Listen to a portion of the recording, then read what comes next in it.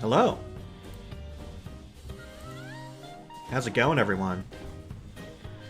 Okay, so, bear with me, trying a few things, a few new things you may notice on stream and such.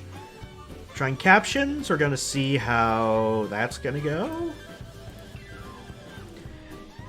And anything else new we're doing? Oh yeah, I got new stream alerts and stuff, so keep your ears out for that and such. So we're gonna play more Ace Attorney today. I always have a lot of fun with Ace Attorney. Just you get very invested. It's very fun. It's Ace Attorney, you know it's a good time. So I think it's time to get started. So let's move on over. Hi, we're here now. We launched the game, and yeah.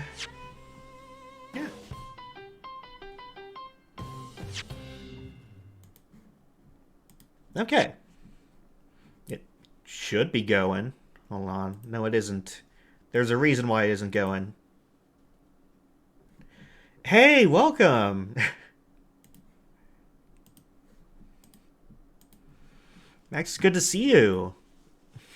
Thank you very much for stopping by. Hope you're doing well. Yeah, VTuber.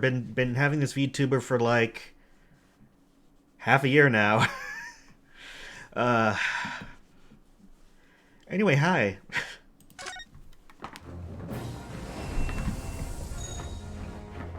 You're doing great, yeah.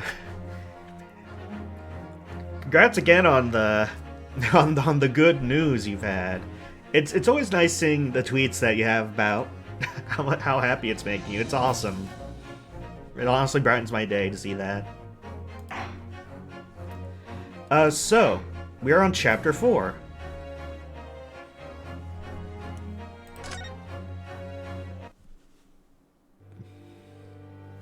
Yeah, it's I'm always really happy for when my friends get good news. It's stuff like, I don't know, living happily vicariously through them. I begin to think, Wilson, oh, hold on, said Sholmes, turning his head languidly in my direction, that there is more to this case than that which we have observed.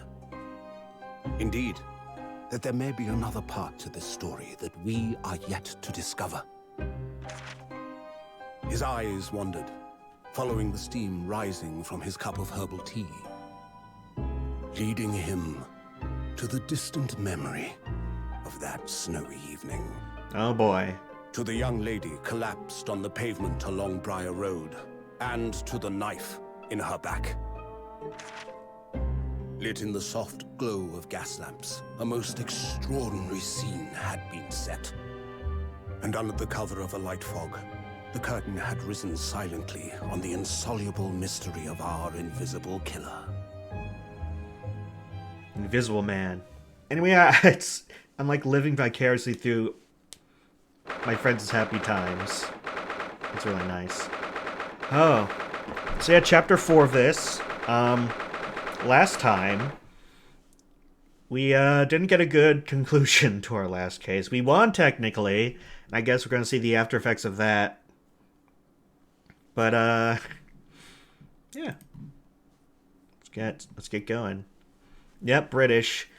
So this game started with us, Ryunosuke, Naruhodo, in Japan.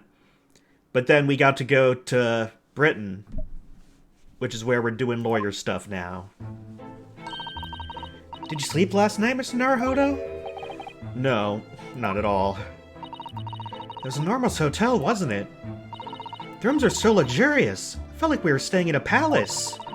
With all the gaslights twinkling, it was bright day, even in the middle of the night. About the enormous beds. After my time in the SS Bureau, I wasn't going to waste a single inch of that space. But the entire night rolling from one side of the mattress to the other. Oh yes, it really was the sort of night you can only dream of normally. Except, when I learned that we owed £3 for the rooms, that dream quickly turned to a nightmare. Oops, sorry about that. The building was so impressive, and the entrance so inviting, I just wandered in without thinking. In a lodging house in Japan, that's some money to put a roof over your head for a whole year. I did try, but I'm afraid you couldn't help my tears when we were presented with the bill. I really am sorry. Well, never mind. Must find some more affordable lodging straight away, though. If we're not careful, an entire stipend will be used up in 10 days or less. London is a scary place. True that. Oh, who is this? Oh, it's this guy. Oh, yes, well... Good morning, you Lord Chief Justice. I've come to report on the outcome of the trial at the Old Bailey yesterday. Saho-san is amazing. She doesn't bat an eyelid, even the presence of the imposing Lord Strongheart. Yes, I believe you had a very comprehensive initiation in British courtroom practices. Oh, yes, it was very eye-opening. Thank you. And in accordance with your instructions, Lord Strongheart, Mr. Naruhodo performed his duty to the end. Yes, I've already been apprised of events. You conducted a remarkable defense. You may consider the test passed. Oh. No longer are you a student from the Empire of Japan. You may henceforth claim to be a fully fledged lawyer. My country is delighted to welcome young talent from such a remote eastern land.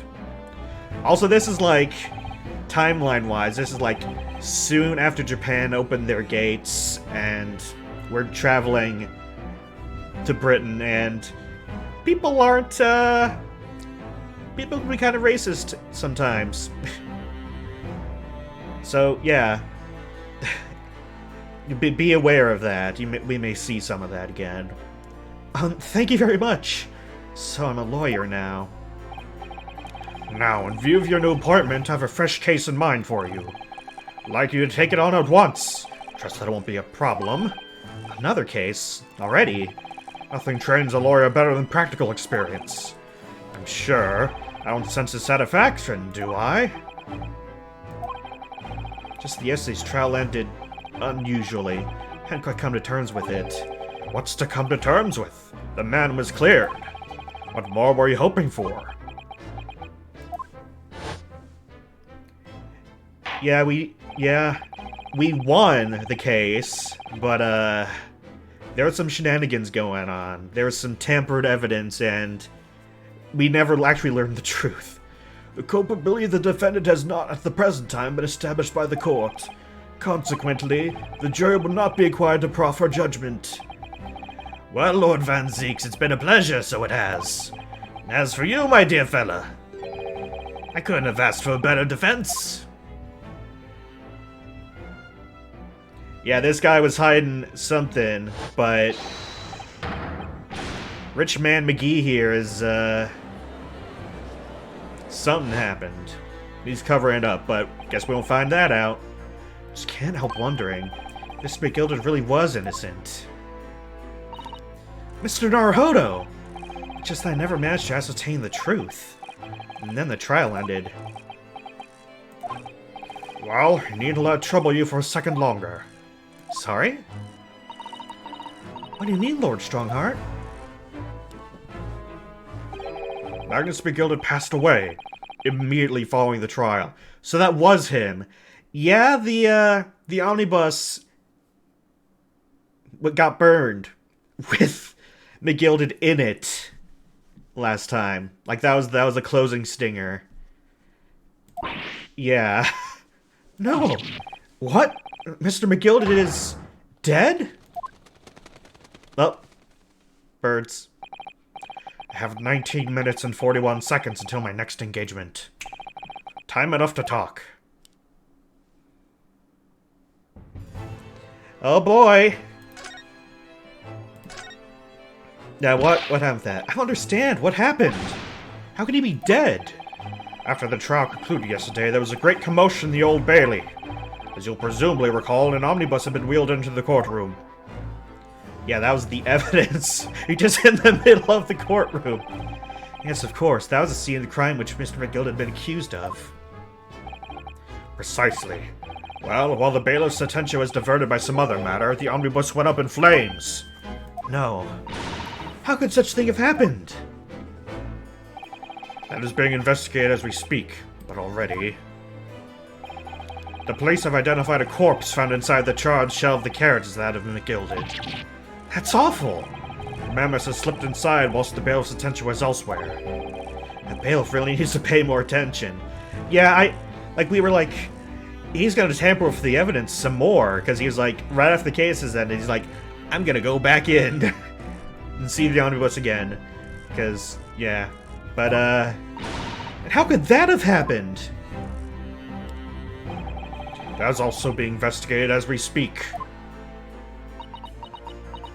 Well, thinking back now, immediately after the trial, Mr. McGilda did mention going back in the courtroom to look at the omnibus. Well, I must be making tracks now. It's time for the inspection. Sorry, what inspection? They're going to examine the omnibus again, so I'm told. Asked if I could be present for it myself. An inspection of the omnibus? Not to my knowledge. I don't believe Scotland Yard had any intention of re-examining the carriage. But then who is Mr. McGilda talking to? Never mind that now. The Yard is making a thorough investigation.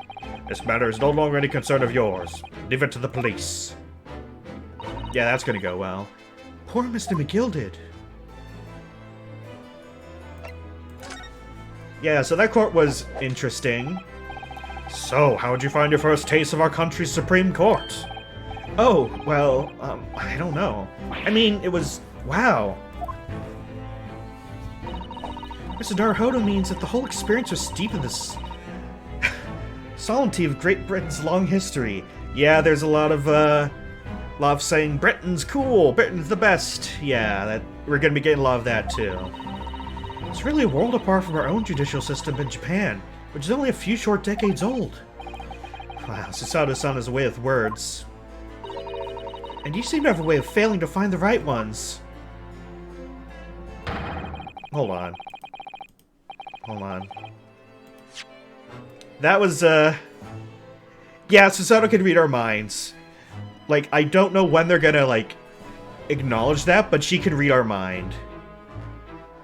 Absolutely. The judicial system here is the most advanced in the world. Learn all you can. Most advanced in the world, is it? It was fortunate that your very first trial was a simple affair. Simple? That was simple? As I believe I mentioned yesterday morning, it was a trial you couldn't lose. We almost did, but... I don't mean to be contrary, Lord Strongheart, but the case was anything but simple. The circumstances of the case were so incriminating. I was stunned when I first heard them. In fact, I'm still finding it hard to believe that we managed to get a favorable verdict. Something funny? No, my apologies. However, the fact is that you did receive the not guilty verdict you set out to achieve. And that could only be attributed to exceptional talent, wouldn't you agree? But if it's a case we couldn't possibly lose, but we also had exceptional talent to win? Well, I don't know about that. Well, never mind. You exceed my expectations, I freely admit. That much, at least, is an undeniable truth. Which is precisely why I prepared the new case for you that I mentioned before. What's going on? What was he gonna say before?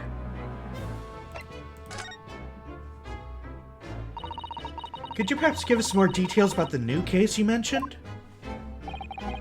Don't tell me it's a murder, and the trial starts in 10 minutes. Don't worry, it's nothing so alarming, quite so urgent as your last assignment. Okay. Yeah, because the first case was like, we just arrived in Britain, and they're like, hey, the case in 10 minutes, on the other side of town. Good luck. In fact, this case is completely different. Oh, I see. Did they just read my mind? Apparently everyone can read his mind. Either that or Ryunosuke is just saying his thoughts aloud. That is to say, no one has died. As yet. That's a Minority Report? That trial will not be today. There's plenty of time to research the case thoroughly. 23 hours, 43 minutes, and 19 seconds to be precise. So the trial's tomorrow, then. Is everything alright? Oh, yeah, I'm just a little confused, that's all. Yesterday's trial was... well, it's left me wondering if I'm really cut out for being a lawyer. Oh, Mr. Naruhodo. I don't know if I can face staying in that courtroom again after Mr. McGilded's trial. Yes, I nearly forgot. There's one similarity with yesterday's case. Once again, there's currently no one to advocate for the defense. Oh. The situation remains unchanged. The trial will start tomorrow with the defendant unrepresented. If that happens, I need not remind you of the inevitable outcome. The most terrible end awaits the defendant. Hold on just a second.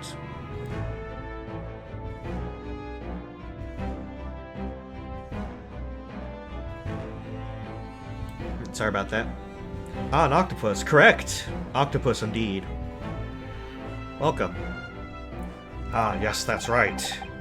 Here we go again.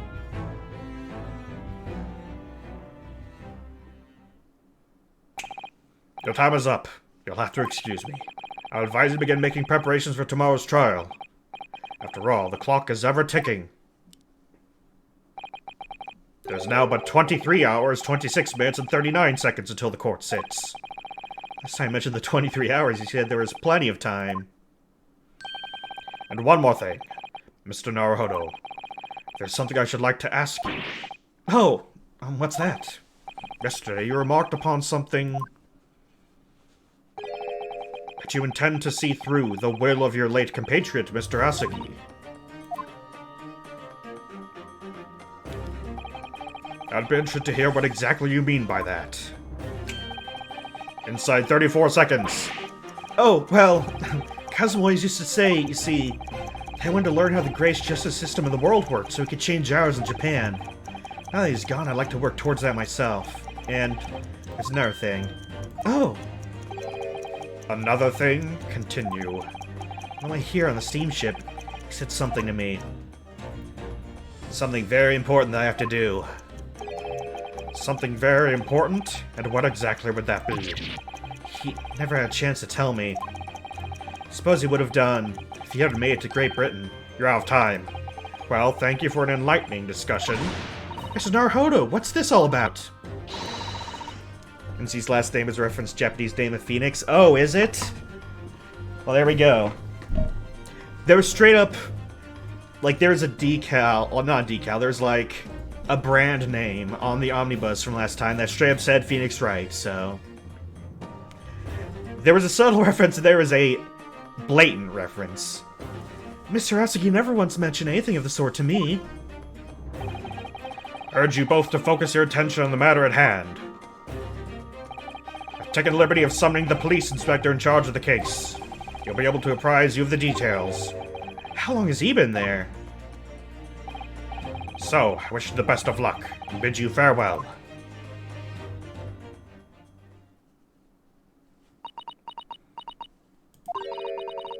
There's something very important I have to do. Kazuma-sama, what do you mean? Wish I knew, but honestly, you never told me. Anyway, better talk to the detective, don't you think? Yes, you're right. Just hope I'm just magic, but I wouldn't say he looks pleased to see us at all.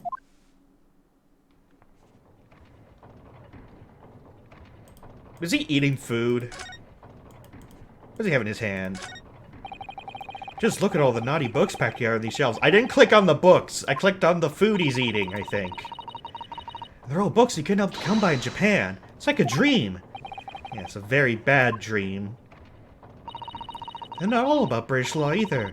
They're books about the judicial systems of other Western nations. France, Germany, Spain, Holland? What about Russia? Why do you ask? I was wondering about asking the Lord Chief Justice how you say wardrobe in Russian. What do you think? I think perhaps it's a thought best abandoned. Okay, I guess we'll look at you. Yep, you are eating food. Could we trouble you? What do you think? Lovely weather, isn't it? What's the weather got to do with anything? Listen to me, young Japanese upstart. Some frippery about the weather doesn't get every English gent eaten out of your hand, you know?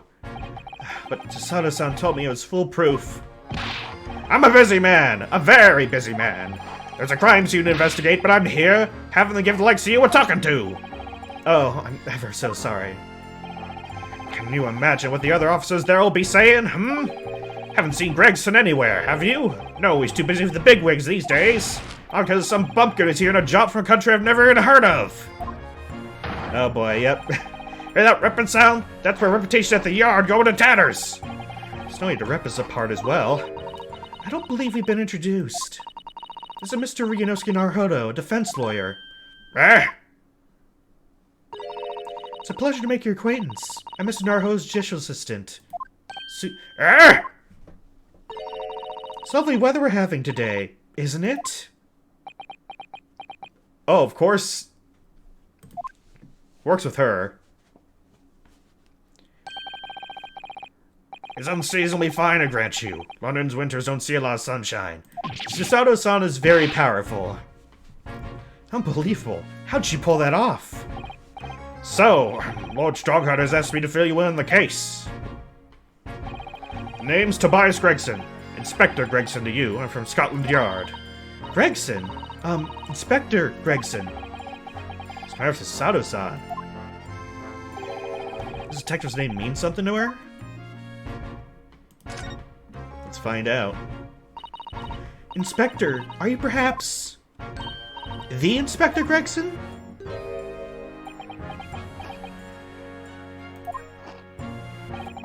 You're acting like you know this man, Mrs. Sato, but he's a London detective.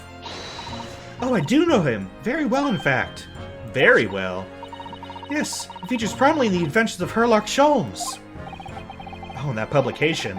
What's it called again? Ranced Magazine? That's right! Inspector Gregson and Mr. Sholmes enjoy a wonderful friendly rivalry. Really? You rival the great Mr. Sholmes? That's incredible. Oh, well, I don't know about that. Mr. Sholmes isn't a professional like myself, of course.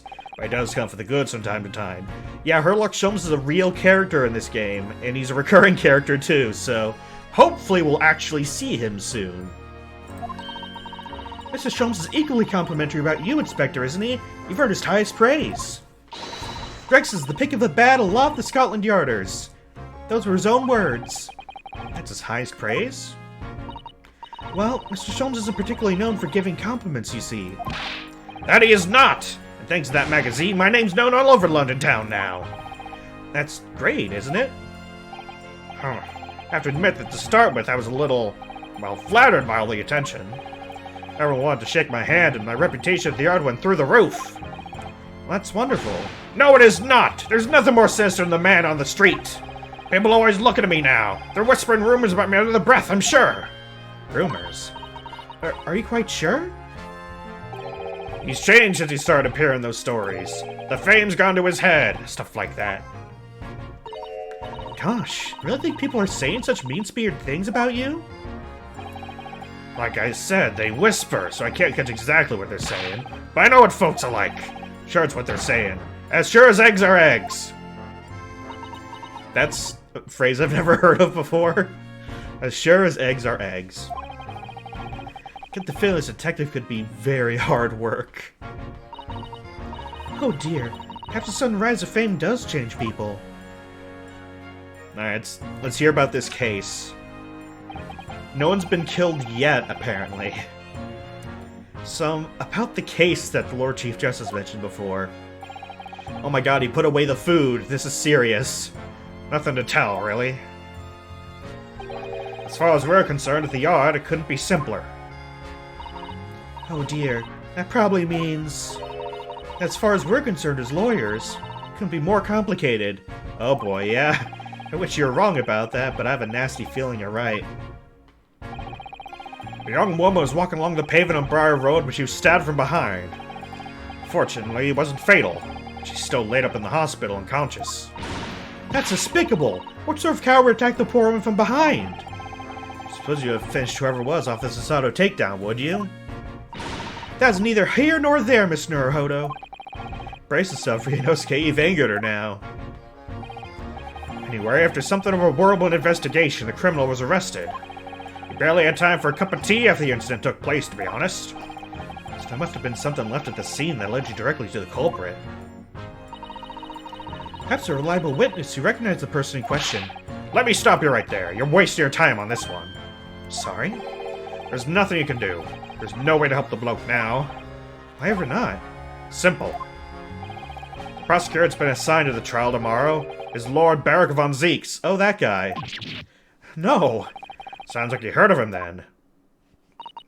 Oh yes, we're very familiar with Lord Van Zeeks. Believed to be the harbinger of death itself. The Reaper of the Bailey. Well, I guess we're going back against him. Lord Baron Von Zeeks. We faced in court only yesterday. Mr. McGilda told us about him before the trial, didn't he?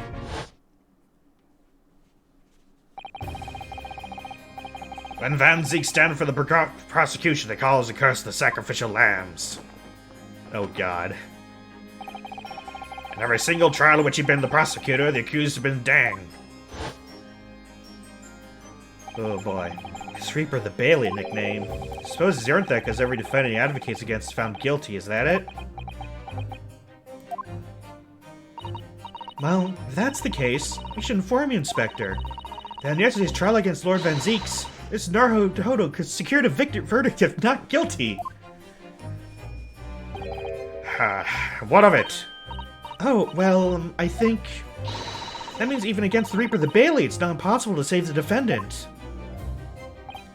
No, you really don't have a clue, do you? What do you mean? What happened to that bloke in the end, eh? He's dead. Magnus McGilda came a crop in the omnibus when it went up in flames. So you can't really say you saved the defendant, can you? What are you saying? Look, if Van Zeeks could get the dirt to stick on everyone, he'd be a miracle worker. That's not how it goes. Doesn't work miracles, works magic. Black magic. Well, he's clearly a vampire, so... I'd have a good long think about that if I were you. Are you really supposed to believe that?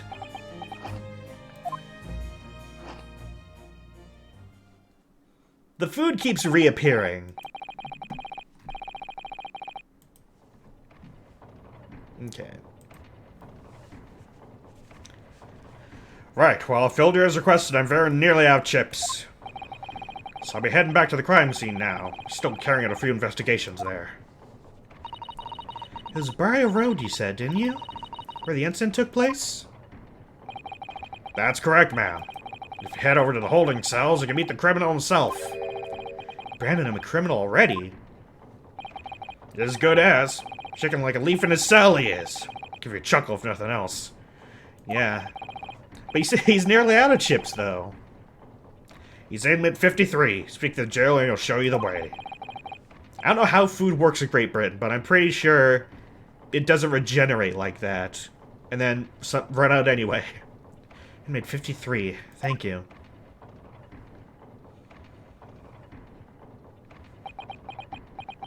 There he goes. There's no helping anyone against the Reaper of the Bailey, they say.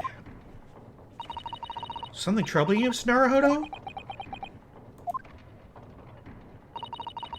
To tell the truth, when I recall the trial yesterday, I can't stop myself from shaking. The idea of facing the Reaper in court again is... well, if you think it's too much for you, there's no shame in turning the case down. It takes courage, too. If the man they've arrested is innocent... well, imagine he'd be shaking like a leaf in his cell. I, for one, wouldn't find the sight of that funny. So, if I'm honest, I'm still reeling from the shock of yesterday's events myself. I'm really not sure if I'll be able to help this man, whoever he is. But I'd like to try, so I'm gonna make some inquiries. Will you help? No. Did you really think you had to ask? After all, I am your judicial assistant. Thank you. So then, shall we? Yes! Let's go!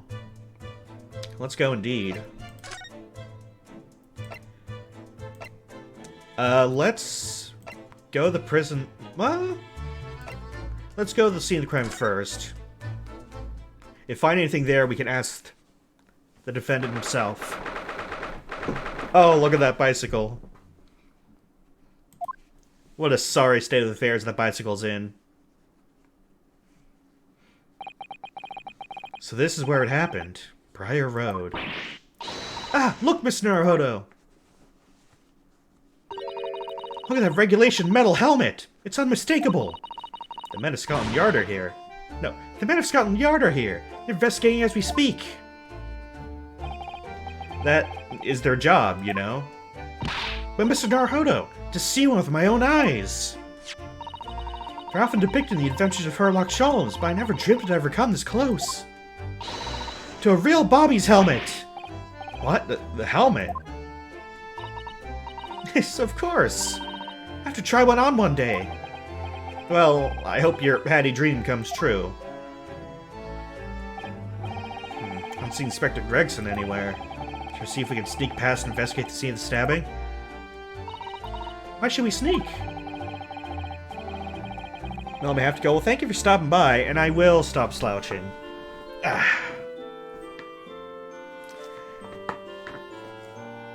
Alright. Sit straight up. We can continue. Yeah, thank you for stopping by. I appreciate it. Hope you have a good rest of your day. I want my Seppo, one of those bobbies, to be butted on the head by one of those metal helmets. My skull would crack in two, I'm sure. Oh no, an English bobby would never do such a thing. This is the land of gentlemen, you know.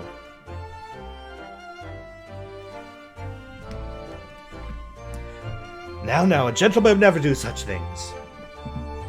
Oh, wrong game. Examine the snowman. What a delightful snowman. I realized the English had a tradition of making snowmen as well. Looks a little creepy, though. Oh, it has a scarf, look! You need one if you're out in this freezing cold all the time. Wish I had one. I'm afraid our budget is somewhat frozen at the moment, too. We certainly can't afford a scarf. Sure, the snowman here wouldn't miss his. But the person who made the snowman certainly would. Yeah, I know. You're right.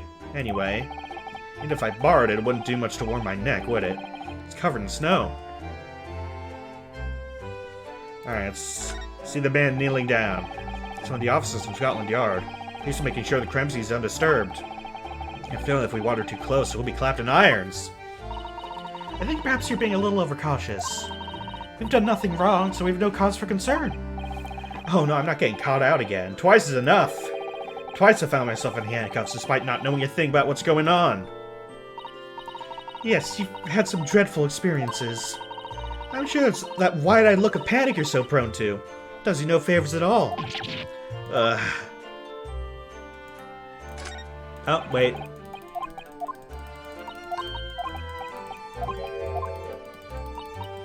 I thought they'd be different. Let's see this. Oh, that's a Scotland Yard carriage! They use vehicles like that to rush to crime scenes and cart away criminals. Very well informed, aren't you? It's long been a dream of mine to ride one of those through the streets of London. I'll just pick up a stone and throw it through one of the windows then. That'd mean being arrested in order to ride it. Wouldn't it? So it's the only way. Help me find a good stone. No, I wasn't serious. Okay. Let's take a look at this broken bicycle. Oh, a British bicycle, look! Although, the wheel is so misshapen, I'm sure it couldn't possibly be your unit anymore. Some of us have been doing some breakneck cycling. Seems bicycles have become extremely popular in London recently. There's even a movement to change women's dress to allow them to ride as well. The bicycle fad won't last. I don't see why I want to ride something like that. Definitely won't happen. Goodness, do you dislike bicycles? No, not at all. I mean, not that I dislike them exactly. Just any occupation that involves taking both your feet off firm ground seems reckless. You ever tried walking on stilts and fall into a river? I know you'd agree with me. Are you speaking from experience, Ryunosuke? We'll have to hire a bike sometime. You can sit behind me while I ride you around. What can we examine here?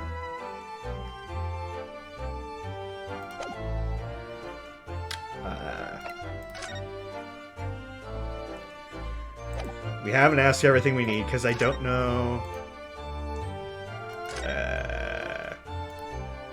Knock on the door? Oh, oh! Hey, the windows are broken. Actually, this whole building looks like in a bad state of disrepair. That's a rather typical old broke building, isn't it? Sure has a long and interesting history. Time certainly seems to take its toll on the place. It's crooked and sagging all over. I didn't even notice that, yeah. If I It looks decidedly worse shaped than the other houses around here. Must find some cheap lodgings ourselves as soon as possible. Yeah, you're right. Cheap, but ideally with some reasonably level floors.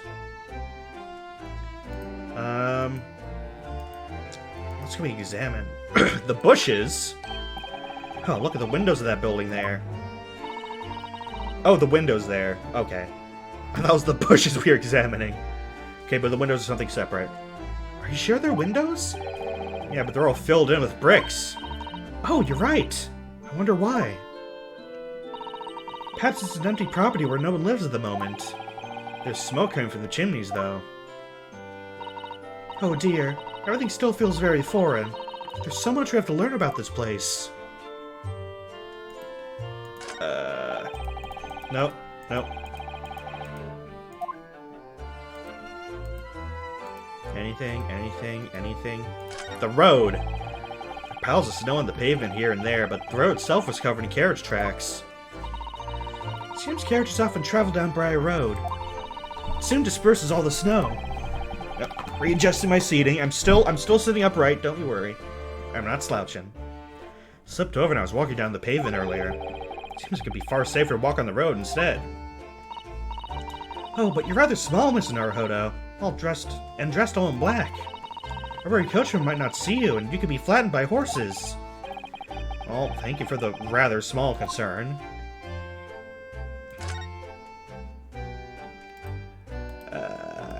Guess this patch of pavement must be where the incident occurred. Yes, it's a very wide open space, isn't it? That's true. Can't see anywhere an attacker could have been hiding. Oi! What are you foreigners doing here? We, just investigating the scene, officer. Conspire with that mustache fellow from Japan, are you? Conspiring? Come here to destroy evidence, have you? Get out of here before I give you nine. Go on! Well, he shooed us away like rats. Should give him some wide berth, I think. What a disappointing experience. Okay, now can we go? Apparently not.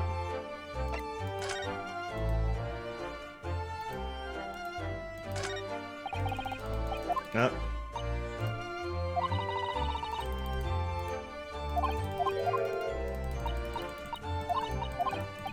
Well, we can't talk with anyone. Can't examine the scene.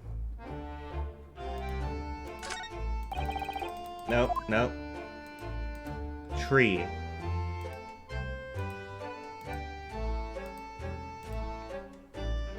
Store. What else do we look at?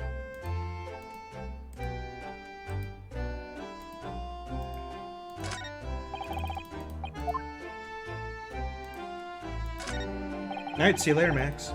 Have a fun shower. Oh, there. That maybe. Clouds look so big and heavy in the sky, don't they? With the dense fog as well, everything looks hazy.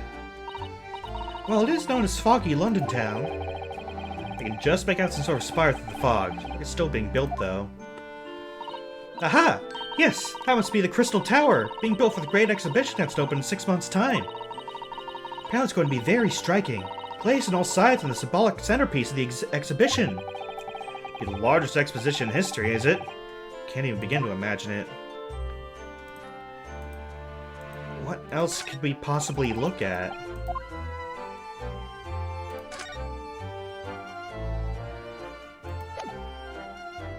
I think we might just need to go to the prison anyways. Because I can't see anything obvious.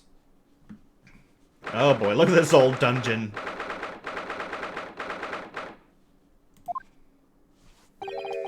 So these are British prison cells. Oh, they're ghastly. Feels just like a dungeon. That's what I was saying. It's not having experience in Japan myself. I can assure you that our wooden cells feel a lot cozier than these cold stone walls. Oh, don't, Mr. Naruhodo. You're making it seem worse. Apparently our client is in this cell here. It's so dark at the back there, I can't make him out. I wonder what he's like. Inmate 53, your legal representative is here to see you. Stop by at the back of the cell and show your face at once.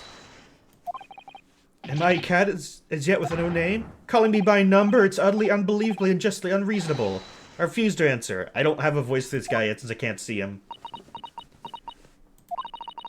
This is Naruhodo. What? What do you think is going on here? I have no idea. I wasn't just hearing things, was I? That tirade of complaints was in Japanese. Oh. Oh, they did say the mustache guy was... Oh. Sir? Excuse me, but... Shh! Quiet!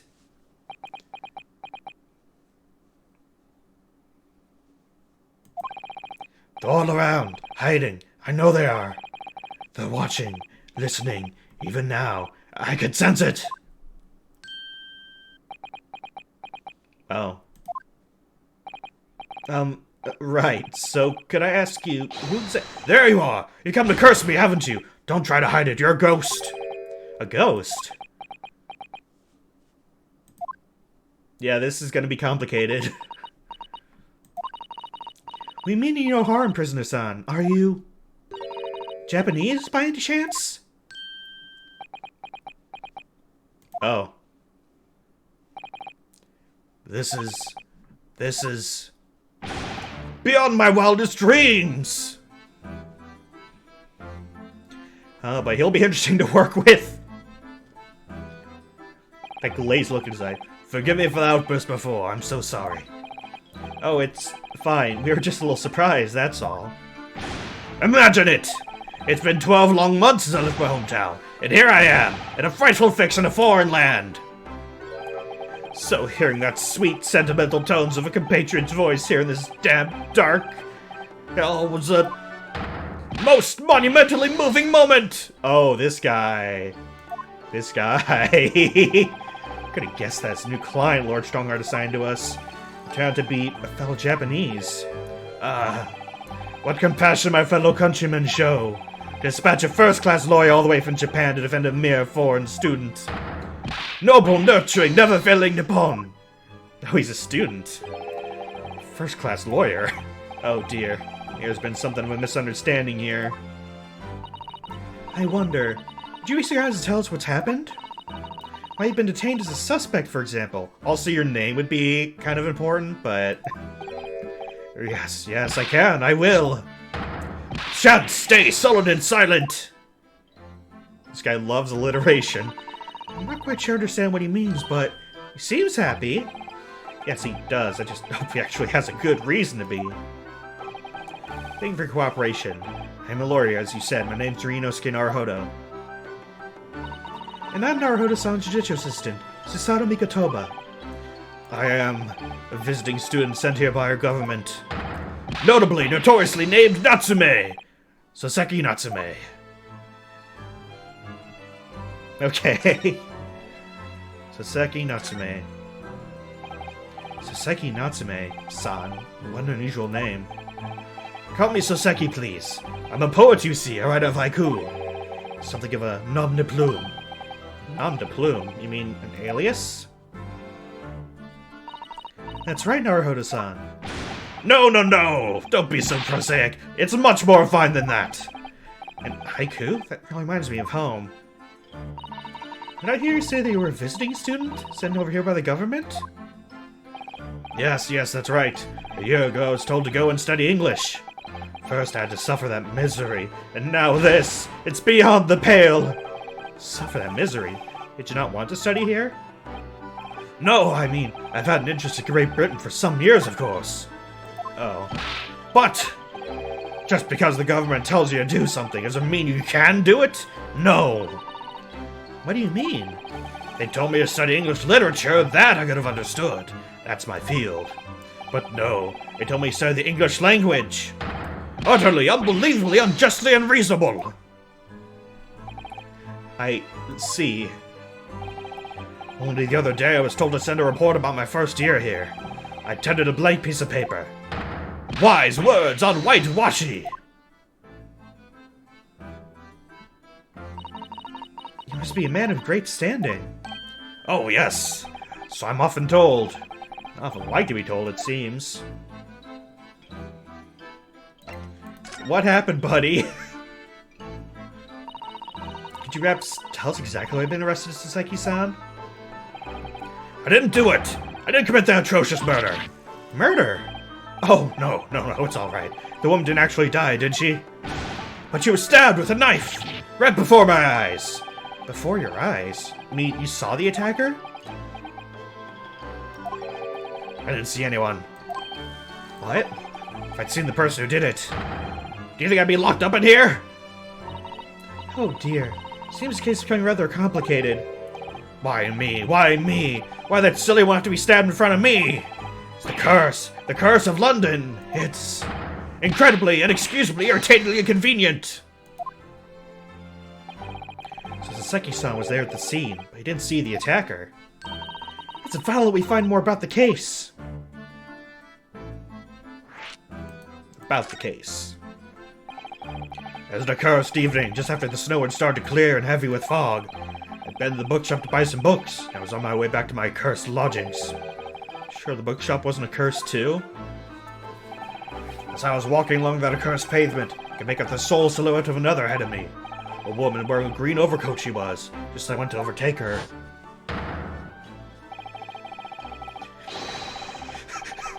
That is almost the Family Guy death pose. That is almost the pose. I'm sorry, I can't take that seriously. That is almost the Family Guy death pose. I'm sorry, I shouldn't be laughing, but it's uncanny how close that is. I'm sorry. Son let out a little scream and collapsed on the clothes, hard slabs of stone at my feet. How terrible. I called to the woman, but she didn't move. It was like a ghostly, ghoulish, grim graveyard. Slight exaggeration there, perhaps. I was terrified. Had to get away from there. So I ran, fast my legs would carry me back to my cursed lodgings. That's not good. I'll say it was shameful, I know, to run away like that. Tell me, Saseki-san, was the victim an acquaintance of yours? Don't be ridiculous! Do you think I know any of these fair-haired English? And a young woman at that? I'm diffident, shy, timid, unsure. I can't talk to people. I see. Young woman unknown to Saseki-san. At the time it happened, who else did you see nearby? Did anyone pass you? Regrettably, apart from myself and the woman, I didn't see a soul. No one? Oh, great. So the victim was unknown to you, and there's no one else on the street at the time? That creates something of a conundrum, doesn't it? What conundrum? Well, yeah, if you didn't do it, who did it? That's a conundrum, I think. What do you mean, Sasauda-san? What's a conundrum? Well, if what Saseki-san had just told us is true, it's something I can't explain. He says that he didn't know the victim, that there was no one else at the scene. Then he apparently fled having been seen. I did! Oh, how did they catch him? Yeah, that's the conundrum. But if that's the case, sure this man has to be the culprit. Ah! You! What'd you just say? Nothing. I didn't say anything. Oops, perhaps I thought that a little loudly. Okay, everyone can read Ryunosuke's mind. I'm going to the assumption that he's just speaking his thoughts too loudly. Like he's actually saying them that loud somewhat. At the very least, Sasato can read our mind. Actually, that's not what was troubling me. What I was thinking was, how did Saseki-san actually come to be arrested? Sorry? He didn't touch the victim. There was no one at the scene to see him. So how'd the police ever discover that he was there in the first place? Oh yeah, she's right. It was him. That accursed great detective. He led the police to me. Of all the bad luck. Accursed great detective? Could it be? I shall never forget that man's name as long as I live. His hearty laugh and his self-proclaimed greatness. Rash, big-headed busybody begone. Oh no. Maybe because till the end of your days, Airlock Sholmes. I knew it. I really hope we get to see him again. Mr. Sholmes?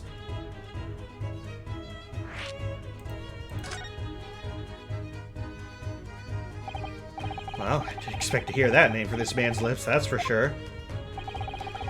As the morning after that night period unfolded on the pavement before me, I was gnawing on a sliver of hard cheese when some men suddenly burst in through the door.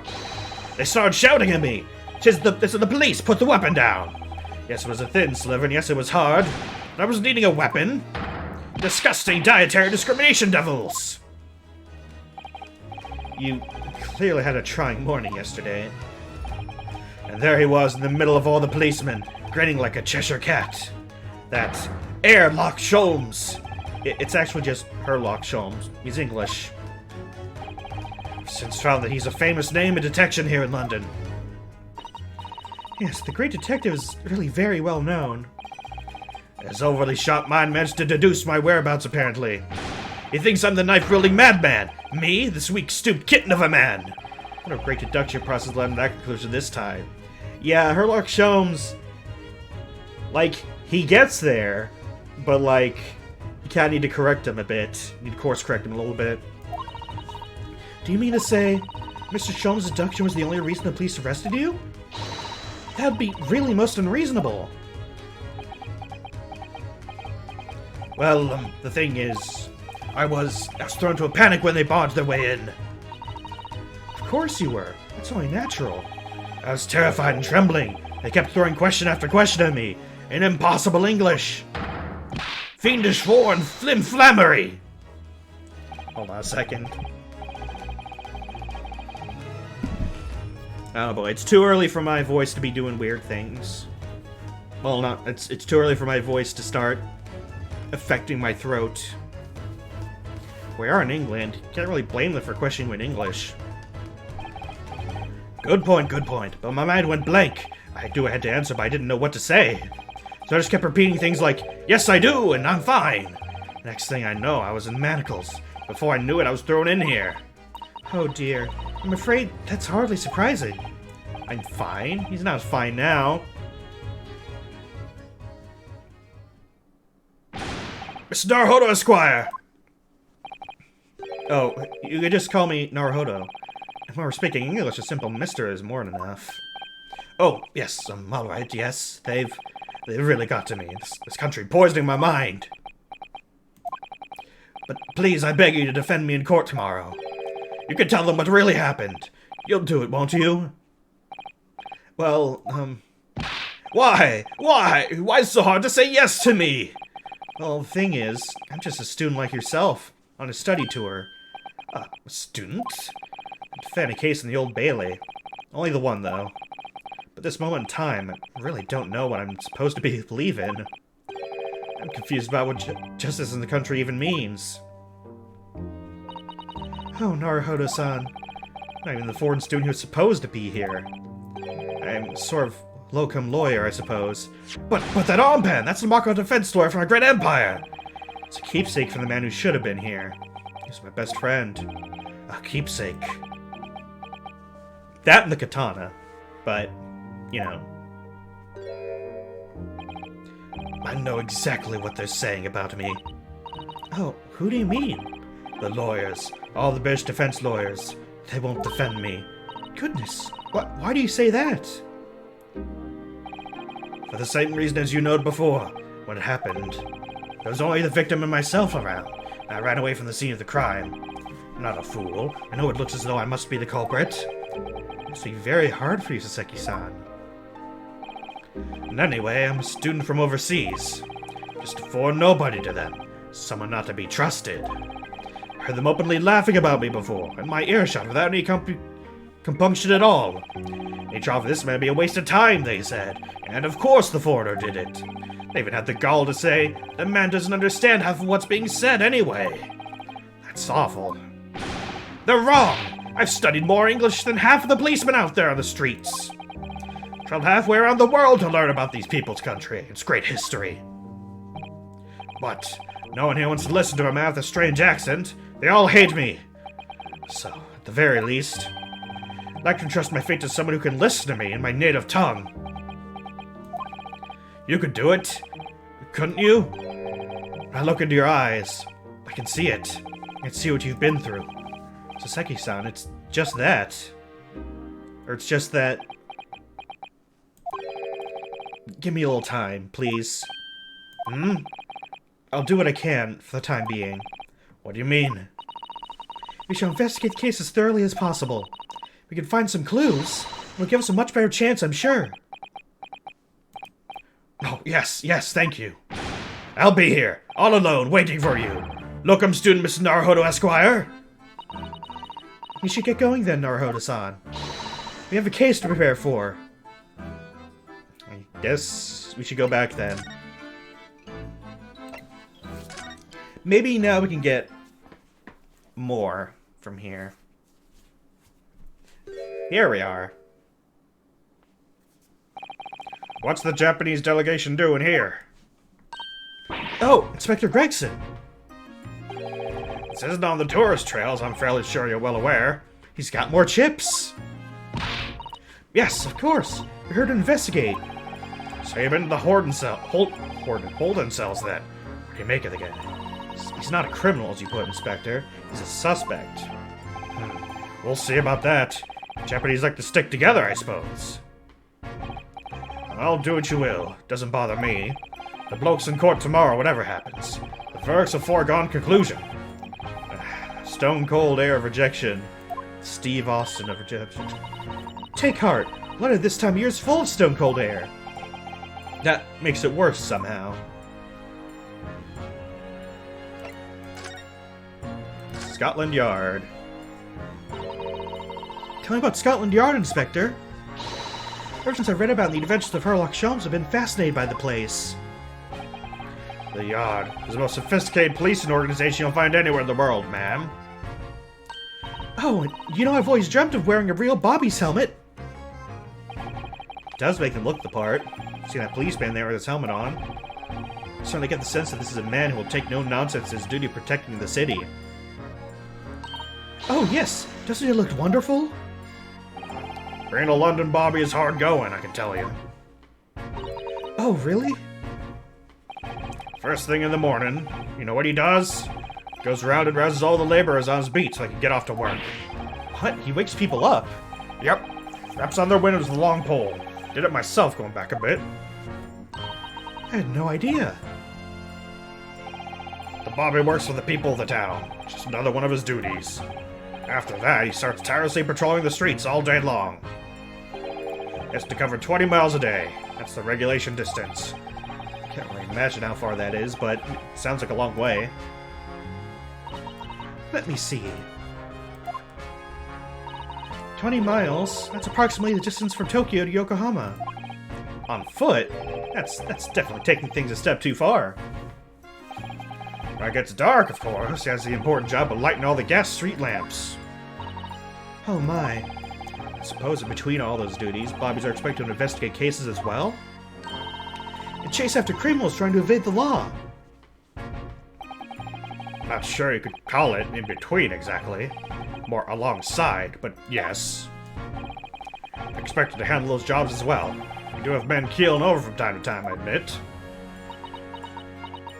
I'd always dreamt of wearing one of those helmets, as I said. It's with a heavy heart that you'll have to relinquish that dream to you, Mr. Naruhodo. Your heavy heart will be my heavy head if you do. About the case. Tell us more, Detective. Happened around 5 in the evening, 2 days ago. Just there in an open bit of pavement. The victim, a young woman, was stabbed with a blade from behind. It's right that the lady's still unconscious now? Mentioned that she's still being treated in hospital. Never said she was a lady. Truth is, unless she comes around pretty smartish, we won't be able to find out much about her at all. Because it means they haven't been able to take a statement from her, of course. You at least know who she is? Here's a map of the local area I happen to have on me. You can take it if you want. Really? Are you sure? It's the odd policy to give lawyers, defendants, suspects the odd bit of information to go on. I haven't actually accepted the job yet, but still. Thank you, Inspector. We gratefully accept. Local map. Anyway, as far as we know, there's no one else on the scene other than the victim and your fellow countrymen. So who did it, do you think? Not much of a head-scratcher, is it? Oh, Mr. Natsume is also claiming not to have seen anyone else around, but just because he didn't see anyone, it doesn't mean we can be sure that no one else was present. I'm sorry to have to tell you, but we most certainly can be sure. How? Because, ma'am, the precise moment of the stabbing didn't go unnoticed. What? We have two very reliable witnesses, no less. Are these... Every time we've had a witness that says they saw the exact moment it happened, they were lying. Every time. Every time the witness says, I saw the exact moment, they've been lying. Unless they're the ones who did it, in which case they did see it. Ah. It was a typical foggy London day, and your client obviously didn't see them. We're witnesses now. Who are these witnesses, Inspector? Fellow and his wife. The man's one of the most reliable and respected citizens in all of London. He's a copper from Scotland Yard. Oh. A policeman. That might change things. And this policeman just happened to be there at the exact moment the woman was attacked? Nothing peculiar about that, ma'am. Just part and parcel being a bobby, catching them banging the act and all that. Well, it's more stab than bang, but I think it might be possible for us to ask that policeman a few questions. Be my guest. Ask him what you like. In court tomorrow. Oh. No doubt he'll be summoned as a witness. So I'll give you something to look forward to. That's that, then. He's got no intention of letting us meet the man beforehand, it seems. A policeman witnessed the incident. A judicial assistant must warn this could make our job very difficult indeed. Yeah, as a non-judicial assistant, I could have warned me of that, too. Oh, yes, one more thing, Inspector. What? The person who led you to the suspect. I hear that is Mr. Herlock Sholmes. What are you bringing him up for? Something I said? The color is drained from his cheeks.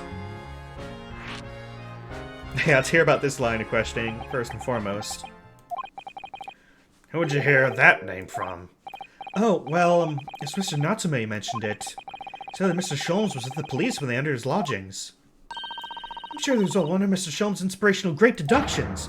Fiddle faddle! Ah! The man's an amateur! I'm getting sick and tired of him showing his mug everywhere. Oh, I don't know where he gets his information from, but he turns up at the scene of the crime. Blows around, spouting incomprehensible rubbish, and before you know it, he claims to have solved the case! Yeah, he's quite astounding, isn't he? He is a great help to Scotland Yard, though, isn't he? Gibble gobble! Ever seen this before? Oh, yeah, that's Rance Magazine. The wonderful publication which the adventures of Herlock Sholmes appears. Yes, well, that wonderful publication, as you put it, sees fit to include several of the Yard's detectives in its stories. And the so-called great detective makes a mockery of all of us. Yes, again with the Yard, it's a misadventure to be included in any Herlock Sholmes tale at all. Well, I suppose there is an element of that. Work our socks off, every one of us. Want to be frumped by the public thanks to that obnoxious detective. Man as dangerous to us at Scotland Yard as he is to all our criminals. That can't really be true, can it, Inspector?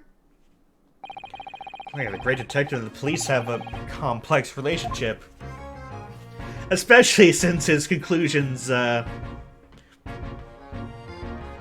a bit of work. Sometimes. That twitchy Japanese bloke goes on trial tomorrow. Gonna defend him or not? Well, makes no difference to me, but I will just say this. No London lawyer worth his salt would touch that case of the barge pole. Is the prosecution being handled by the Reaper or the Bailey, you mean? There's no way to save the men now. It's a waste of time trying.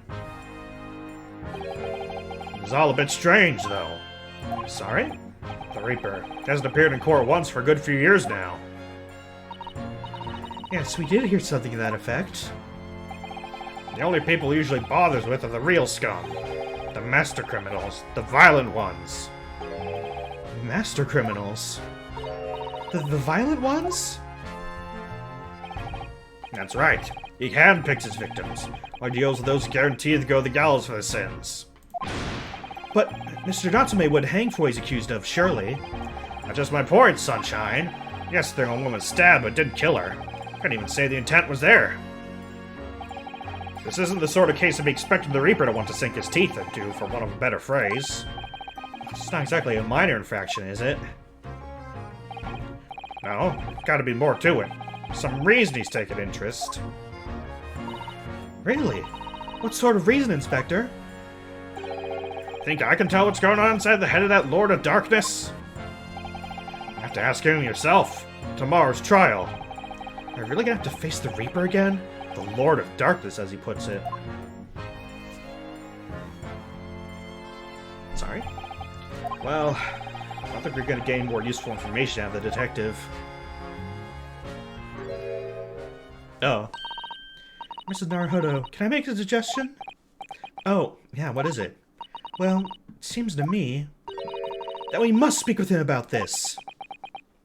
Oh, with Sholmes. By him, do you mean Mr. Sholmes? Yes, Mr. Herlock Sholmes, exactly. Look at those shining eyes. You can't wait, can you? Well, Mr. Natsume did blame Mr. Sholmes for all this, didn't he? Yes, he did. He really did. Which makes him an involved party in the case. Just gonna ignore that? I hope not. I assure you, it's not simply my selfish desire to meet with Mr. Sholmes again.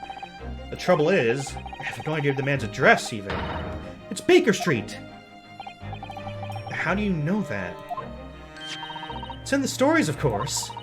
221B Baker Street. The most famous address in the world. Oh, I see. Well, you have to stop us from going, I suppose. Try to find our way there first Sato-san gets even more excited and unpredictable. Hurrah! I'll summon a carriage! Sort of a reunion already. The great detective, Mr. Herlock Sholmes. Alright.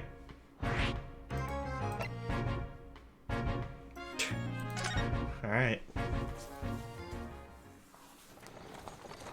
Oh, we get a cutscene for this, even.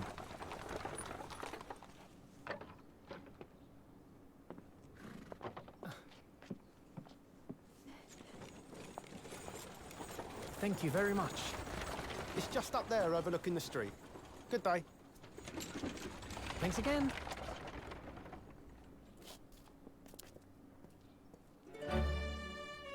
There it is. This is it. The residence of Mr. Herlock Sholmes.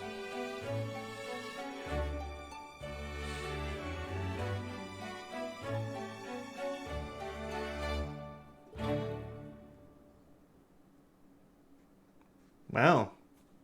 Take a look, shall we? Oh my god. Oh my god. This guy. So this is where the great detective makes his living. It feels so real to be here somehow. Oh my god. Is that describing the stories, Mrs. Sato? Sato-san?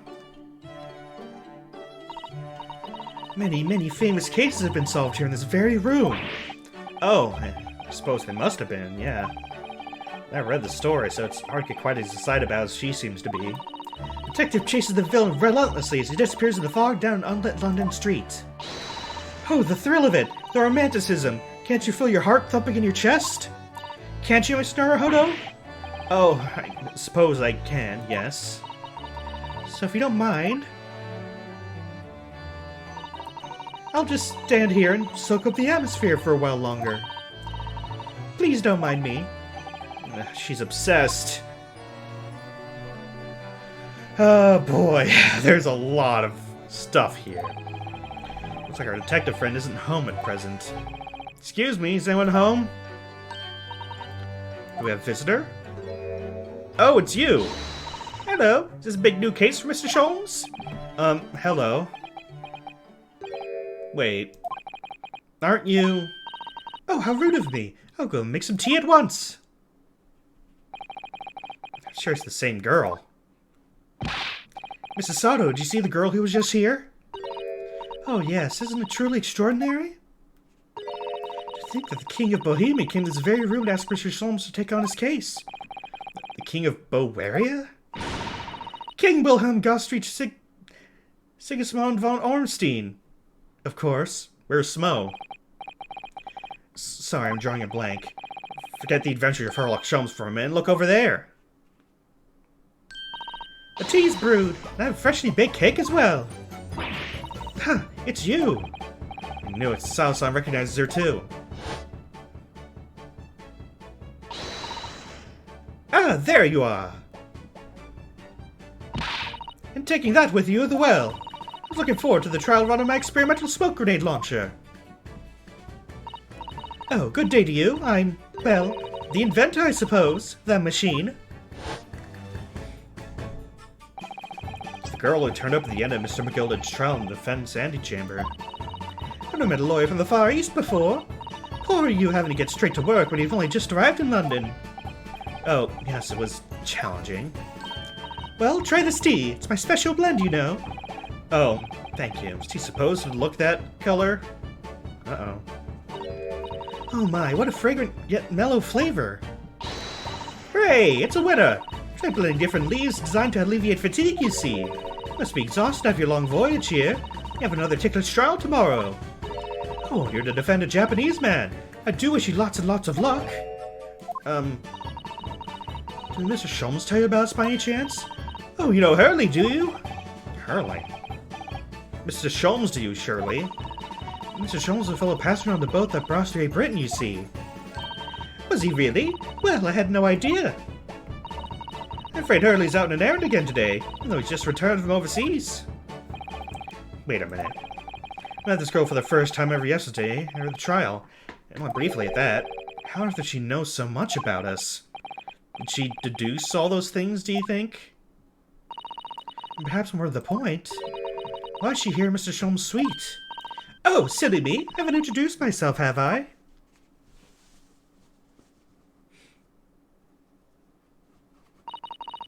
It's a great pleasure to meet you both. My name's Iris Wilson. I live here together with Hurley. Iris, is it? What a lovely name. What?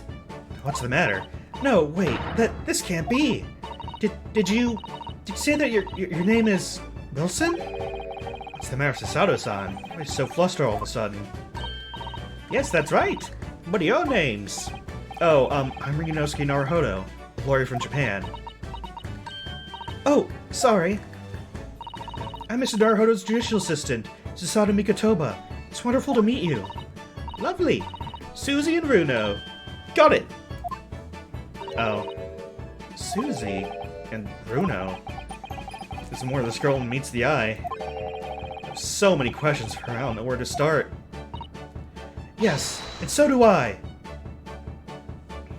Oh my gosh.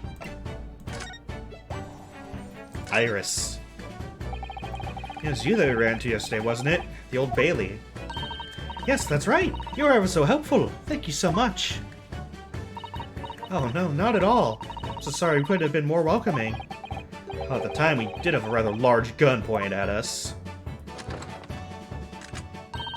Like this? Thinking back now, you left with Miss Lestrade in tow, didn't you? Oh yeah, that awkward witness, Gina Lestrade. Oh, Ginny? Yeah, she's a professional pickpocket. So we found out. It was very naughty of her to pinch my invention like that.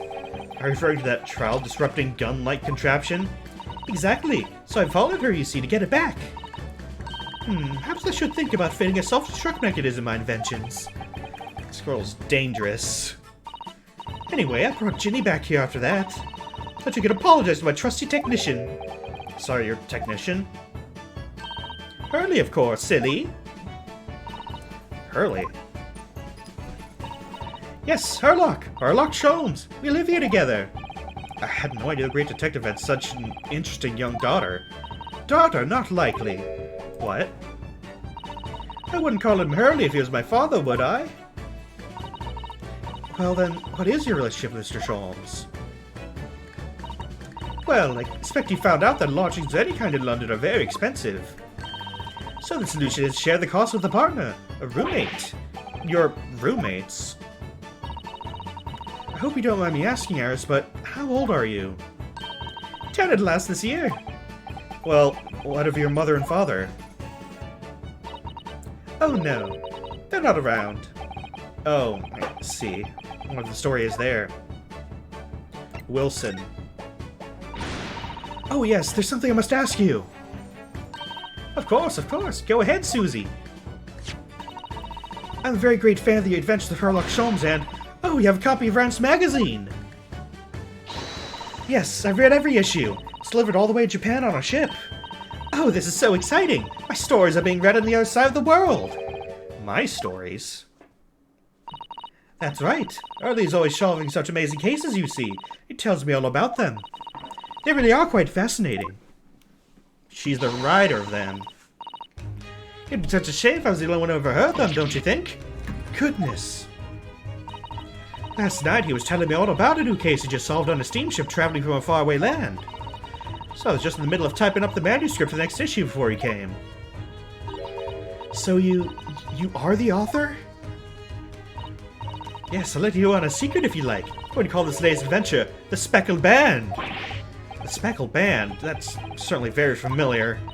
Of course, I always change one or two details in the stories, here and there. This time, I had the idea of making a venomous snake be the cause of all the trouble. Oh, that's Mr. Sholm's first thought as well, actually. Yes, and of course I know the snake might not be a credible fit for the facts of the case exactly, but... It's a story. Some poetic license is justified to make it more thrilling, I think, don't you? So, do you mean to say... Are the stories about Mr. Sholmes that are published in Rance magazine... all written by me? Yes, on my wonderful and very modern typewriter. But all the stories I've ever read are written by Doctor of Medicine, Dr. John H. Wilson. Sounds getting more and more worked up.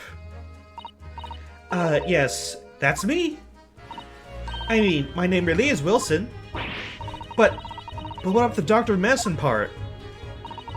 That's all true too. I am a Doctor of Medicine. No, at 10 years old. At 10 years old. Well, that's quite incredible. But... Dr. Wilson is an English gentleman. Yes. I did alter the setting slightly for the stories to be more compelling. Oh. Well, it sounds a little strange, doesn't it? A great detective with a 10-year-old girl in tow. I suppose it does, yes. Poor Shisato-san. She looks like her whole world has just fallen apart. I love Iris's theme song, by the way. It's so good. Just looking at her character design, I'm like, yep, the theme song fits. About before. Yes, what's on your mind, Runo? Do tell me. How'd you know that I was a lawyer? We just arrived in London, I mean. Yes. Oh, and that we have a difficult trial tomorrow. How do you know all of that? Oh, that's what you mean. Please, tell us how you did it. Explain every detail. Of course. I'd be delighted. Although, there's really no mystery. Now, let's begin. Begin what? Iris Wilson is proud to present her Logic and Reasoning Spectacular. Oh boy, she's doing it too. First of all, I know already that you're a lawyer, Runo. After all, I met you yesterday at the Old Bailey in the defendant's antechamber. But you also said that you'd only just arrived in London. How'd you know that? I observed a passport and travel ticket protruding from your breast pocket. Oh. So I was reasonably confident you must have only just arrived in the country. And on top of that, you accepted a case against a particular prosecutor, telling me you're unaware of London's court affairs. The Reaper of the Bailey. Walked right into that one, didn't I? I noticed a red ink stamp on the back of Susie's hand. You were given that when you visited the local prison to meet with the suspect, weren't you? Earlier today. Ah. They use those stamps to keep a close eye on comings and goings, you see. I didn't realize. The red stamp is only used for people visiting foreign inmates. So it told me that, even though you'd only yesterday concluded the trial of Magnus Begilded, the two of you had already caused a visit a foreign inmate at a local prison. However, neither of you were wearing a particular sad expression on your face, so I concluded the prisoner was unlikely to be a friend or a relative. As This led me to believe that you must have accepted a new case. I see. How could you have known that the trial's tomorrow? Well, having barely been home a few hours yesterday, Hurley solved yet another case. Probably amused him. He told me he caught our Japanese man who was bawling and trembling. Japanese man? Clear must have been... Mr. Natsume. Now, Runo has that fancy Japanese sword. And I think your outfit is called a kimono, isn't it, Susie? Well, anyway, it was clear to me that you both come from Japan yourselves. So I put two and two together and decided you must be defending the Japanese man Hurley caught. There's only one conclusion those facts could lead me to. You both came here to ask Hurley about the case. Wow, she actually got it. There's a note on the mantelpiece that says the man's trial will be tomorrow. Hurley's always stabbing his nose with a knife, you know. He's silly. And that's all there is to it, really. Thank you for listening. I'm Iris Wilson. That was one of my great deductions. Wow. Yeah. Well, was it a winner? My deductions correct? They're spot on. That was amazing, Iris. Truly great deduction. You managed the certain something of Mr. Sholm's discovery, or delivery. Oh well, I was just copying Hurley's style for that. This is really very good news. You could tell us all about the case involving the Japanese man. You will, won't you, Iris? Please? Probably not a whole lot. We'll see. Sister, Mr. Sholmes had a Japanese man, you were saying. Yes. Hurley had just arrived back in London after a sea voyage. But the police were waiting for him at the railway station to take him directly to the crime scene. The great detective was a popular man, it seems. Apparently a woman was stabbed in a quiet street somewhere in town. There were witnesses who had seen a short, shifty-looking, stooped man running away from the scene. Short, shifty-looking, stooped man? Mr. Natsume, beyond any doubt. Oh, mixed up my voices there. Seki sounds I didn't see anyone else on the street at all. Seems they're witnesses after all. Yeah, they're used to the fog. Hurley used his great detective powers to determine the man's address. There was a lodging room very nearby. Went directly there with the police, and what did they find? A short, shifty-looking, stooped man, shivering in fear. Mr. Sholmes' great deduction certainly hit the mark that time. Of course it did. He's a great detective. So that means the incident occurred only 2 days ago. Surely tomorrow suits her for the trial, isn't it? Definitely. You have no time to investigate properly. Hurley says that London is rife with crime. Oh. Scotland Yard is doing its best, but they can't stay on top of it, apparently. Oh dear. I hadn't realized the situation is so dire. That's why they can't afford to spend too much time investigating cases and trying the criminals in court. Staff and money are both short. Crime's usually pinned on the first suspicious person. That's terrible. I suppose it's the harsh reality of the workings of the world's greatest justice system. I suppose it is, but in that case, I don't hold out much hope for Saseki-san.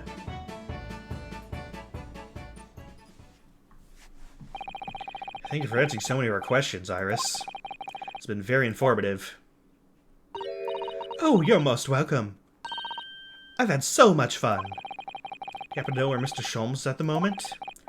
As you guess, would like to ask us some questions about this case as well. Well, expect Hurley's still investigating the scene.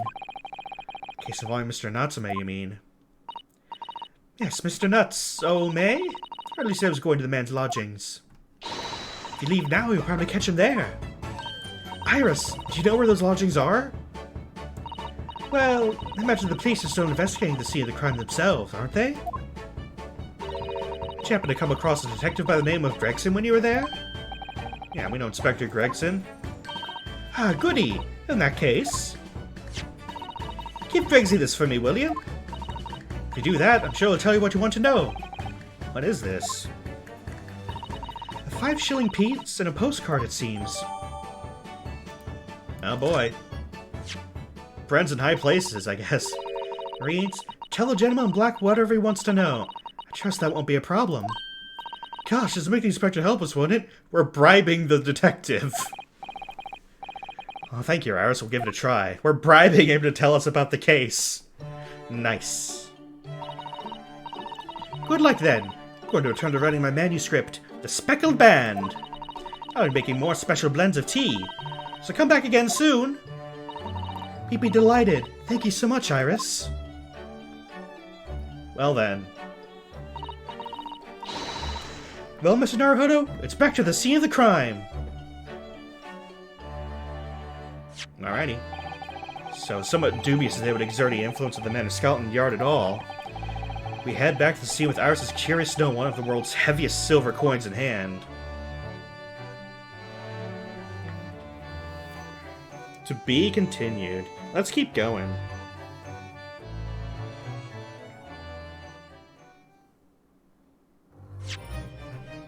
Let's go. Gah! Adventures.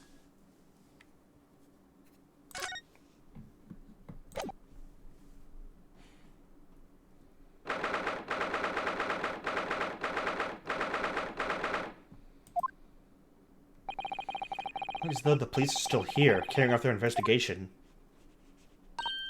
Perfect. Let's find Inspector Gretzky as quickly as possible.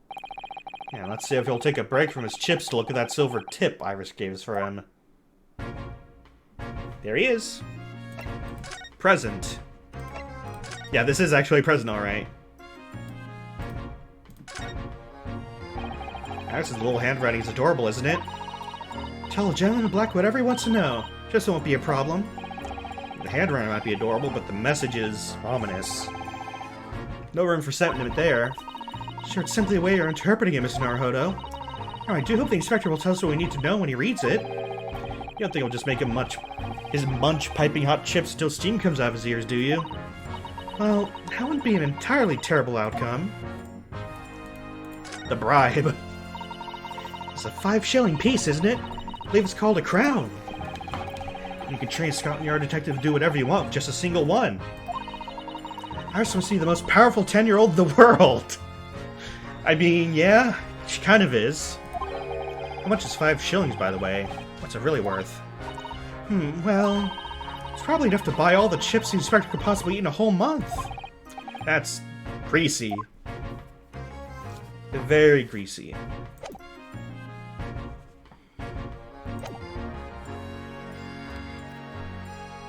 Oh yeah, we need to actually present it. I said present. Inspector Gregson, do you have a moment? Sorry to say I don't. Very busy man. Much too busy to talk to a pair of foreign gadabouts, that's for sure. We have these for you. A present from Miss Iris Wilson. What? For me? From her ladyship? Her ladyship? Give that here at once! Come on, hand it over. That's for me! Don't wait for me to give it to you, will ya? Oh boy. What was that coin exactly? Silver crown, obviously. There's a lot more than that. It's, well, it's an appearance fee, that's what it is. An appearance fee? Oh, I see. You mean... That's right, for the adventures of Sherlock Holmes. The ladyship always offers me a little financial reward for featuring me. Every time. Yes, of course. I know all about your exploits, Inspector. I read them avidly. Or read them. Of course, sir, using my name without my say-so does make me the butt of a lot of unpleasant jokes, but still. I'm sorry, Inspector, that must be difficult for you. Never you mind that. So, what do you want to know then, eh? Sorry? Tell the gentleman in black whatever he wants to know. Just there won't be a problem, it says. Well, obviously it's not a problem. Go on, fire away. What do you want to know? Well, if you won't mind, Inspector, we'd very much like to know the address of Mr. Natsume's lodgings. Ah, that little knife-wielding, mustached Japanese fellow. Lives in a right old hovel. Right over there. Look! Oh, he lives in that building. The first floor of that house in the corner, where that wreck of a bicycle's propped up. Oh boy. That is nearby indeed. If I remember rightly, the landlord's a Mr. John Gerdeb. That's a weird name, and I'm almost certain that's a pun somehow.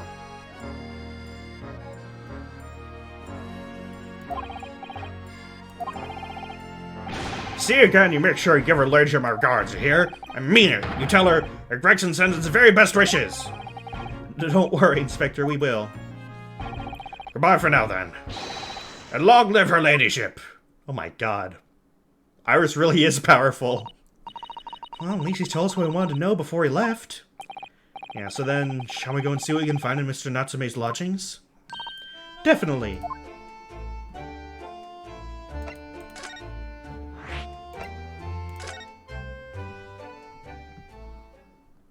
Alright, let's see. Oh. Yeah? Are those giant bullets for the cannon?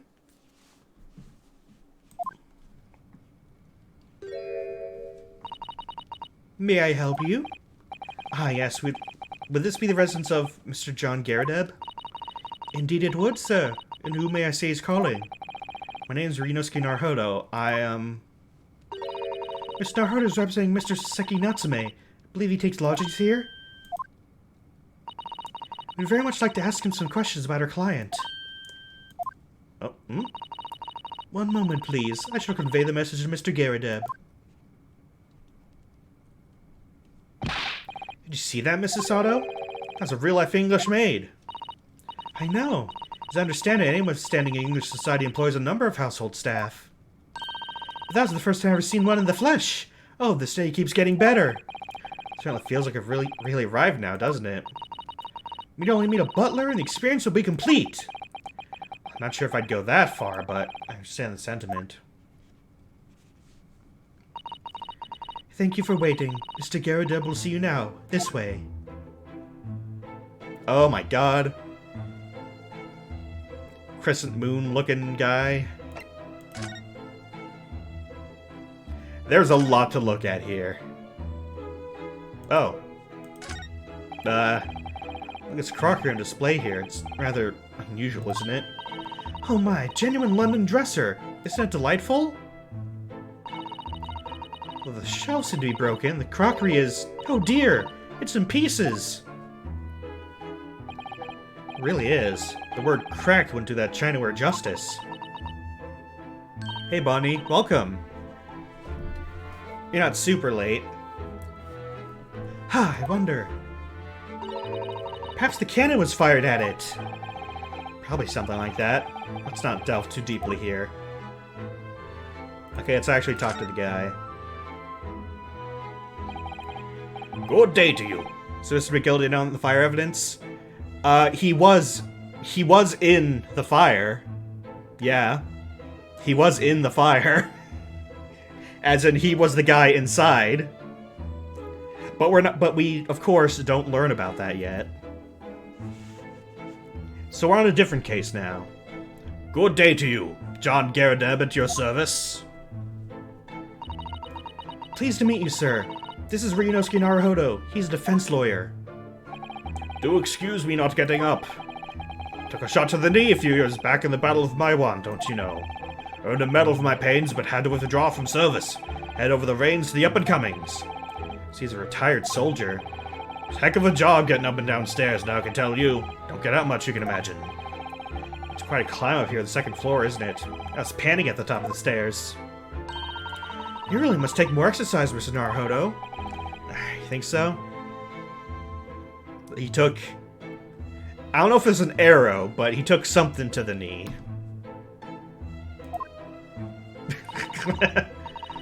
Oh, Mr. Garrideb, no doubt you're very courageous to earn yourself a medal. Oh, it was nothing. The medal's just a folderol, really. Wouldn't like to offend the general, though, so I grudgingly displayed it on the wall. Why don't you fetch it down, Joan? If these good people see it properly. Joan, fetch the... Ah! Dash it, old woman, be careful. Oh, dearie me, I do beg your pardon, sir. You jolly nearly took the skin off my hands. I should be more careful, sir. So, anyway, there you have it. Living the quiet life now. Garrideb like Gibbous Moon, that's the pun! Okay, yep. I was like, Garrideb, that's too specific of a name to not be a pun. But yeah. Yep, that's the pun. He looks like a moon man. Yeah, I see. Now then, I hear you want to know about the chap lodging downstairs, is that right? Yes, we'd be very grateful if you could answer some questions for us. Only two, please, naturally. Especially if it helps to keep the peace here in Blighty. Sir? Sir? Sir? I mean, I guess when you smoke the pipe, you get the taste in there? Forged alliance with the Empire of Japan recently, as I'm sure you're aware. This case is very much in the public eye, as it were. How is it? Even had some famous detective poking around, you know. This old house, would you believe? Yes, Mr. Herlock Sholmes. Could have been. Didn't catch the chap's name. Not really my cup of tea, all that detective business. Oh, but we have a copy of Rand's magazine here, so... no. Anyway, the chap's investigating the foreigner's room as we speak. So he's in Sasaki-san's room. Hey, we get to see him. It's a bally nuisance is what it is. The whole neighborhood's twitching at its curtains now. Don't like all this fuss. It's jolly unsettling. Let's talk to Mr. Natsume, or talk about him. About Mr. Natsume then, Mr. Gardev. Please do tell us. Ah, yes, the Japanese chap. Only been lodging here for a week. Oh, just 1 week?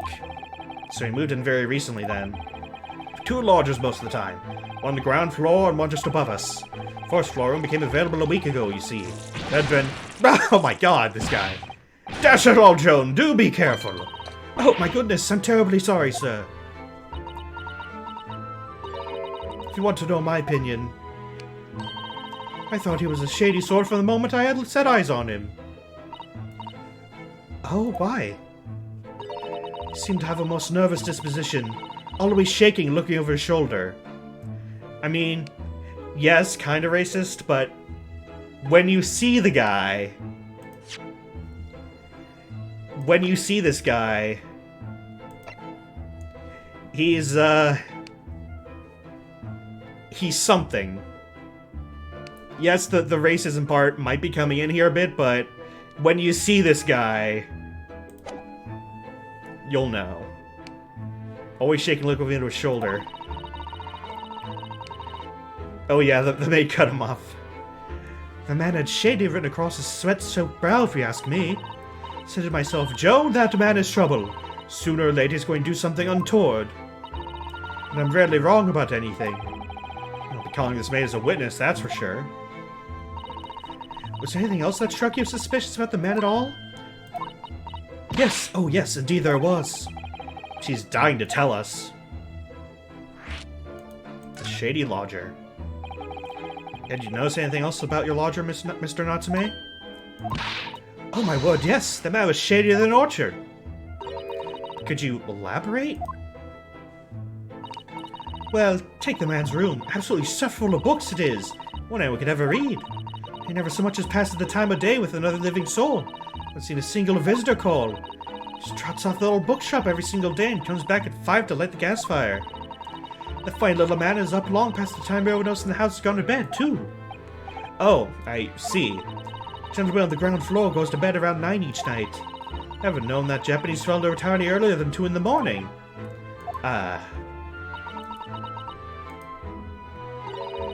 Could you clarify something, I wonder? What, pray? How do you know so much about Mr. Natsume's routine? Oh!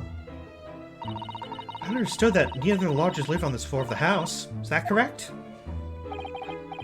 That's right, yes, they're both below us. The first floor and street level. Then, how is it you know so much about the lives of your lodgers? Bonnie, I have no idea what that word means. I don't watch anime. The precise times they come back in the evening, for example. Even the times they go to bed. Specific type of shut-in, okay. Oh my god. Good grief, Joan! Be more careful, woman! Oh my goodness, sir, I'm terribly sorry, sir. Something doesn't add up here. Hold on. I can score back pretty dang far.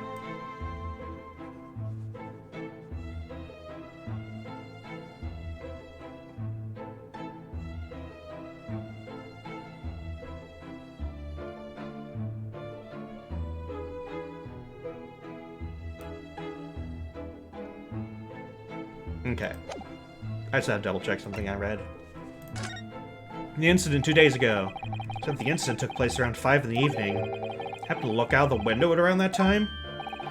The window? That one. Yes, we noticed that the window over there looks out over Briar Road. The incident took place on the pavement just out the far side of the street. Was there anyone suspicious loitering nearby? 5 o'clock is dinner time in the Garrideb household, so I'm afraid I don't remember seeing anything. How about you, Joan? No, sir, it would have been dusk outside already at that hour. With the fog as well, I should think it would have been quite impossible to see the other side of the road. Oh, I see. Did you notice anything else out of the ordinary, then? Such as? Anything at all, even if it seems unrelated. Well... Yes? Or something, then? Well, it's nothing particularly significant, but around that sort of time in here, there... Ah! For the love of God, Joan, watch what you're doing! Oh, dear me, what have I done? I'm awfully sorry, sir. Do be more careful, woman! Of course, sir. If I may, Mr. Naruholo. No, yes? I have exceedingly good memory, as far as I remember.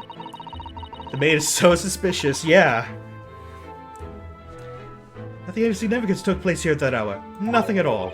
Oh, really, Mr. Garrideb? The way you're talking before, it sounded rather like there might have been. Oh, well, as I was saying, it was just a trifling matter, really. Nothing of... Ah! Joan, dash it all, what's the matter with you, woman?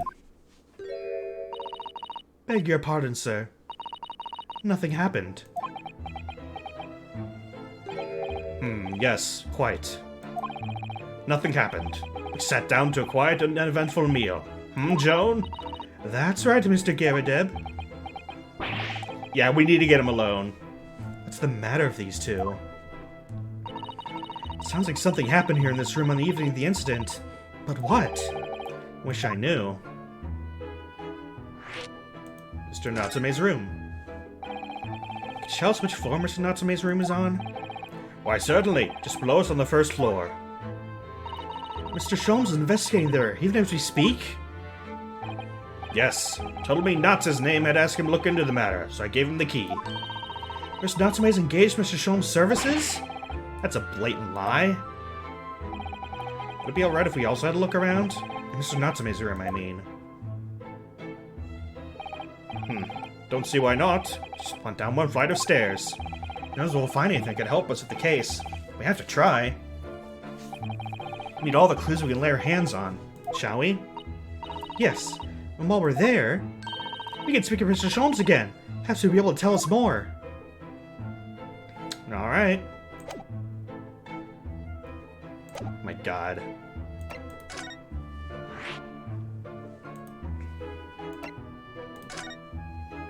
Get to see all the books.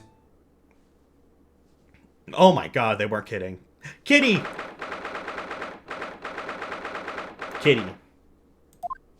Kitty. Huh. Just look at this place. And smell it. It's so musty in here. I suppose the mountains of old books that are responsible for that.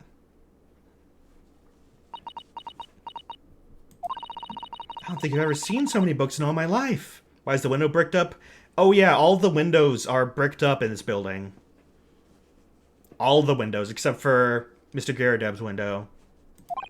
This building isn't exactly in good condition. No, me neither. It's so dark in here, too. Is that the window over there? Well, it was the window, I think, yeah. Once upon a time. But for some reason, it's been closed up with the bricks and mortar. So this is where Mr. Natsume lives. By the way, I haven't spotted Mr. Sholmes anywhere. Have you? Oh, that's true, but according to what Mr. Garrideb told us, great detective should be around here somewhere investigating. Well, Kitty. Kitty! Kitty. Oh. Oh my, what an adorable little cat. Perhaps he's looking after all the books while his master's away. How about that? He disappeared in that pile of books as quick as a flash. was a tricolor Mike, wasn't it? Do you even have that sort of cat here in Great Britain? Perhaps Mr. Natsume brought the little creature with him from Japan. It's made me feel homesick now. Already? You've only been in this country for 2 days. But we're also on a ship for a while. Oh, look! It's a beckoning cat from home! A bit big and bulky, isn't it? Surely Mr. Natsume didn't bring that Maneki Neko all the way from Japan with him. I hardly think you're in a position to comment, Mrs. Naruhodo. Are you forgetting the enormous diorama doll that you brought in your luggage? Well, it can be dangerous traveling abroad. I want a lucky charm. I mentioned Mr. Natsume wanted the same. This cat is sure to beckon good luck to him. It's not doing a very good job so far, is it? You mustn't say such things. I didn't say a word. Why are my eyes such a giveaway? Yes, Sasato's either really good at reading his eyes, or she can hear our thoughts. Books. Tell us about the books. Look at all those books stacked up there. They almost reached the ceiling. They're all works of English literature. They all smell so musty. With this volume of books in hand, you'd never be short of reading material, would you? No, what a dreamy idea. A bad dream, maybe. For me, at least. Mind you, I don't imagine the book that's at the bottom of the pile now will ever be read again. Ah, so reading is an experience that comes but once in a lifetime. Just as the tea ceremony teaches us. Starting to expect the conversation to turn down the path of tea ceremony philosophy. What was he working on? That desk seems to be wedged in a crevasse between the mountains of books to the other side. Suppose Mr. Natsume would sit there and read while stroking his cat. But surrounded on all sides of these towering old tomes. Surely dreamt of books every night as well. Yes, he must have done, mustn't he? Oh, what's this? It's a receipt from a second-hand bookshop. Your books. Oh yes, Mr. Natsume's name is on it. Look, the date of purchase. 2 days ago at 4:45 p.m. That's the day of the incident. That's just a short while before he was embroiled in the terrible attack. Oh yeah, so what's happened in the case, Bonnie, so far is that a woman got stabbed in the back. She's alive, but like in a coma. And Natsume was the only guy around, so he thought. He didn't do it, allegedly. So he ran off. But there was a policeman and his wife that did see him and the woman, because, you know, they're used to the fog. So that's what we're investigating right now. And when they showed her body with a knife in it, it looked like, uncannily, almost exactly the Family Guy death pose. And I couldn't take it seriously. I feel bad laughing at it, but it looked just like the Family Guy death pose. It was... Anyway, Mr. Sholmes is here. Ah! Look, Mr. Naruhodo! Aha! There he is. Where'd he appear from? Seems to be engrossed in the pages of an old book. If we want to mind me to disturb him. Hello, Mr. Sholmes! Ah, you two! Good day! Now, let me see. Where was it that we met? Oh, Mr. Sholmes, we were together at the SS Bureau. Yes, of course, the Bureau. And let me see. What happened on that voyage? It was Kazuma Asagi. He died, tragically, but you're a great help to us. Ah, yes, but of course, the case of Mr. Asagi. It was the one with the snake, wasn't it? Oh. Well, you seem to remember something of it at least. What an honor to be remembered vaguely by the great Herlock Sholmes. This is Mr... Oh, no, my dear madam, hold your tongue. I pride myself on my superior powers of recollection. Your name's as safely recorded in my brain attic. Miss Naruhodo and Mr. Susato. Try the other way around, Mr. Sholmes. I lose the first round. Oh yeah, I hope we get to see the most powerful 10-year-old in the world again. Who is Mr. Sholmes' roommate. Hopefully we get to see her again. In truth, I'd hope to invite you both to my Baker Street suite the day we arrived in London. But some Scotland Yarders ambushed me at the railway station and whisked me away to a crime scene.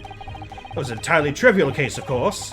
I solved the matter in no more than 30 minutes. So apprehended Saseki-san in that short amount of time. afraid the pursuance of a new case is dulled by recollection of past involvements a little. A little? It's a mistake to think that one's brain out against elastic walls and can descend to any extent. I do my best to forget useless facts, thus they should know about the useful ones. Yes, those are my own words of inimitable wisdom, you know, from an adventure called A Study in Scarlet. Please, there's no need to quote yourself.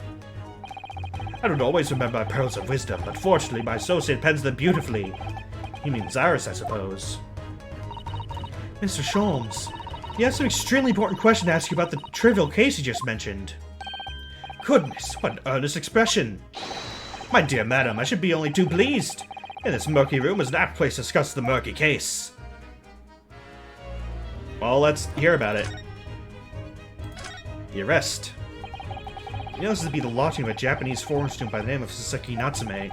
Seems you assist in his arrest, Mr. Sholmes. For the stabbing of a young woman outside here on Briar Road. Natsume. Yes, I believe it was a name rather along those lines. Mr. Natsume denies it. Was it really justifiable to arrest him on so little?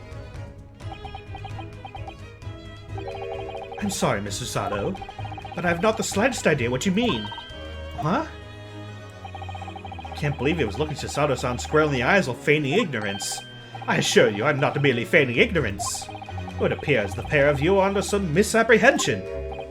Oh, how? I assure you, I have no recollection of accusing your stupid compatriot of the crime. That doesn't make sense. The good detective Scotland Yard made the following request to me, and I quote verbatim. We need you to ascertain the identity and whereabouts of a man seen fleeing the crime scene. A man seen fleeing. There were a number of books scattered on the pavement at the scene. From the book plates, I was quickly able to determine the bookshop for which they had been purchased. On speaking of the proprietors, immediately led to this address. Elementary, wouldn't you say? I believe there was a receipt around here somewhere from the establishment in question. So you don't think Mr. Natsume is the culprit, then? That I could not tell you. But it was aggravating my faculties, hence why I returned here. However, this place is such a trove of fascinating books. I find myself quite lost in bibliophily. Do not be deceived into believing that I'm a man of leisure. No, no, no. Oh dear. Mr. Garadeb. Tell me. Have you encountered the landlord of these lodgings? Yeah, Mr. Garadeb, a retired military man. It's the first time I've ever met a soldier from the Great British Institution that has the services. It's the first time I've ever met a maid from the Great British Institution that is service. I think it was that funny.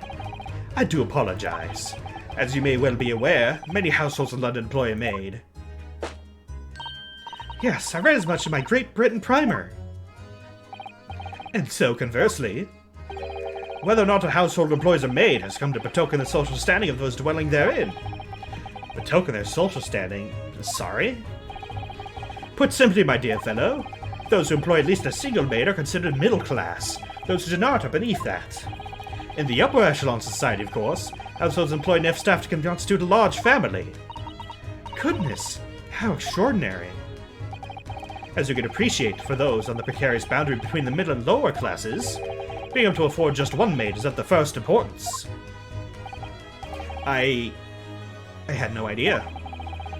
It's for precisely that reason that I find great stimulation in the situation upstairs, specifically the retired army veteran, Mr. John Garadeb. Oh? Affable as he is, the fellow is hiding something.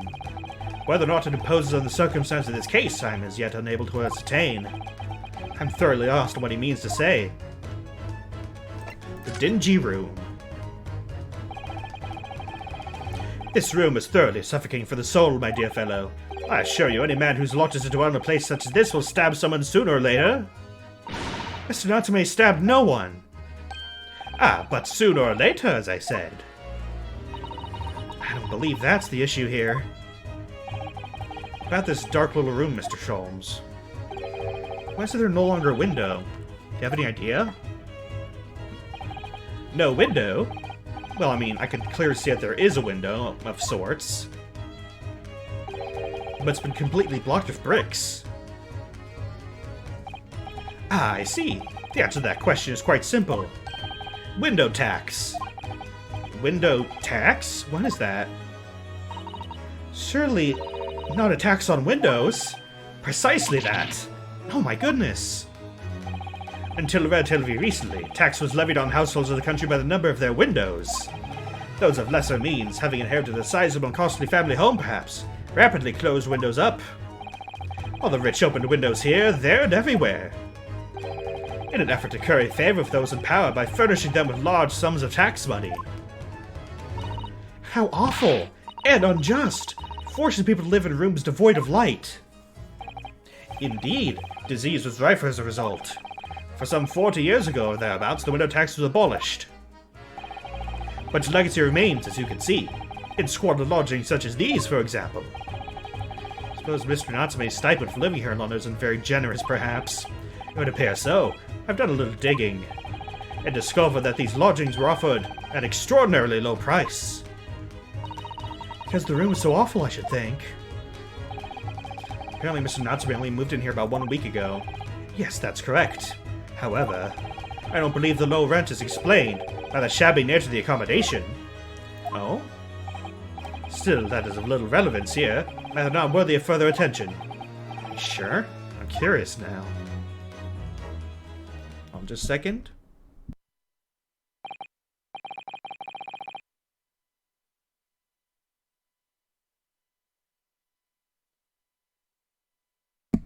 So I had to adjust something real quick. Well, I believe I've told you all I can now. Thank you, Mr. Sholmes. Ah, yes, Mr. Naruhodo. Was it not your intention to become a practitioner of law? You remember that, did you? And how can the guy afford a maid if the rent selling the place is crap and he's living on a veteran's salary? I don't know. Would you perhaps be offering your service in this very matter, I wonder? To the occupant of this room, Mr. Natsume, was it? I'm not sure. Not sure? On what grounds? I actually defended someone in court here only yesterday. Really? Well, then I congratulate you, sir, on ambition realized. And so promptly, too. The thing is, it's trying to make me question things. Am I right to believe my clients? To trust their innocence? Yes, trust. Mr. Sholmes. Mr. Natsume didn't do it, did he? My dear fellow, I have the first idea. Oh, but I thought that's why you were here. Didn't you come back to investigate? Ah, yes, that was indeed my initial intention. But there are simply too many fascinating books here. I couldn't possibly ignore them. Oh, I see. Nevertheless, there are 2 facts that I can state quite unequivocally. The man who fled the scene of the crime 2 days ago was the Japanese occupant of this room, and there are witnesses who swear to having seen the same man commit the crime. That is all I can say. And one more thing. Alright, Columbo. Tell us. I cannot say with any certainty whether or not it's of relevance to this case, but I'm quite sure that the retired army man who owns this property is hiding something. Well, yeah. No crap, Sherlock. If you'll pardon the phrase. Mr. Garrideb is. Mr. Sholmes says as much before, actually, didn't he? Anyway, at present, that's really all that plays on my mind in relation to this case. Mr. Naruhodo, as yet our investigation has uncovered nothing that can help establish Mr. Natsume's innocence. No, you're right. That just time we probed a little deeper into Mr. Garrideb's secret. Just remember, I cannot be sure whether the landlord's secret will prove to be irrelevant or not. But I wish you every success, of course, Mr. Naruhodo. Busy man indeed. He's gone back to his book in the corner of the room. Let's look at other things here, perhaps. No? The window again, I guess. Did you even call this a window? I think so. It was a window at one time, after all. Although all that remains is a frame around some bricks now. So really it's just a wall then, isn't it? Why would anyone deliberately brick it up like that? I'm afraid I have no idea. Well, we know now. Ah! Perhaps Mr. Natsume painted the brick design on a fit of whimsy. It's alarmingly feasible. Anyway, whatever the reason, the lack of ventilation here makes the place very oppressive. It does. Imagine being cooped up in a room like this would be extremely trying. Do we have everything we need? Can we move on? Okay, we're going back here. You gotta find a secret.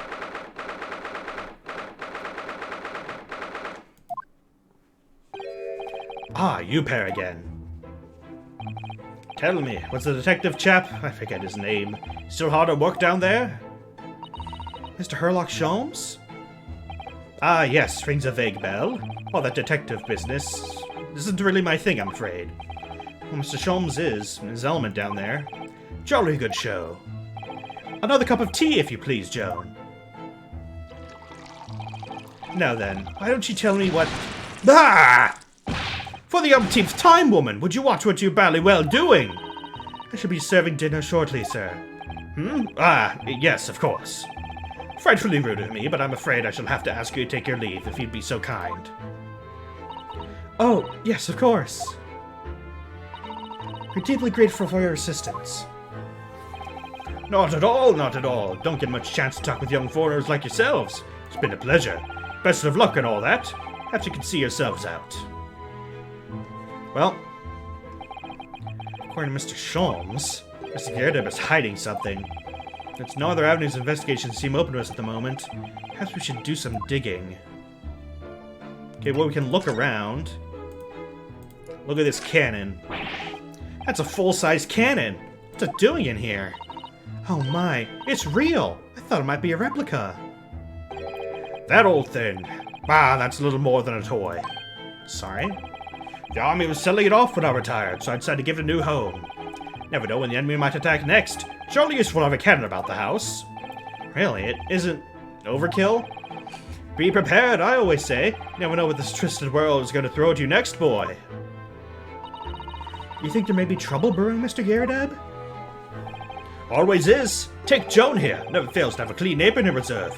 Drives him over the barrel, you see. I drive very well in the cannon there, Joan tells me. That proves my point, I feel. It's been reduced to a drying rack. No wonder the huge can looks like it's hanging its head in shame. What else can we look at? The medal. That looks like a Medal of Honor. It's showcased in a very grand banner. It's displayed with some pride, I would say.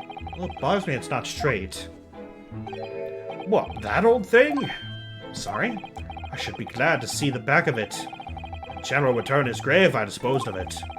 The wall's the best place for it. Keeps the bally thing out of my way. It's just been polished to shine by accident, I suppose. There appears to be an inscription on the medal itself. Look. Let me see. It says, for distinguished participation. Participation award. Sounds the kind of honors even I could be in line for. Well, one doesn't like to blow one's own trumpet. I was given that for my time in the army. Can't imagine an officer by the number of medals to his name, of course. Common knowledge in military circles. The outfit. The overall looks fairly ancient, doesn't it? Also, why is the sword not on right? It's clearly been looked at well after, though. That old thing? Pah, not much better than rags, really. Oh? All that ceremonial garb my retirement bash, you know. Why, I'm not one for dwelling on the past, me. I've gladly thrown out, but you know how it is. Anyway, it doesn't hurt to have the old piece of memorabilia lying around, does it? Oh, I see. Perhaps we should leave the past in the past. Yeah, its sword isn't on right. I guess not important.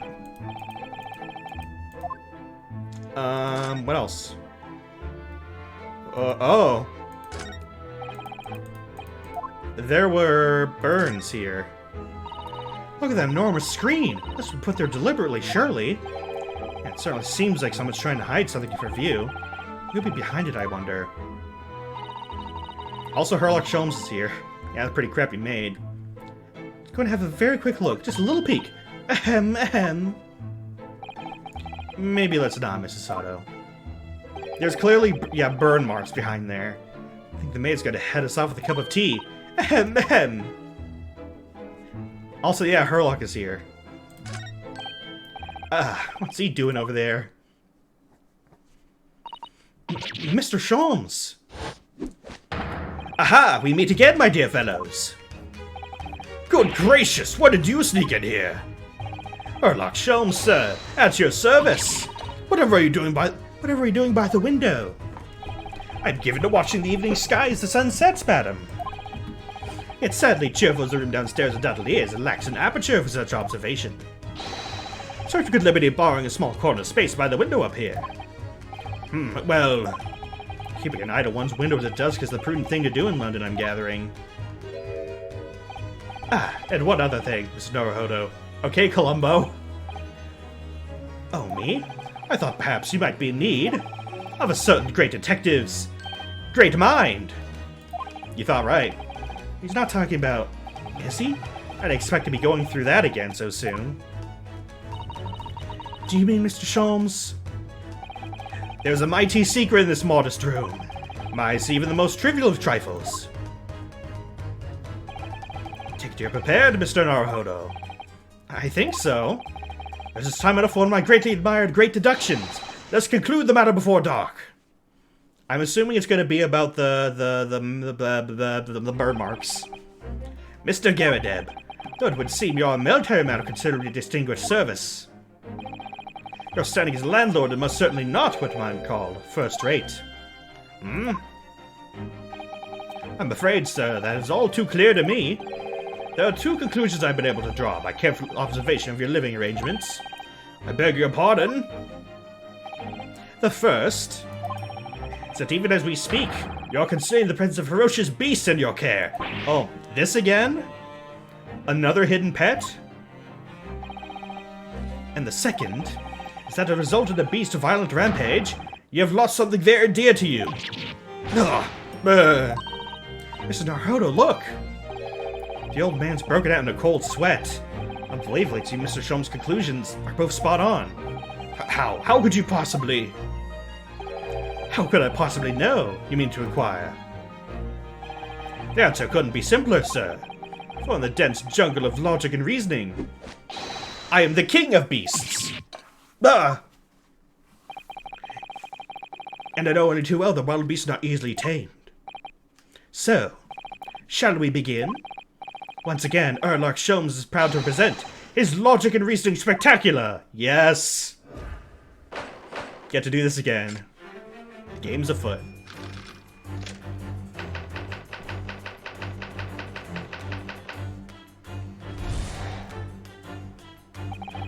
Certainly shouldn't take a great detective to see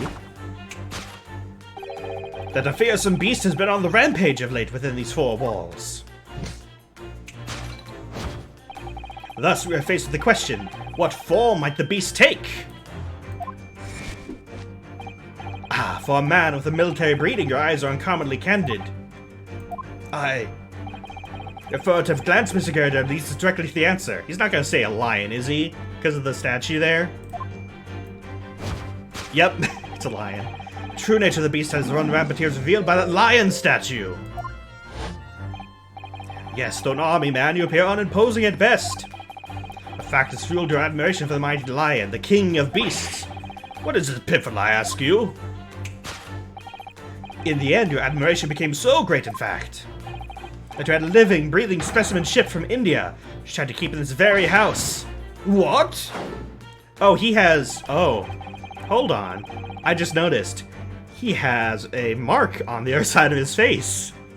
A red mark that looked suspiciously like a hand or some other thing.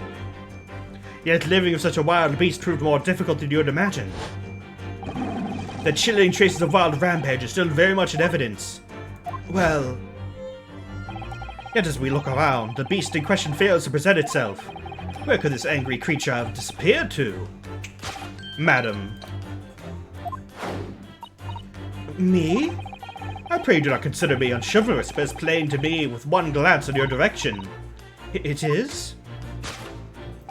Your dress pocket gives us a handsome clue as the beast's current whereabouts. For protruding from it's a handbill advertising a circus show. Ah. Oh, they stole something from the circus, but it's not a lion. Yes, you sought to dispose this terrifying lion, Mr. Garrideb, at Batty's Circus, a traveling show currently sojourning in a nearby park. I've observed the tents.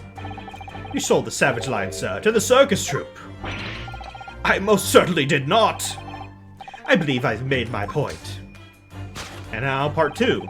The fearsome beast which ran amok in this room was an Indian lion. And a simple visit to the circus now revealed the lion prancing jubilantly through a ring of fire. Yeah, rampaging Asiatic lion. That's a word I've not seen before. Asiatic. I can gather based on context clues, but that's not a word I've heard before. Now, Mr. Garrideb. It is plainly clear that you still have deep feelings for this formidable beast. Oh, yep. That's the mark on his side. It's not a hand, but something else. Indeed, that blithe pose, the stress this loss has caused you is veritably tangible. Your head weighs heavy on your shoulders. The pain you feel being revealed by that supporting arm. Yeah, it's on the other side of his face. Amid fits of tears, you let your beloved beast go. The strain of losing something so dear to you is clearly visible in your visage. Nonsense, man, I simply... It does kind of look like a hand mark, but... Let's ask ourselves now is the true cause of this pain. And we need only follow the direction of your gaze to find the answer. Yes, as this pile of bills has given rise to the pain you suffer. Every envelope contains another demand for your payment. For cartloads of meat, potatoes, wheat, and tea. Indeed, feeding your beloved has had a devastating impact on financial circumstances of your household. And so you had no choice but to let it go. Yes, well, Now, in a final fit of rage, the ferocious beast carried out one last unimaginable attack. Unimaginable? The aftermath of which can be clearly seen by observing the carpet over there. Very expensive woolen carpet, if I'm not mistaken. Oh, dearie me. What could have caused such a destructive outburst? This time, madam, I'm afraid it is you who has inadvertently revealed the truth to me. Your wandering eye settled upon the answer very neatly indeed. Yes, to explain the dire state of the carpet, we need only look at the Tower of Cakes! There is no creature more dangerous than this earth than a beast with an unsatiate appetite. Was it or was it not once said by a certain noblewoman, if they have no bread, let them eat cake? Food is at the heart of all tragedy, in fact. Whatever do you mean? Having tired of the taste of cake, the beast began to stalk its next prey. I'm sure I need not spell out the nature of this final act of destruction carried out by the beast. There's only one logical conclusion. Walked in a frenzy by hunger, the lion attacked and ate the carpet. The teeth marks on the carpet are a perfect match to those of a lion I once saw in India. Yeah, bite marks, huh? Yeah.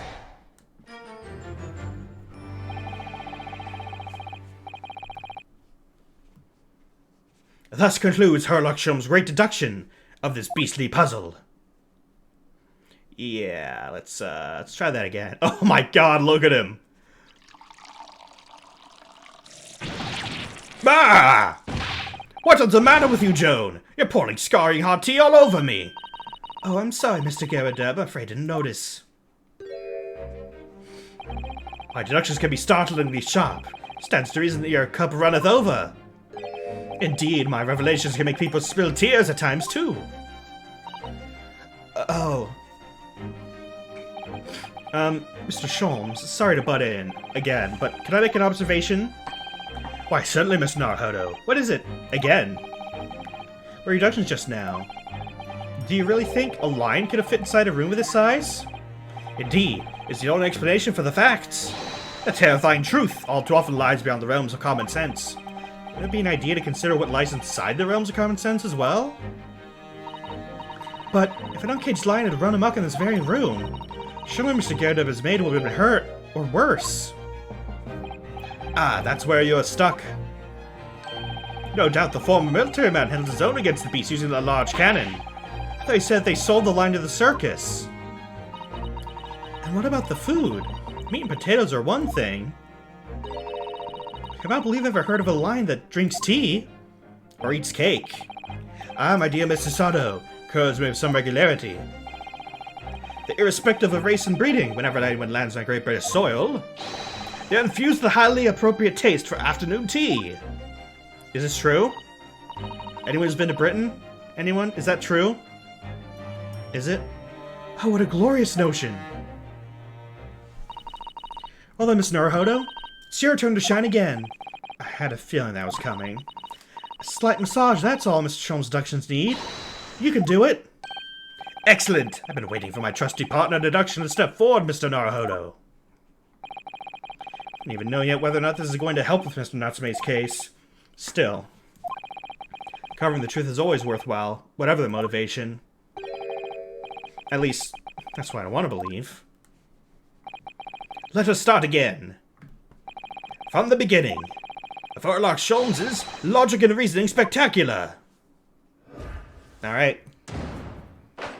Course correction. Hold it, Mr. Sholmes.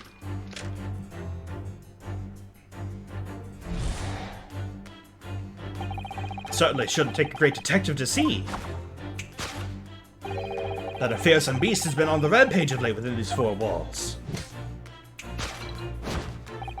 Thus we are faced with the question, what form might this beast take? Ah, for a man with a military breeding, your eyes are uncommonly candid. Your furtive glance, Mr. Garrett, leads us directly to the answer. The true nature of the beast that has run rampant here is revealed by that lion statue. No, it's not. I really didn't see the lion thing coming. No, but if you observe Mr. Garrett's reaction, rather seems as though some beast did indeed run amok here in this room. Yeah, something with a very fierce nature. But it could have been a lion transport from India. So what was it then? Just follow Mr. Garrett's gaze. That leads to the true answer. Ugh. Uh-oh. That is some kind of beast. Oh, hold on. Might that be the woman that was stabbed? Or is it the maid? It's one of the two. What's this photograph? Look at this! It appears to be for Mr. Garrett's wedding. Looks very happy, doesn't he? He does, but he can't make out his bride. No, how unfortunate.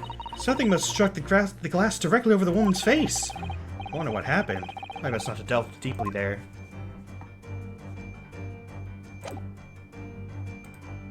Present. Take that!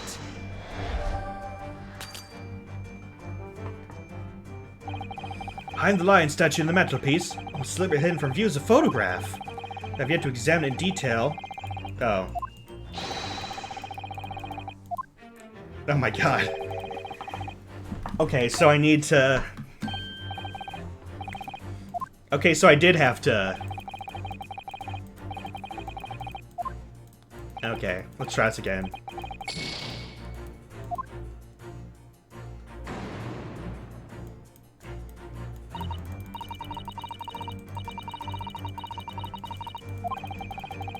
Okay, alright.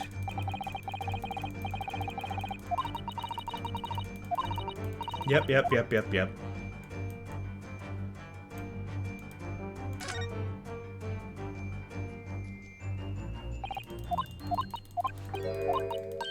Is there something in here that we might be able to present?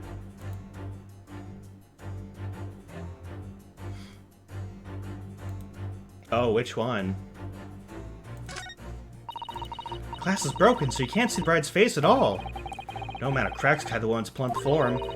I think powerful would be kinder than plump, Mr. Naruhodo. It certainly looks that. There's a lot of horsepower there. Not somebody you want to upset, that's for sure.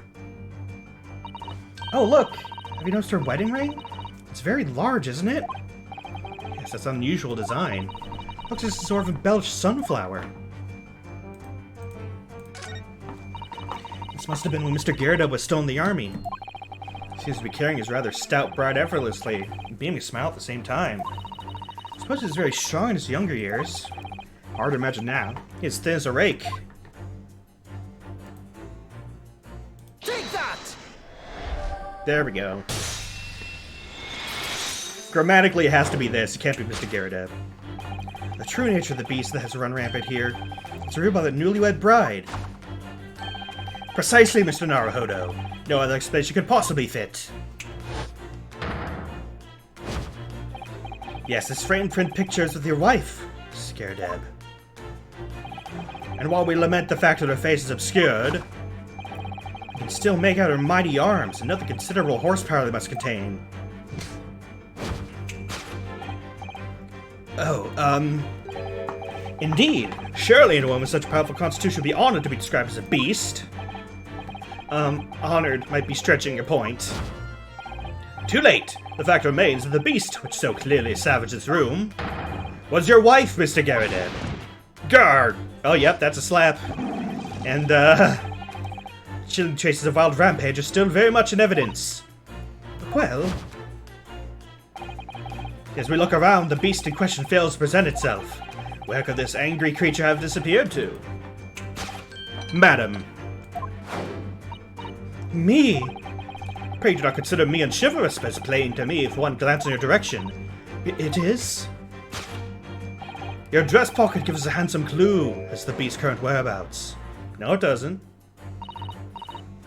Poor, fragile, defenseless woman is beside herself. Well, I don't know about fragile. Oh dear. Anyway, Mr. Sholmes is quite right. There's no sign of Mrs. Garrideb anywhere. It seems there may be clues to her whereabouts.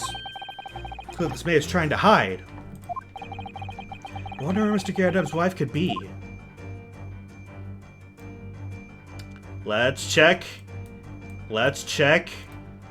The wedding ring! It is the maid.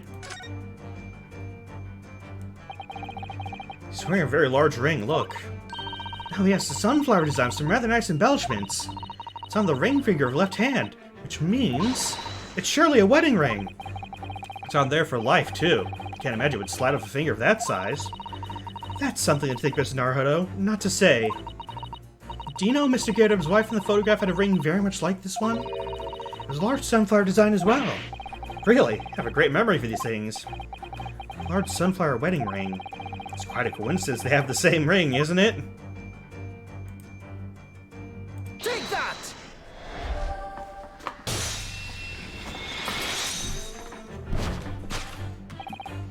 Your wedding ring gives us a handsome clue to the beast's current whereabouts. Indeed it does! That flowery band gleaming on your finger gives it away. For it is identical to the one shown in the hand of Mr. Garrideb's bride in the photographic print. In other words, you're no ordinary household maid. No. You're Mr. Garrideb's lucky bride. You are Mrs. Garrideb herself. Oh my. Word!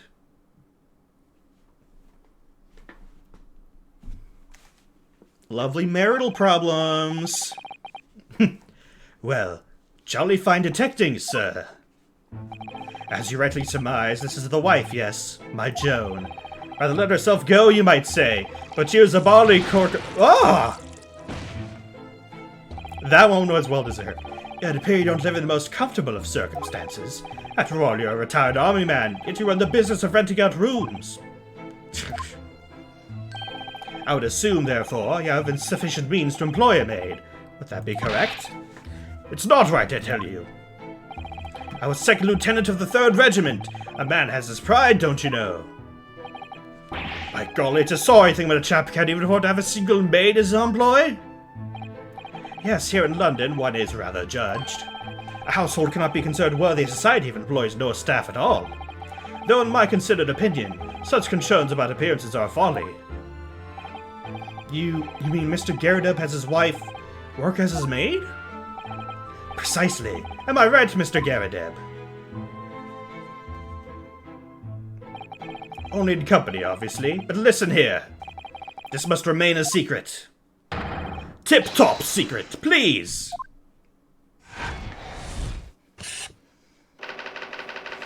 The raging wife of Mr. Garrideb. But the aftermath.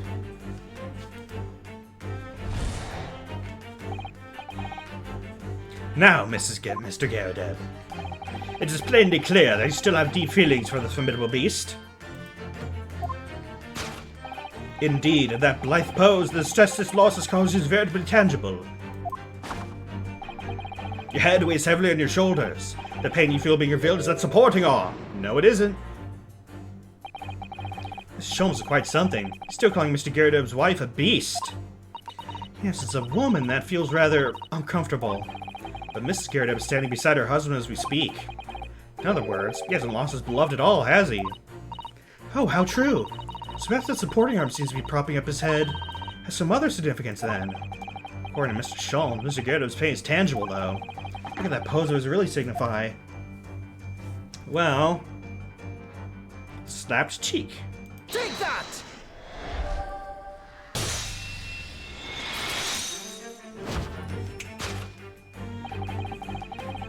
Your head weighs heavy on your shoulders. The pain you feel being revealed by that slapped cheek. And of course, the liver, that impressive mark on your cheek that refuses to fade. Was you, Madam Joan Garrideb? Well, yes. You've been desperate to hide the slap mark on your cheek, sir. Ah!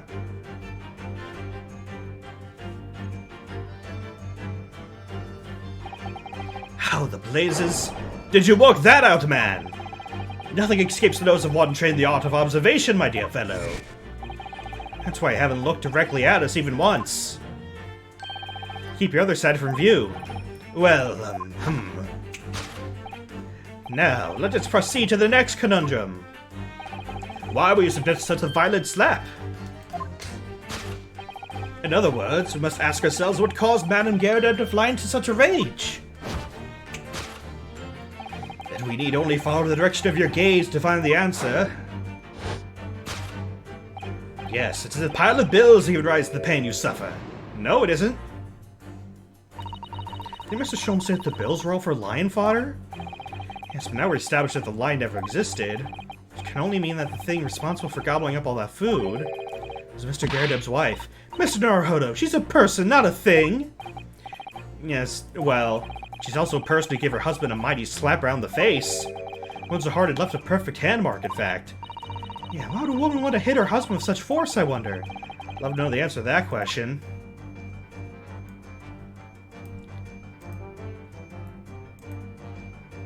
Bookmark.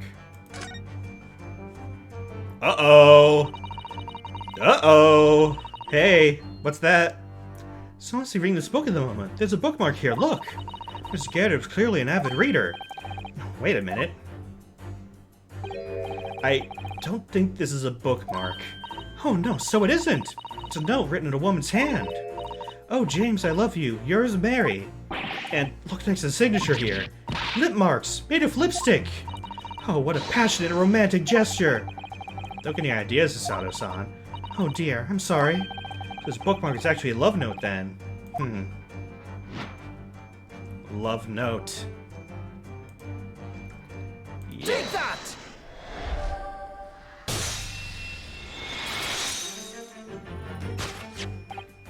Yes, this love note that's giving rise to the pain you suffer. Oh, James, I love you. Yours, Mary. Passionate indeed. Perhaps the sender of this note, a certain Miss Mary, is the fly in the ointment here. Oh. Again.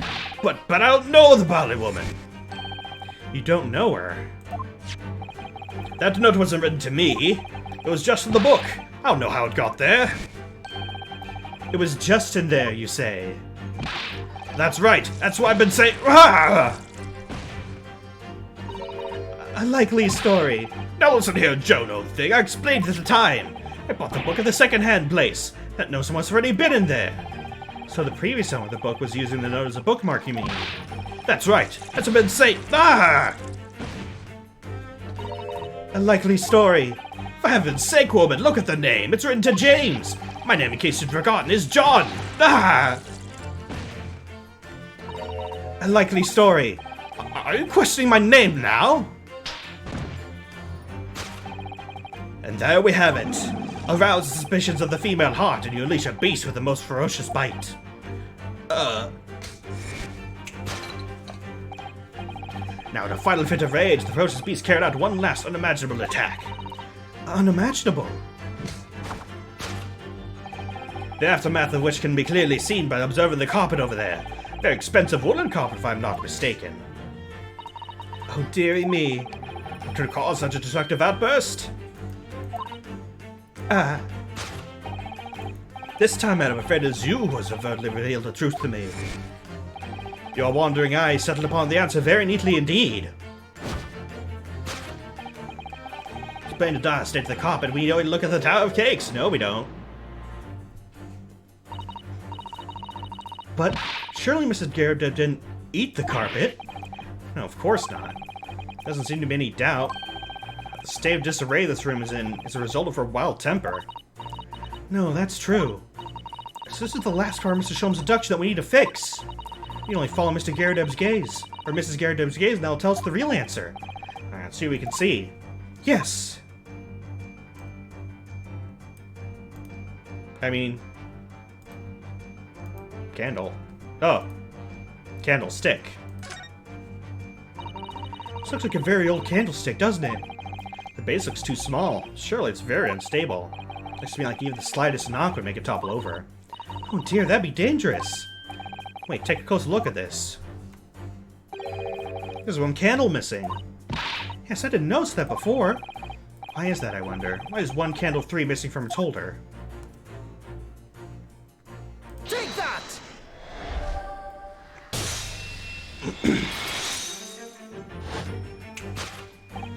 Yes, to explain the dire state of the carpet, we only need to look at the candlestick.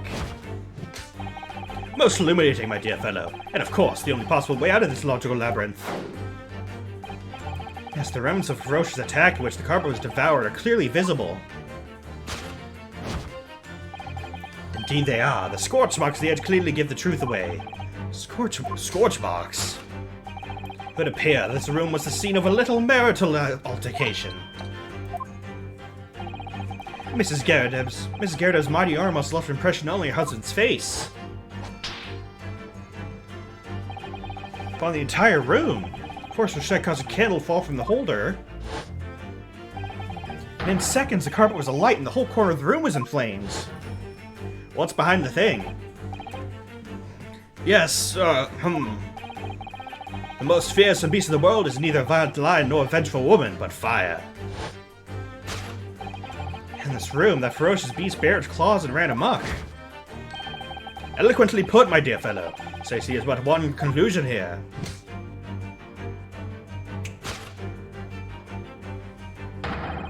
After the sparks of viral discord flew, the room was the scene of a fire. Discord.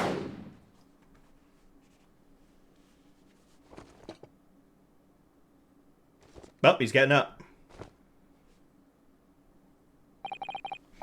Mr. Sholmes, sir. I salute you! Oh, your eyes. Oh, don't fall over. Oh. Okay, good.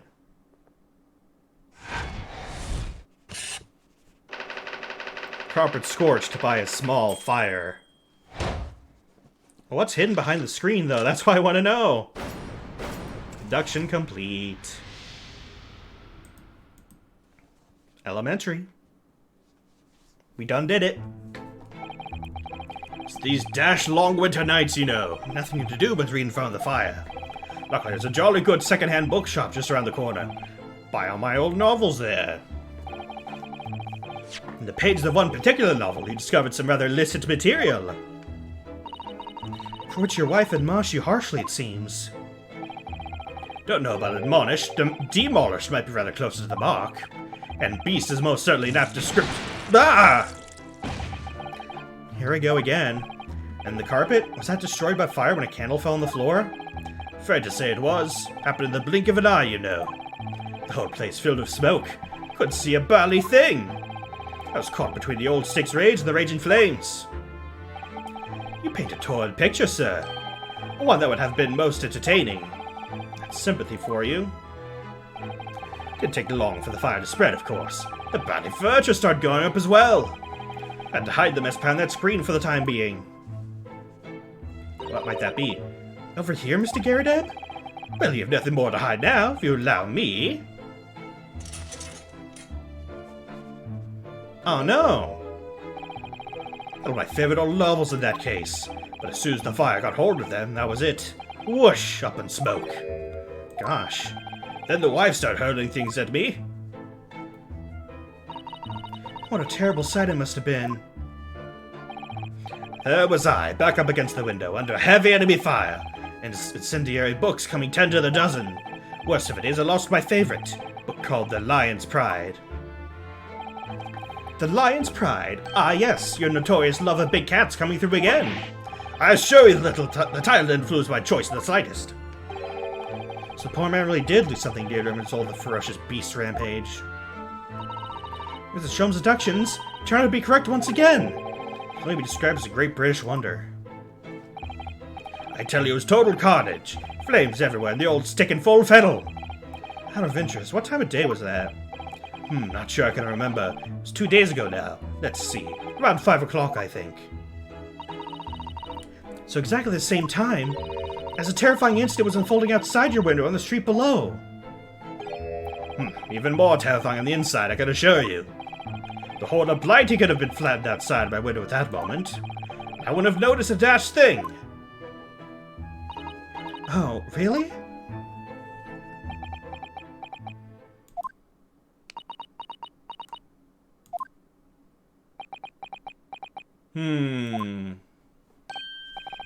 Mr. Sholmes? Yes, Mr. Naruhodo. What can I do for you? Well, I think we got to the bottom of Mr. Gyarados' situation now. What does that have to do with Mr. Natsume's circumstances? Nothing. I can't help you there, I'm afraid. What? My dear fellow, if you recall, I did say as much from the outset. I warned you that although I knew the retired army man to be hiding something, I could not be sure whether the secret proved to be of relevance or not. I just knew you were going to say that. Now, Mr. Naruhodo, you mustn't lose heart. Bear in mind that all things fall into one of only two categories, those relevant to the case and those not.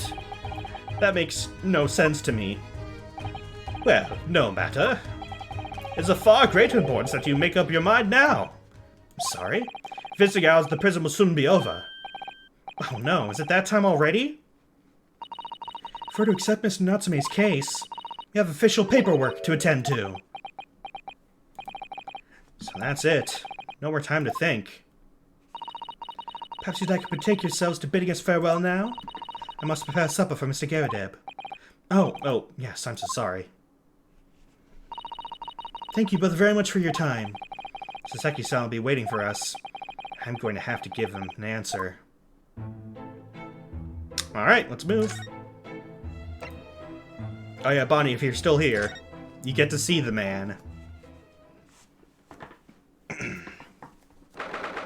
Oh, wait. No. We're going here instead. I thought we were going to the prison. It's time, Mr. Naruhodo. We must hurry back to the prison. No, it's Hail of Care. Oh. What's the matter? Looks like something's going on over there in front of the Gyarados house. Uh-oh. Oh my god! What are you? I know thee not, old man, fall to thy prayers. Who are you calling old man, you rum-looking empty-pimdy? There are more things in heaven and earth, Horatio, though dreams in your philosophy. Who's this Horatio fella, eh? What are you on about? Excuse me? What the? Who are you now? I'm sorry, it just looked as though there might be some problem here. My associate here, Mr. Ryunosuke Naruhodo, is a lawyer, you see. Lawyer? What? If I can be of any assistance, I'd be happy to help. I'm from Japan, but I've studied English law. Fine, I'll be on my way for today. But do you mark my words? This ain't over yet. Get thee to a nunnery. Do I look like a bloomin' nun to you? Oh my god. Huh? I refuse to believe this man is real. I do hope you're not injured. Oh, fair Eastern maiden, thou art so gentle. Thank you. What's that all about? There are more things in heaven and earth, Horatio, than are dreamt in your philosophy. I'm not Horatio either. Forgive the inquiry, sir, but are you a lodger here?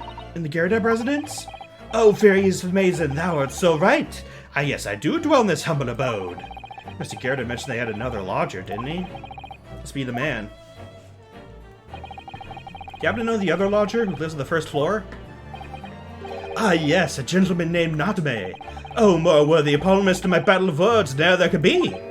Sorry, battle, did you say? Who is the stronger, Hamlet or Macbeth? Mr. Natsume and I sparred long into the night. I see. I don't fully understand, but it seems Natsume and this gentleman are acquaintances, at least. So, fair maiden, so, good gentlemen, I could tarry here no longer. Fare thee well! I refuse to believe that man is real. I don't really understand him, but I think he's returned to his room. Seems that over what's happened to Mr. Natsume, so he can't really help us. The Saseki-san on that man is lodgers. The Gyarados Pass is certainly full of eccentrics. Anyway, I'll go and find a carriage. Yes, I'm sure Mr. Natsume is eagerly waiting our return. So when we get to the prison before visiting hours are over. Oh yeah, Bonnie, you're gonna see this guy. You can see why, Mrs. Gyarados thought he was a bit, yeah.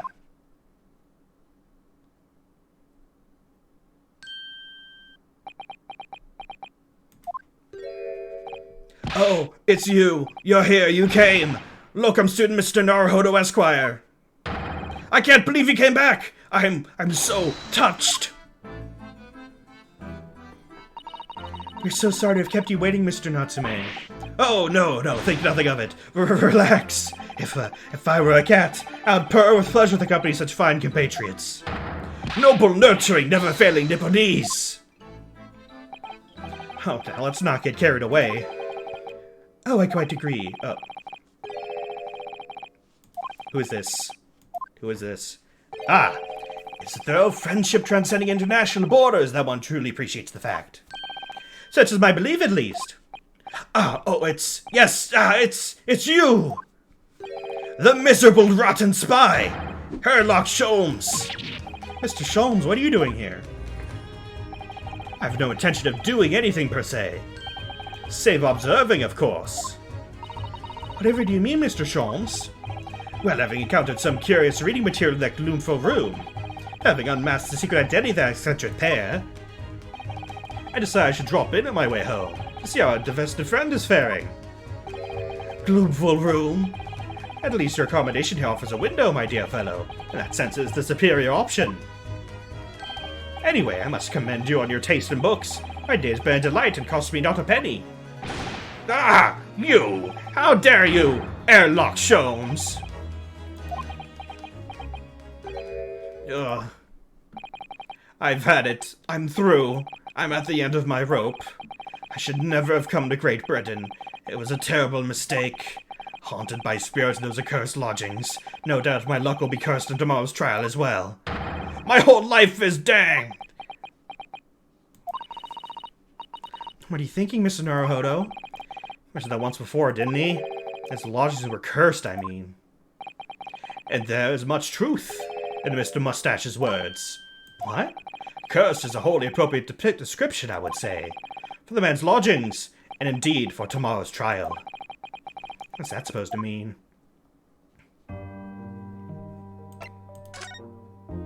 Cursed trial. Is because, Mr. Vampire? Mr. Natsume, what do you mean by what you just said right now? About the trial tomorrow being cursed? Oh no, why are you looking so grave? You're making me nervous. I was just getting carried away, that's all. I didn't mean anything by it. Oh, I see. It's really agitated him. You don't mean the trial really is cursed somehow? Are you referring to the prosecutor? The Reaper of the Bailey? The Reaper! Oh no, what do you mean? Please, tell me! Summarize it succinctly in 16 salient words! No defendant has ever survived a trial in which the Reaper stands for the prosecution. Ever. Oh my goodness! Can it really be true? That was 16 words exactly! Yesterday, Mr. Naruhodo successfully defended someone against the Reaper. But then, after the trial was over, the defendant passed away in unusual circumstances. Mr. McGill did. What? Ah, I'm impressed, Mr. Sato. You have an eye for detail. Actually, the Lord Chief Justice told us. Mr. Sholmes, surely can't be that having failed to have the accused convicted, Lord Van Zeek's killed the man himself? Oh no, he couldn't have, surely. Bah! You have some wonderful notions. Sorry? The man isn't a mass murderer. He's a court prosecutor, my dear fellow. Oh, yes. Why, of course he is. Of course he is? Then why are you trying to scare me? It could be said, however, that the real truth about the man is even more terrifying than your hypothesis. What on earth do you mean by that?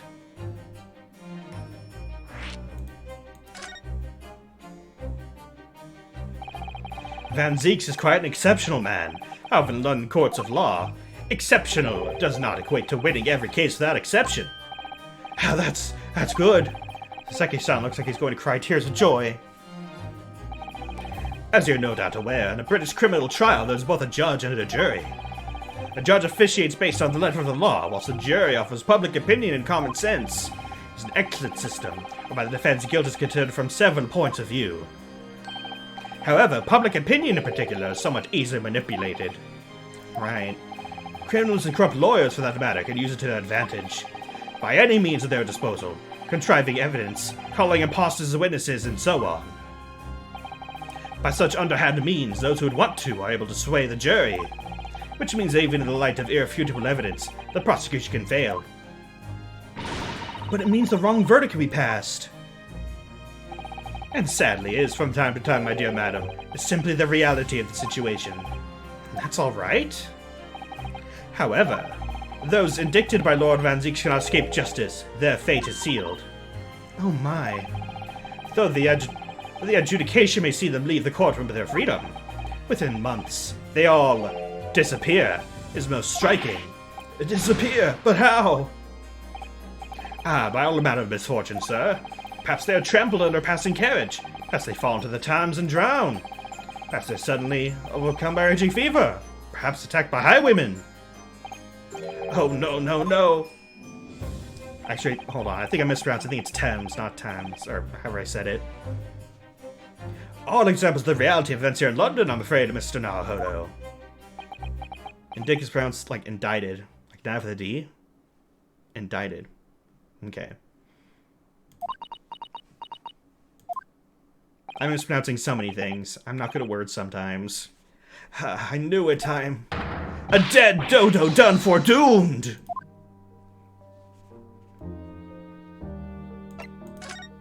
Now you're home. Anyway, you said a cursed lodging store. You're referring to your room at Mr. Garrideb's house, I assume. When you say you believe the place is cursed? It's been a year now since I came to Great Britain. But I'd only been in London a week before I started to know strange feelings in myself. It didn't take long then. Everywhere I looked, there were foreign faces staring at me, laughing behind my back. I was sure people were talking about me. I started to become nervous about going outside. They were always staring at me, all the time, from dawn till dusk. I shut myself away in my room, but even that didn't help. The fear wouldn't go away. It must have been very lonely having been away from your homeland for such a long time. I've had to move a number of times, most recently that room on Briar Road a week ago now. Yes, why did you choose there? It seems a little inconvenient. The rent is cheap. I have so little money it's appealed to me straight away. Of course, that's why it was so affordable. The landlord just simpered and said, "The room is cursed." Oops! We tried to cover his mistake, but it was too late. So I told him, "If you have something to say, then say it. But if not, don't mention it in the first place." Yes, well said. But it was true. It was all true. You mean, the room really is cursed then? Since I moved into that windowless heckhole. My sleep has been plagued with nightmares, like feeling as though I'm being choked to death. My waking hours, people are stabbed in front of me as I walk down the street. I'm bred a killer, thrown in prison. Nobody wants to know me. I'm surrounded by scary, sinister spirits. If only there was someone, just one person on my side. Can no one find it his or her heart to believe in me? Really no one at all? To believe. Yes, to believe. Any food can have salmonella if it believes hard enough. Only one person here will get this. To believe.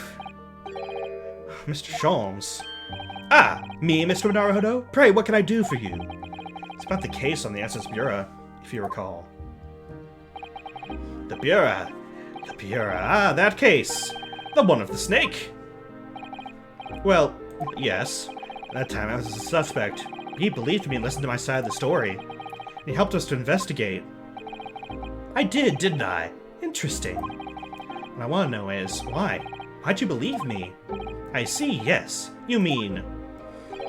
Because you were a grimly dressed, shady-ish fellow found with the victim in a locked room. Well, if you like, yes.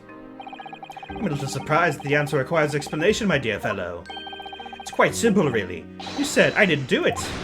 But I could have been lying. Surely you must have had your doubts. You suspected me a little. I think perhaps you have misunderstood. I neither recall believing in you, nor in that which you were telling me. What? You see, the only things I believe in are those I choose to believe in. What? What do you mean, Mr. Sholmes? I make up my own mind about what's to be believed and what's not. If I should like to believe in something, I do. The circumstances can hang as far as I'm concerned. But I could have betrayed your trust.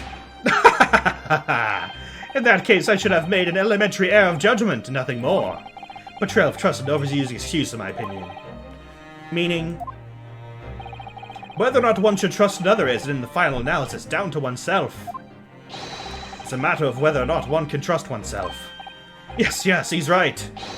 He's right, locum student Mr. Naruhodo Esquire.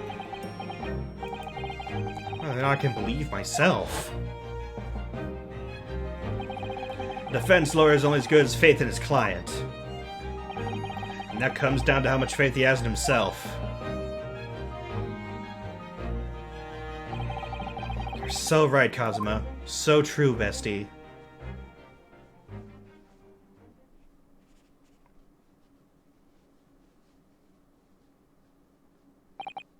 Well, my dear fellows, it's time we were leaving, I believe. Already?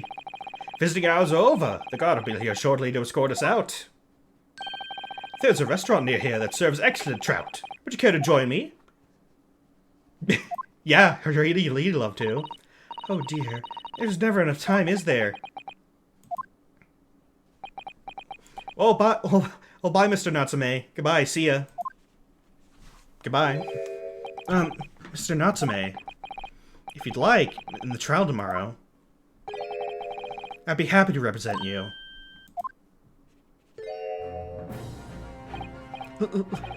Locum student Mr. Naruhodo Esquire! As I said, I only experienced a British courtroom for the first time yesterday. Although the man I was representing was found not guilty, I lost sight of something crucial. Something crucial? What to believe in?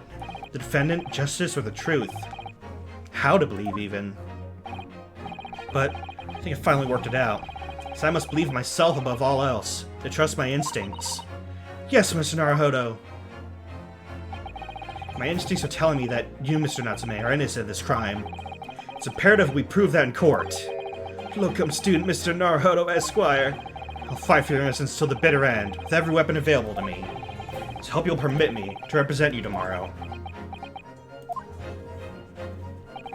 As I said when we first met, I'd like to entrust my fate to someone who will listen to me, in my native tongue.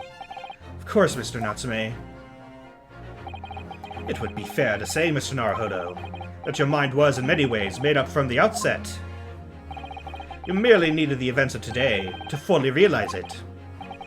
Yeah, I think you're right about that. It's been a roundabout journey, but I got there in the end. Oh my god, this guy. Mrs. Sato. Yes? Are you willing to stand by my side tomorrow and help me in court? No. Absolutely. As said this morning, you consider me your personal judicial assistant.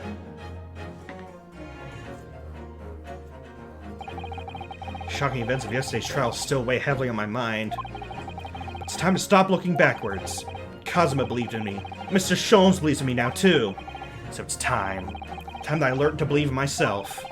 Seki-san is no one. He's all alone, so it's my job to help him. To find his corner. Tomorrow in the courtroom. With all the strength I can muster. Let's keep going a little longer, I think.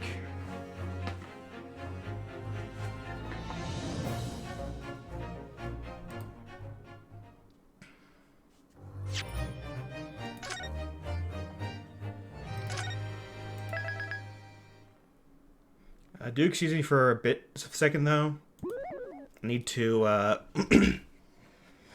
stand up, take a very short break. So I'll be back in a tiny bit. Let me pull up some more music in the meantime.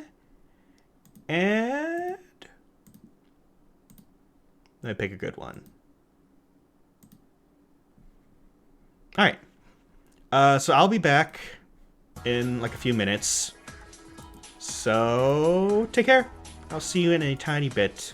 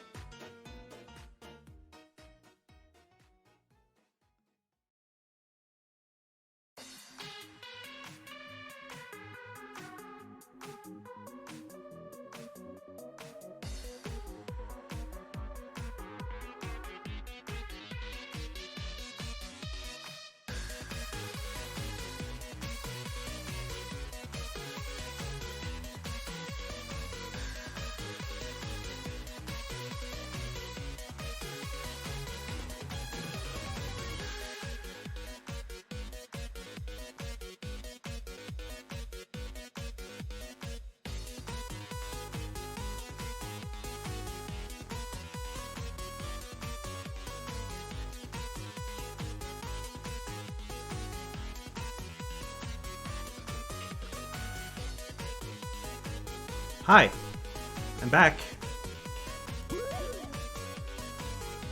Let's continue, shall we?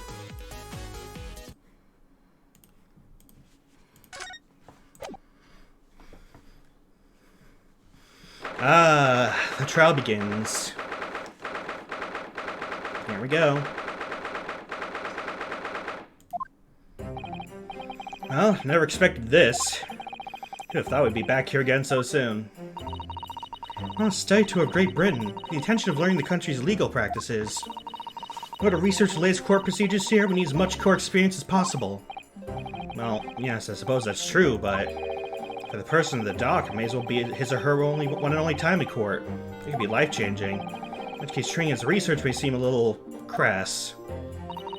Oh, when you put it like that, you're quite right. Good morning! His eyes look bloodshot.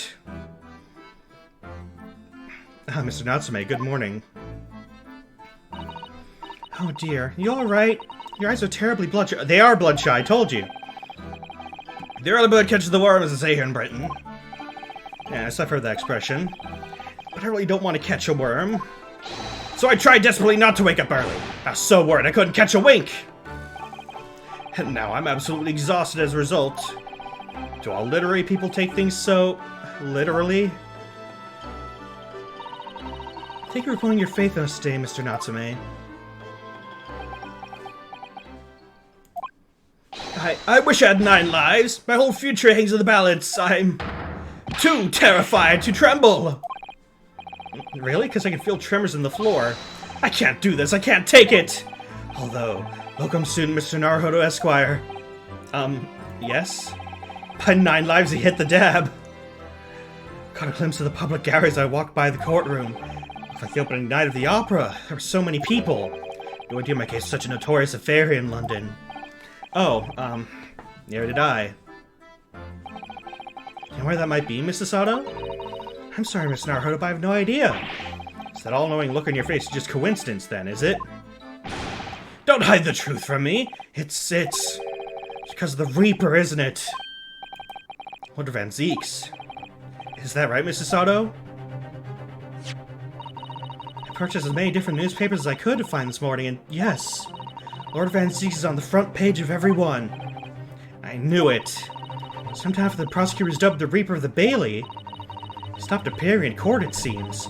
In several years now, in fact, until the day before yesterday. Yes, Inspector Gregson told us something similar, didn't he? A trial 2 days ago marked Lord Van Zeek's return to the courtroom after a very long hiatus. The trial of Magnus McGilded. What a harrowing experience that was. Rest in peace. I believe that appearance made even greater waves here in the capital than today's. Well, we wouldn't have realized, of course, having only just arrived in the country. Why is the Reaper back in the Bailey so soon, for it appears to be a mundane murder?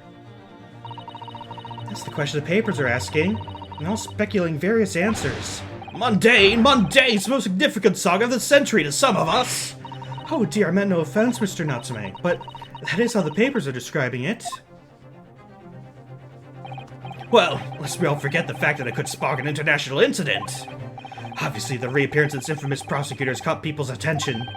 There's another blatant similarity to the trial of 2 days ago. Yes, I agree. Welcome, student Mr. Naruhodo Esquire. It's you. Me? Oh, I suppose that's true. Both times as you stands against this legendary prosecutor. It can only mean that you're friends with the Reaper! Please, I don't rub shoulders with Deathbringers. I'm afraid that there's really only one other explanation. It can only be another example, Miss Naruhodo, of your uncommon bad luck. Thanks for that. Oh, this is just my luck. I must be represented by a man of such frail fortune. By the least lucky lawyer alive. Well, let's not forget. That was you, Mr. Natsume, asked me to represent you. Yes, it's true that I'm just a student new to London with little in the way of experience or skills, or luck. But I promise you this. I'll fight your corner until the bitter end. Yeah, the Ryunosuke must have a lot of fun with this guy. He loves alliteration. And I'll believe in you, Mr. Natsume. Oh, benevolent locum student, Mr. Naruhodo Esquire. You're not alone here with us, Mr. Natsume. Whatever happens, you'll always be on your side. Oh, benevolent non-locum assistant Miss Mikotoba Esquire-S. I'm in your debt, forever! I shall never forget this great kindness for as long as I live. Mr. Natsume, counsel for the defense. The court session is about to begin. Kindly make your way to the courtroom at once. Yeah, sad anime crying eyes. Alright then, Mr. Natsume, it's time. Let's go. Yeah. Yes! Oh boy. And this is it. My second appearance in a British courtroom. My second trial against the Reaper. Hope you're watching over me, Kazuma. Cause this time I won't let my faith waver. I'll believe my client to the last. Just like you believed in me. I believe I can do this now. I'm ready for this fight. Let's do it.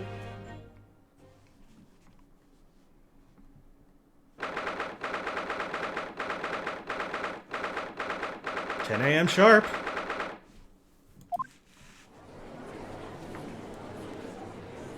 Oh, we have slightly different people this time in the jury. In the name of Her Majesty the Queen, I hereby declare this court to be in session. I now call upon the counsels for the prosecution and defense to declare their willingness to proceed. The prosecution is fully prepared, my lord. The defense is ready, my lord. The Nipponese are a truly fascinating breed. Sorry, what? Lord Strongheart told me all about you. That you're a student who arrived in London but 2 days ago. A mere amateur. Did you have a point? Being a compatriot, you feel compelled to try to help the accused, I suppose. Typical Nipponese arrogance. Forgive me, but I do not believe arrogance is an appropriate description. Sato-san. After all, at our previous encounter, the defense was found to be innocent.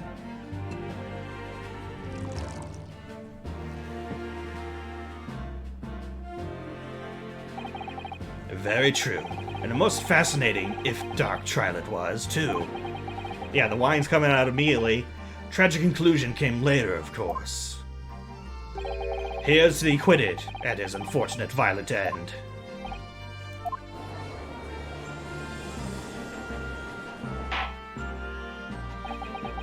Thank you, counsels. I see both sides on fine fettle.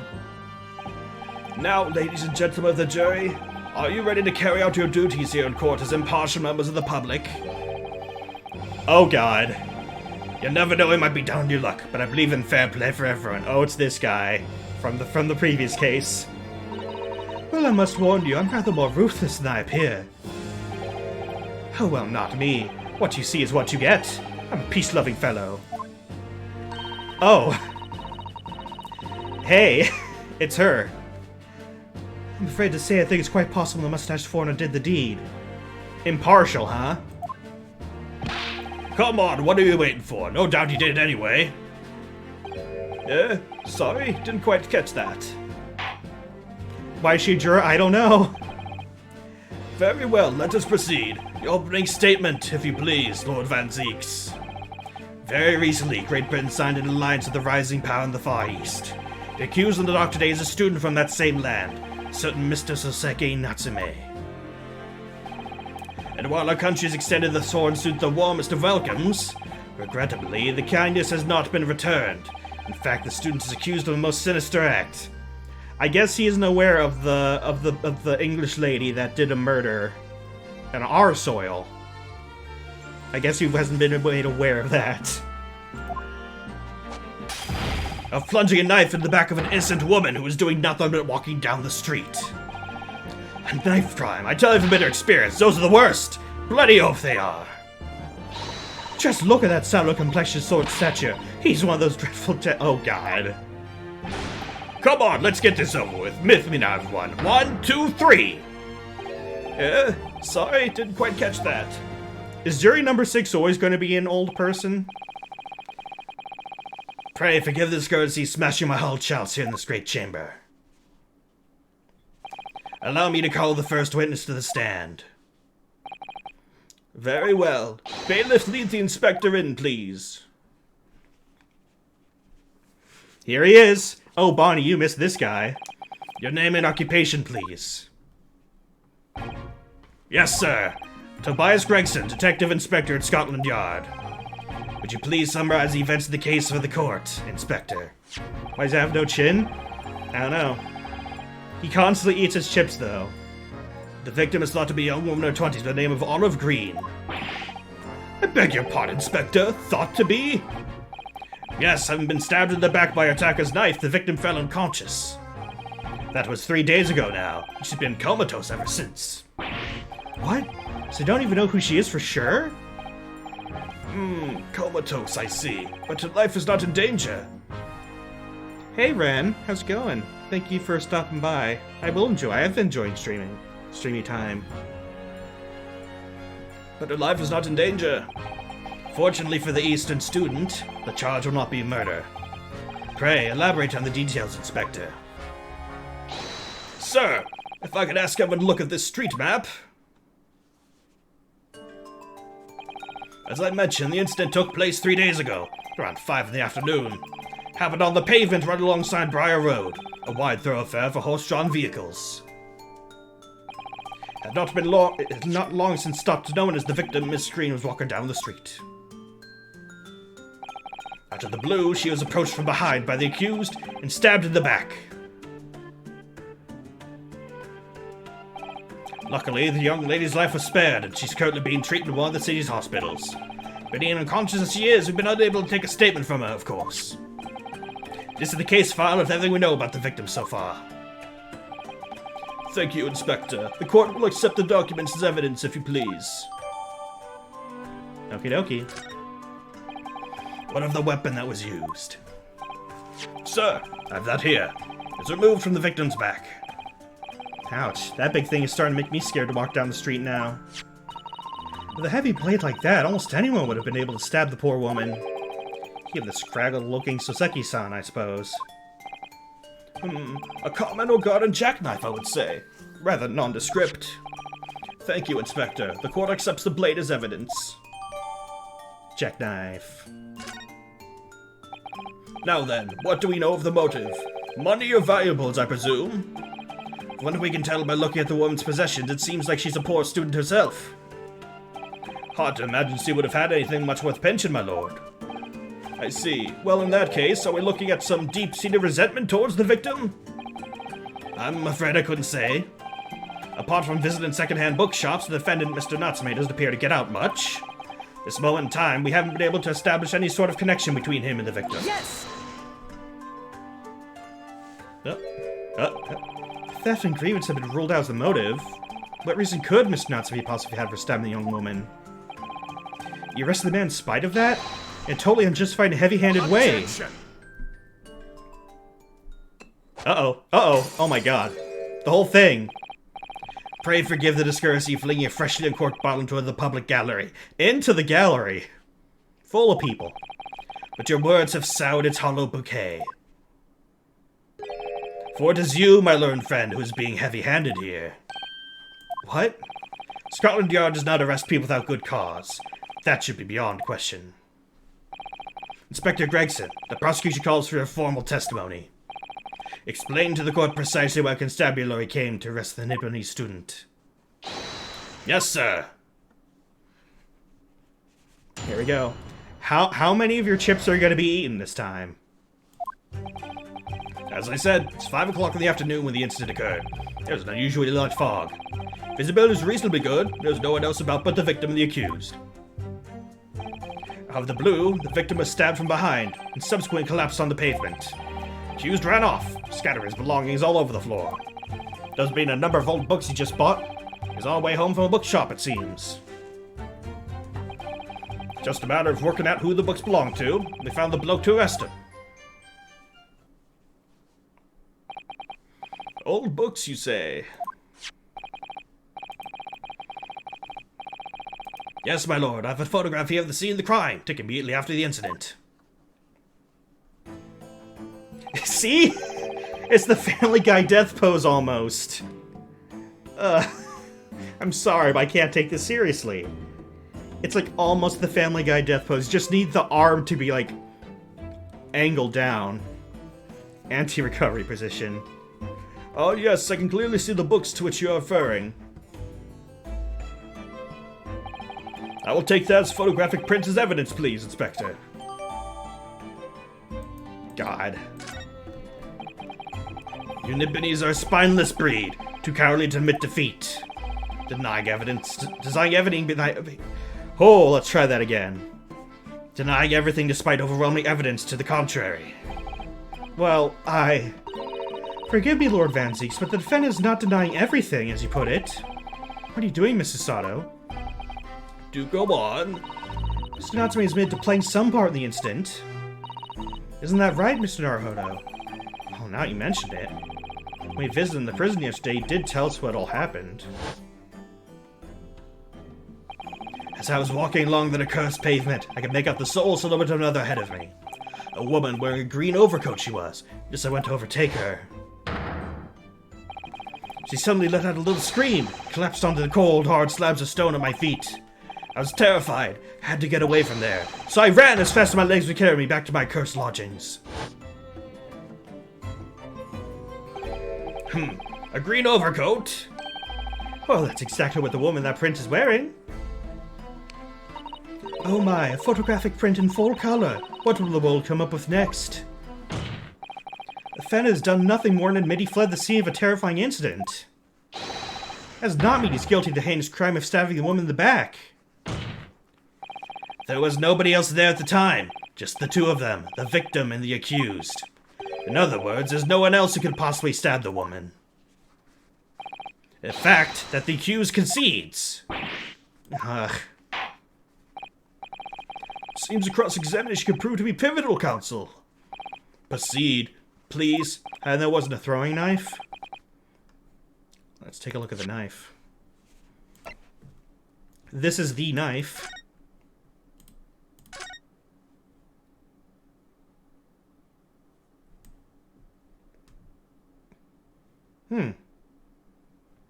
That's, Oh, look here, Mr. Naruhodo. Just at the tip. A small piece of the blade appears to be missing. You're right. Well spotted, Mrs. Sato. I wonder what could have happened to it. Yes, you don't think it could still be lost in the victim, do you? Oh dear, I do hope not. That sounds terribly painful. Yeah? Why it's so blind? I think part of it is the shading. Maybe. But yes, that's, the tip is on. Anyway, this is the knife. That was it. I don't know if it's a throwing knife or not. I don't know knives. Yes, my lord. Nothing for it. I have to use cross-examination to turn the tables here. It's our only chance.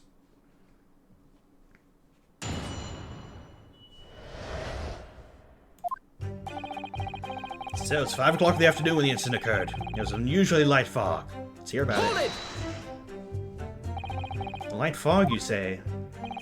Well, light for London. You can see the opposite side of the street for once. Not much farther, though. That's light, is it? Around these parts, yes. Not something I expect a Japanese fellow like yourself to know, of course. I've heard that London's famous for its fog. But in my country, people usually imagine that gives the city a rather beautiful appearance. How quaint. Yes, well, it's not something as Londoners tend to romanticize, I expect you could appreciate. I see. This time of year, the fog causes a large number of accidents, especially when it's heavy. Sometimes you can't even see your own hand at the end of your arm. Indeed, the other day I was very nearly trampled by horses before I could see the carriage they were pulling. Sasato-san, I should definitely remember to stop, look, and listen. However, on the day that concerns us, the fog was somewhat lighter than usual. A fact no doubt lamented by the accused.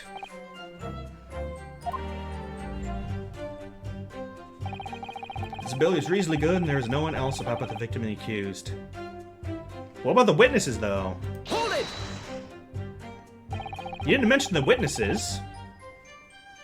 He will state that with a certainty. Quite simply, my learned friend, because that is what the witnesses of this crime have told us. Ah, yes, Inspector Gregson mentioned the witnesses yesterday, didn't he? That's right. One of them is a policeman, I believe, from Scotland Yard. That is correct, ma'am. Then we must hear their testimony. The prosecution will, of course, call them to the stand, should it be necessary. But wait a minute. 5 o'clock in the afternoon in the middle of winter. It would have been dark already. No matter how light the fog might have been, no one could have seen... I'm unaware of the situation in your tiny island in the east. But here in the capital city of Great Britain, all main roads are illuminated in the night by gas streetlights. Ah. The prosecution believes there would have been ample light by which to witness the crime. Quite. Here in London, for the first time in history, mankind has completely conquered the darkness. Which means we really need to hear those witness statements. If we could just get through the fog of this cross-examination, maybe we'll be able to. Seems the counsel for the defense is taking stock. Continue with your testimony, Inspector.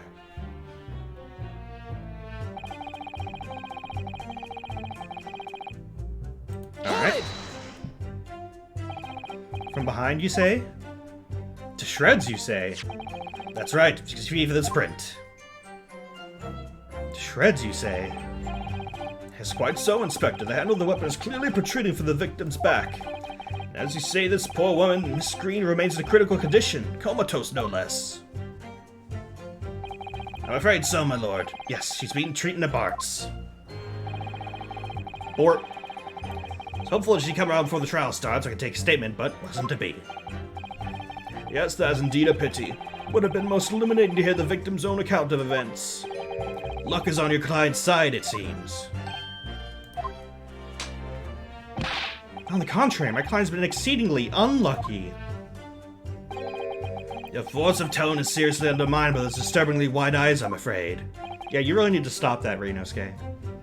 Ugh. Accused ran off, scattering his belongings over the floor. Hold it!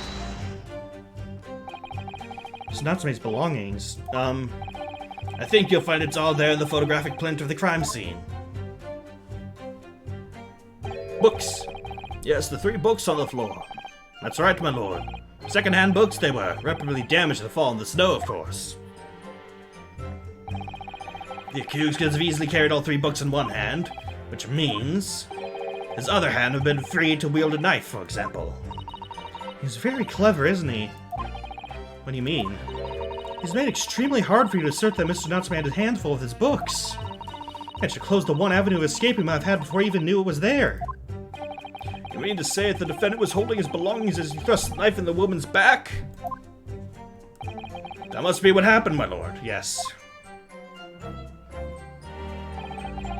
It's been a number of old books you just bought. My home of a bookshop, it seems. Hold it!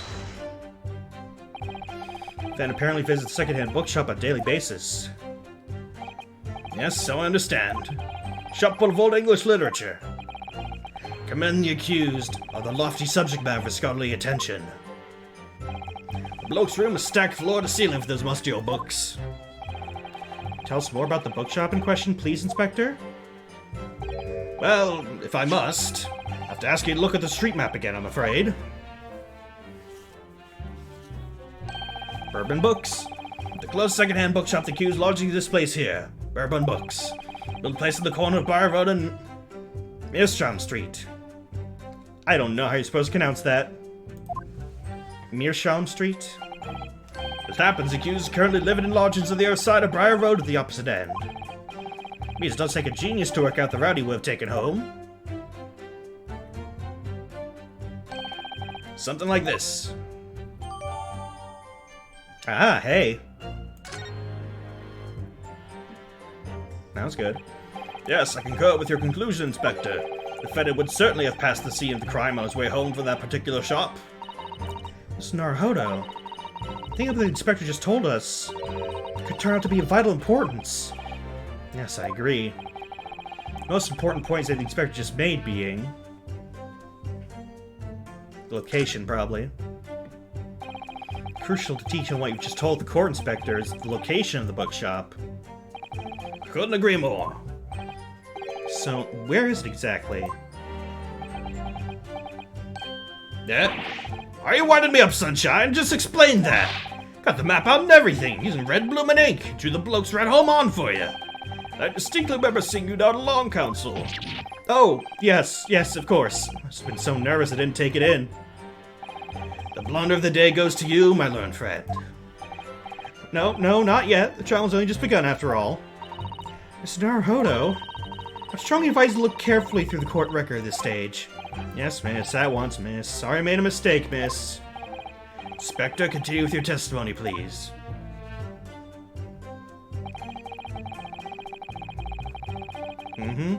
Press that. Yes, with the help of the famous detective Herlock Sholmes, locate the defendant, I believe. Stuff and nonsense. Sorry? That Jack in office, that busybody, just comes and stick an oar in whenever I ask him or no. According to what I have here, Miss Sholmes was shown this scene by Scotland Yard detectives. Well, that was nothing to do with me. Lads at the scene must have done it without my permission. I tell them time and again, whenever something happens, send word to headquarters. It followed me a bloomin' instructions. I see. If that meddler gets his hands on any details, we'll be reading Rance magazine next month. You can bet your last father and I'll be in there too, stripped of my hard work on the case. Yes, Mr. Sholmes. No, Mr. Sholmes. Aren't you clever, Mr. Sholmes? That's all the thanks I'll be getting. Inspector, the man is proving detrimental to the Yard's activities. Perhaps I should step in and deal with him?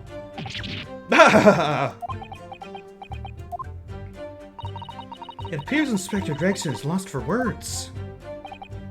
Yes, the Reaper's words carry a lot of weight, obviously. Anyway, the point is, little Japanese bloke's already admitted it. He admitted the book all of the payments seen were the ones he bought that day.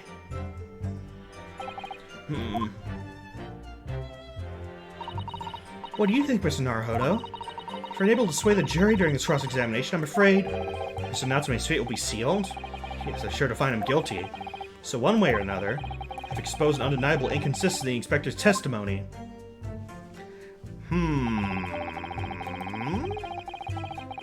But where'mst shall we do that? Let's examine everything. Okay. Young woman rendered unconscious following a stab wound to the back. Hungry female, shot early 20s. Pavement at Briar Road, East Side. Rolly beat. Cool.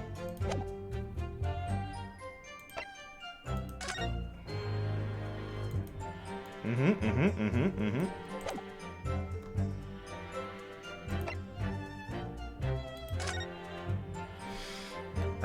17th February, 4:45 p.m. Mr. Natsume.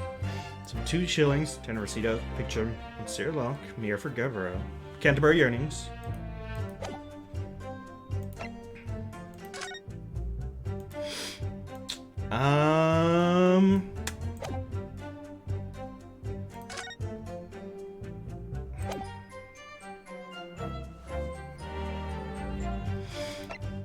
Inconsistency.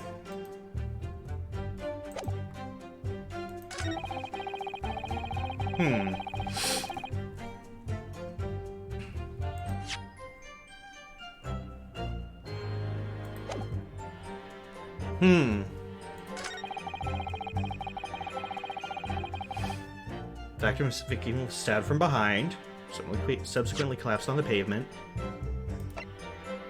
Knife in her back. Knife in her back. That's right.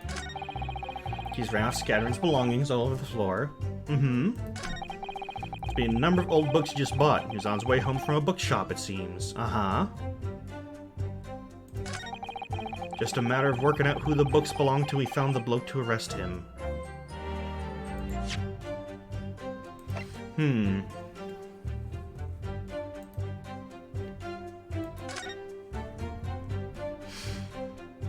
Wait a minute. Your books? This is... Bourbon books. Hang on a minute.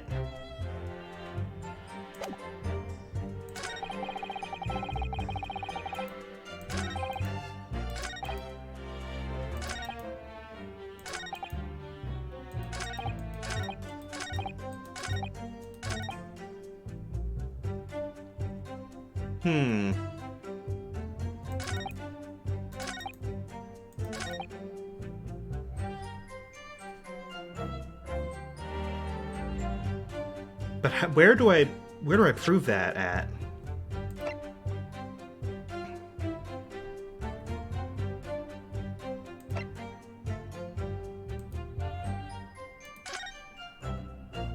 He's at a different bookshop. Not... He was at a different bookshop.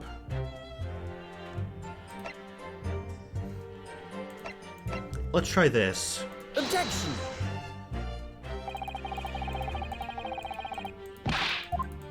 Nope, that's...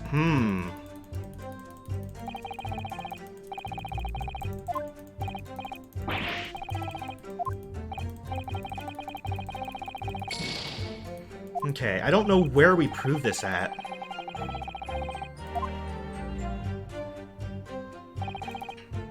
Oh!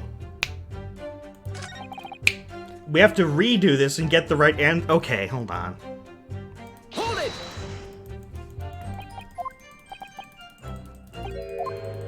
Alright, was this not it? The previous one. I didn't realize. Okay. Okay,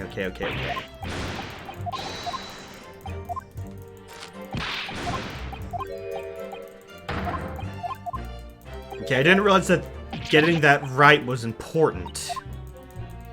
And I also didn't realize I got it so wrong. Of course, I have to go through this dialogue again.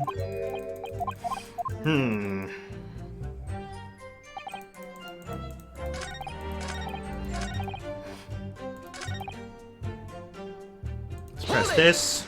Let's get the name.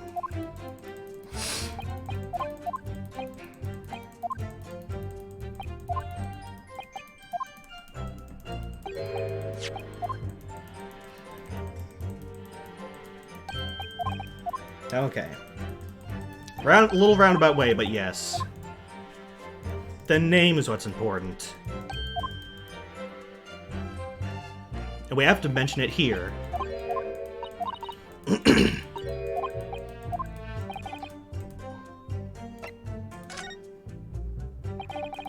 Inspector Gregson, may I ask you a favor? What? Would you kindly add the name of the bookshop to your formal testimony, please? That's how we do it. That's how we do it. That's how we do it. I believe it may be of vital importance. Maybe? Oh, well, you know. I mean, yes. Could be a very important clue. Very well. Not that I can see it being of any great significance. Oh, no. Oh, you will see. You will see. You'll see. You'll all see.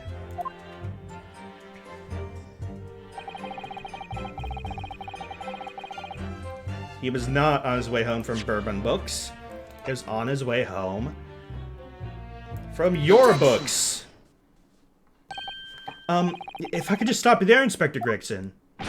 What is it, sunshine? I'm a busy man, you know. This is a receipt that we found in Mr. Natsume's room. It was issued on the day of the incident. Details the purchase of 3 second-hand books. And you found that in the accused room, did you? Yes, but the point is not where the receipt is found, but the name of the shop printed on it. Go on. This receipt was issued from a bookshop called Your Books. Your books? Your Y-O-R-E, I presume. Yes, my lord. So Mr. Natsume did indeed purchase a number of books at a second-hand bookshop that day. However, the bookshop in question was not Bourbon Books. Yeah? What? Inspector, do you know of this other bookshop? Yes, sir. Your Books is another second-hand bookshop not far from Bourbon Books. It's just that, well, it's such a small place, I didn't think the accused would have known about it. But in the fact that it is the bookshop which the defendant visited on the day in question. This receipt proves it. Objection! Yes? For what difference does it make? Wherever the man purchases musty tomes, it makes no difference in the final analysis. I disagree. I mean, after all, I have the street map right here, if that might be of help. Oh, yes, thank you. Have a look at this, please. The defendant had been returned from Bourbon Books. Then yes, he would almost certainly pass the place where Miss Green was attacked. However, taking into account the fact that it was actually another bookshop, Your Books, may very well turn out that he wouldn't have passed the location at all. Could that be true? My, rather depends on where this other bookshop is, but I do clear it might be a possibility. Is that right, Mr. Lawyer, sir? What you just said? Absolutely, it absolutely could be right. It turns out it's, like, right next to it, isn't it? Inspector Gregson, where's this Your Books establishment? Well, obviously we looked into that. And it's, like, right below. Oh, over there. Just here on the next corner of Meerschaum Street going east. Aha. There you have it. So you can clearly see now. Oh. Yeah. Didn't help a lot. My learned Nipponese friend is obviously in training to be a clown, the way he regales such witticisms. To your future career in the circus. Put that glass down now, or I'll pour it down for you. I didn't think I need to spell it out, but here we go. If the accused was coming home from your books instead of bourbon books, there's no doubt he still would have passed the place where the victim was stabbed. Yes, thank you, Inspector. Allow me to reiterate for my learned, if somewhat slow, Nipponese friend. Oh my god. Wherever the man purchases musty tomes, it makes no difference in the final analysis. As I suspected, you can't fool me, and I don't suggest you try. What I say, eh? I've had enough of this now. Beg your pardon? Terribly sorry. Would you mind repeating that? Mr. Naruhodo, you mustn't give up. What do you mean? Prosecution's assertion is correct. Madam Jeremy very well decided that Mr. Natsume is guilty. She's absolutely right. You must think. Let's consider the assertion just put forward by the prosecution very, very carefully. Claims that Seki-san must have passed the location of the incident on the way back home from your books, but we gotta object. The assertion just made by the prosecution is fundamentally flawed. Explain yourself, counsel. Yes, my lord. You can see what I mean on this map. Returned from your books to his lodgings. As Natsume could have followed the route suggested by the prosecution. However, that isn't the only conceivable route to take between the two places. He just barely passed it. If Fence used these streets, look what happens. He arrives back at his lodgings without past the location where the victim was attacked. Objection! Talking back to a clown is a fool's errand, of course. I feel compelled to point out that that route is what commonly referred to as the long way round. On a cold winter's night, why would any man choose to take a longer route home? Well, The answer is extremely simple. He wouldn't. In other words, the accused took the obvious route back to his lodgings, and as the obvious perpetrator of the crime. But, haha, yes, I've got it. I was going to ask the man himself. Ask Mr. Natsume which route he took home. I've already informed the court of the accused's response to such questioning. He claims he has no recollection. That's right. As I said, the bloke seems to spend his time outside wandering aimlessly from A to B. That day was no exception. He says he doesn't remember where he was or which route he took home. So you have no proof he did take the short route. You have no proof he took the long route, but you have no proof he took the short route either. I thank you, my learned friend. It's just that we do not waste any more of the court's time by wandering aimlessly around this subject. Pray, what say you insightful jurors? Uh-oh. But even if that is the case, defense still... Oh god, they're all pissed. I agree with Lord Van Zeeks. Wholeheartedly and in every way. What? I don't believe it. Does this mean... We members of the jury are completely convinced now. Very well, in that case, I hereby call upon all members of the jury to present your findings to the court. Guilty! Oh. Guilty. Oh? Guilty. Guilty. Guilty. Guilty! Hey, I got the voices kind of right.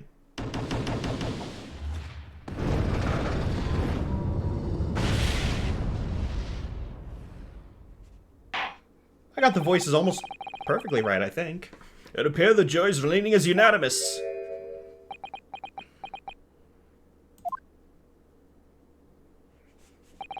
To the insightful members of the jury, I applaud your brave resolve. You serve Queen and country admirably.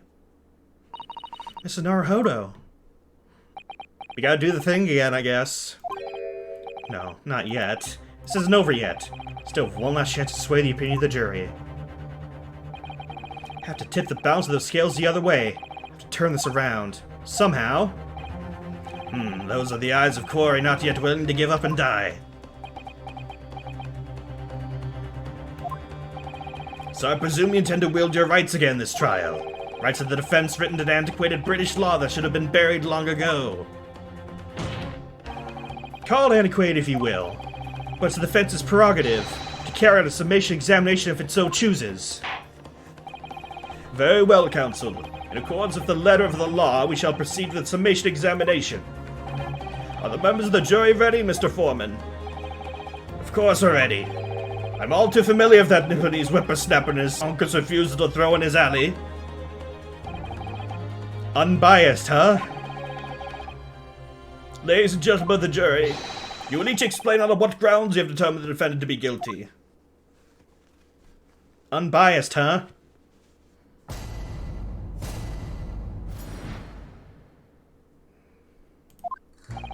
For pity's sake, that little he's already admitted himself, didn't he? If he said that a woman in green collapsed before his eyes, why, it can only have been the victim. The man would have gone around the houses on his way back from the bookshop, not in winter. So the poor woman was attacked from behind, was she? How dreadful. I really don't care. Can we just wrap this up now? Got work to be doing. Your books. Yes, nice shop that. But bourbon books. No, not worth a visit. Cool. With only minor exceptions, the reason for finding the defendant guilty are all too clear. When the stabbing occurred, the only two people at the scene were the victim and the accused.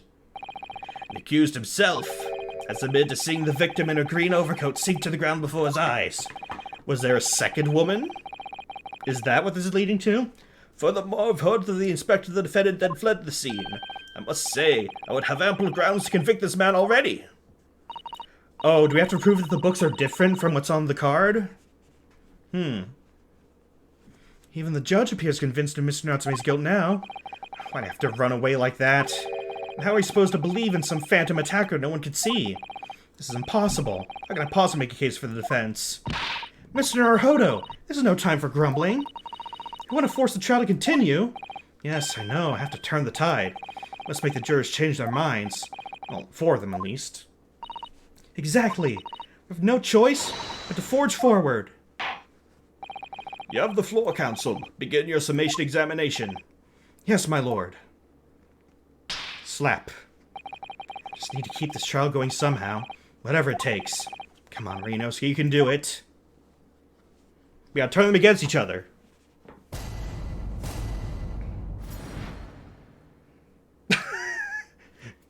There's Gregson in the back with his chips.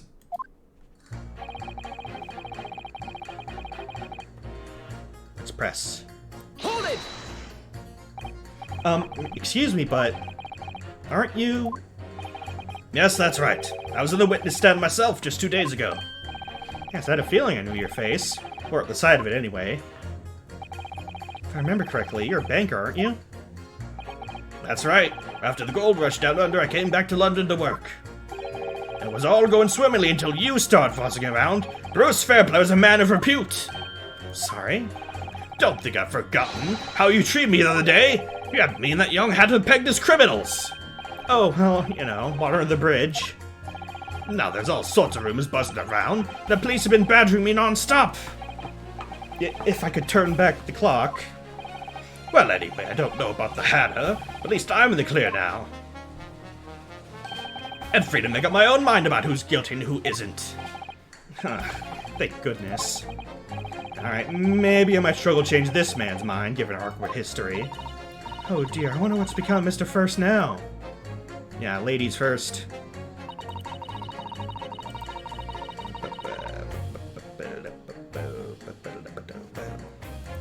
Okay. Phantom Mystery Woman. Let's hear about this. You're right that at the time of the incident, the Fed admits to having seen someone wearing a green overcoat walking ahead of him. Well, quite. That's precisely my point. Clearly that someone wearing green was the victim. And clearly the fine lip in his mouth and disturbing mustache is the culprit. Let's not forget, madam, the defendant vehemently denies attacking the woman. Why, of course he does. If he admits to stabbing her, his life is over. The man is obviously a leather-faced coward, honestly, claiming the woman simply collapsed before his eyes. That's a lie you're suggesting. Do you not think he would have concocted something more credible? Oh, I really couldn't say. After all, you are foreign. What's to say what goes through your funny little minds? Oh my god. I tell you what's going through my funny little mind right now, but you wouldn't like it. I do declare the man's already made the admission. He himself has stated there was no one else around. Sure, the conclusion is obvious. No one else could have possibly committed this awful crime.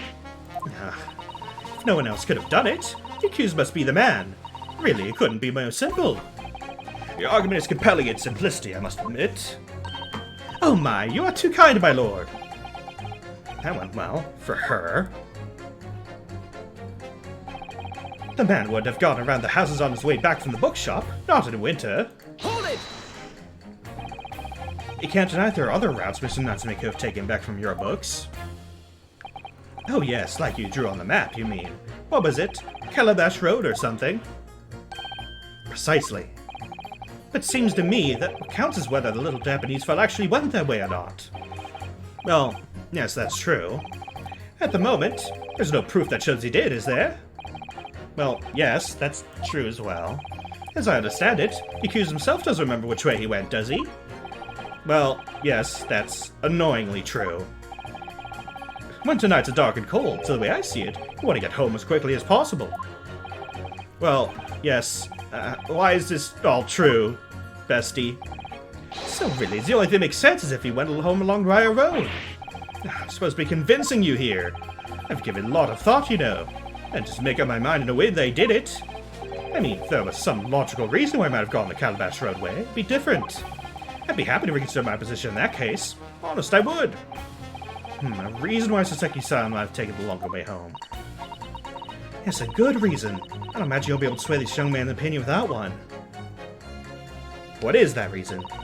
So the poor woman was attacked from behind, was she? How dreadful. Hold it! Whatever's the matter, young man? You're the wife of Mr. Gerda, aren't you?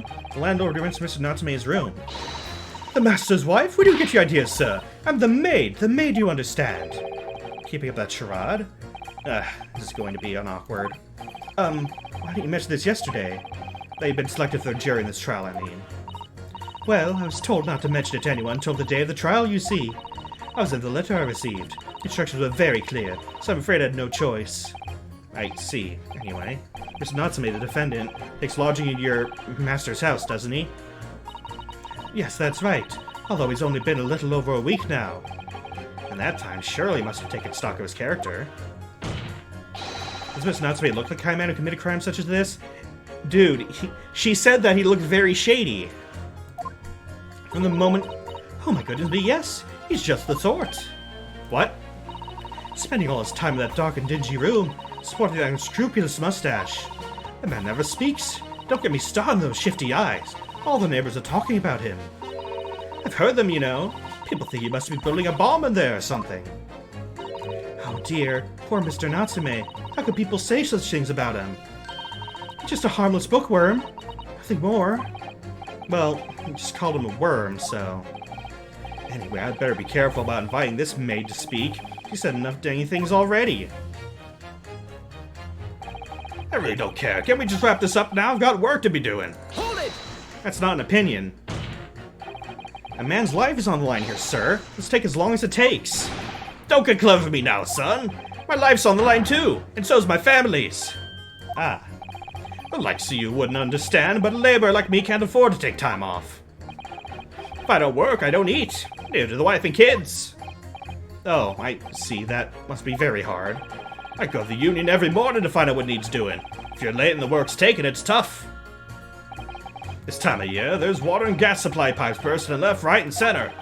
After cheap labor to get the roads dug up to fix it, it's a hard slog from dawn till dusk it is. So, You're out digging up the roads on the day of the incident as well, were you? That's right. In fact, if I remember rightly, it was just around the corner from where it all happened. That old bookshop it was. What? Another coincidence. That's right. Meerschaum Street it was. Is it? That's the reason he couldn't go. Meerschaum Street. On the map, Mr. Naruhodo, there are only 3 named streets. Juror number 5, I need you to add that information to your formal statement, please, so we can pit that against the young man in the middle. What's the point in that? Can we just get the business over with now? Please, sir, it's important. Fine, I'll do it then.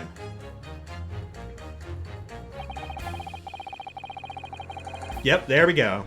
That's the reason. So we're gonna pit him and number 3 against each other.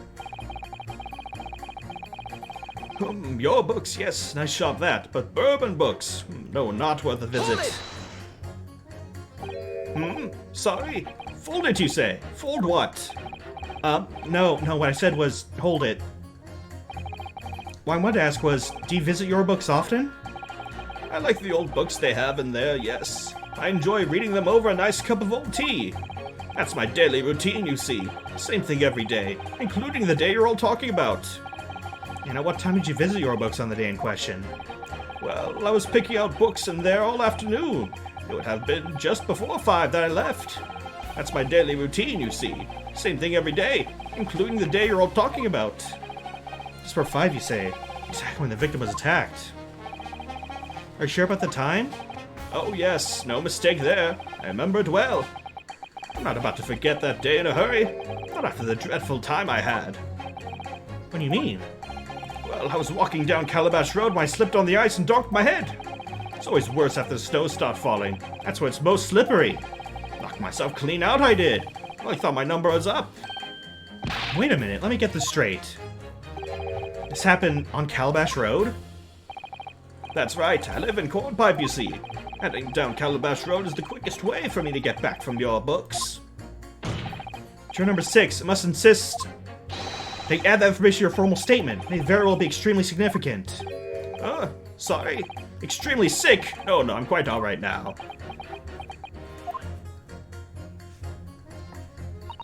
It sends a shiver down my spine to hear the members of the jury so convinced of Mr. Natsume's guilt. I can't help feeling that some of their opinions are rather subjective. I agree, it's the irrelevance of what some of them are saying that sends a shiver down my spine. So at least some of their assertions don't actually incriminate Mr. Natsume of anything. That's something. Must use that to our advantage, Mr. Naruhodo. Cunningly.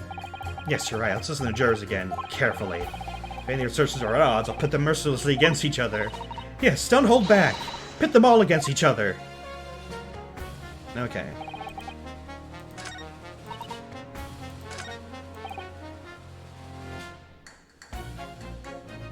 Let's pit him against...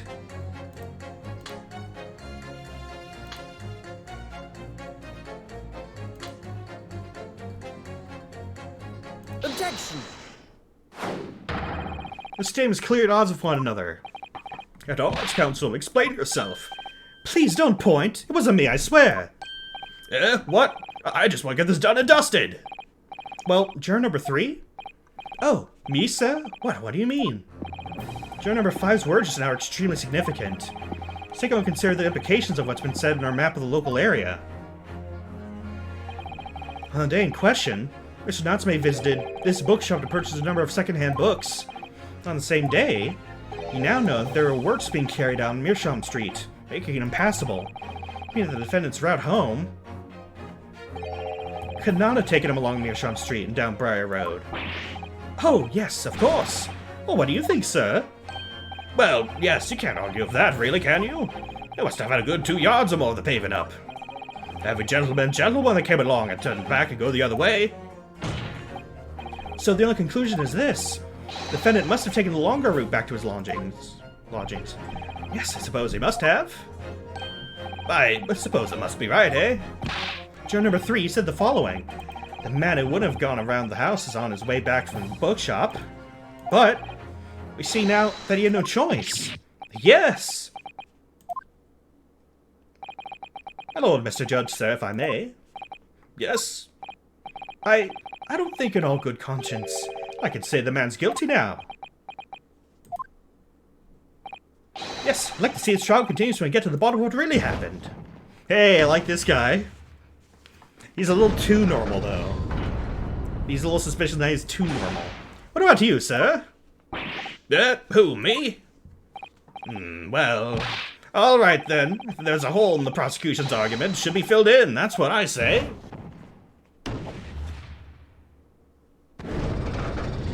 Hey, there's two. Oh, well done, Mr. Naruhodo. That was wonderful. I managed to change a couple of minds at least. Strengthen our position somewhat. Yes, and it will prompt the other members of the jury to reconsider their stance as well. We ask themselves if the current leanings are really right or not. Now, if only we could just identify one more clue or discrepancy and make them stop doubting Mr. Natsume. Might be able to tip the balance completely. That's exactly what we've got to do. Van Zeeks is looking to bring this trial to an early conclusion. That's what we have to prevent, by whatever means we have at our disposal. Thank goodness he's not allowed to speak during all that. Hold on, I'm gonna take a big ol' sippy.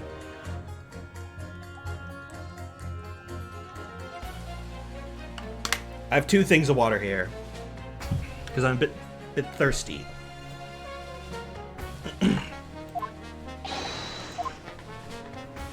Let's go.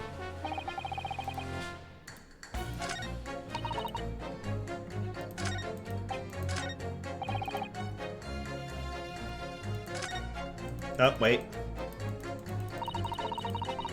To ensure the jurors might miss Naruhodo, there's just two more to go. Deliver the finishing blow now. It's time to turn the tables here.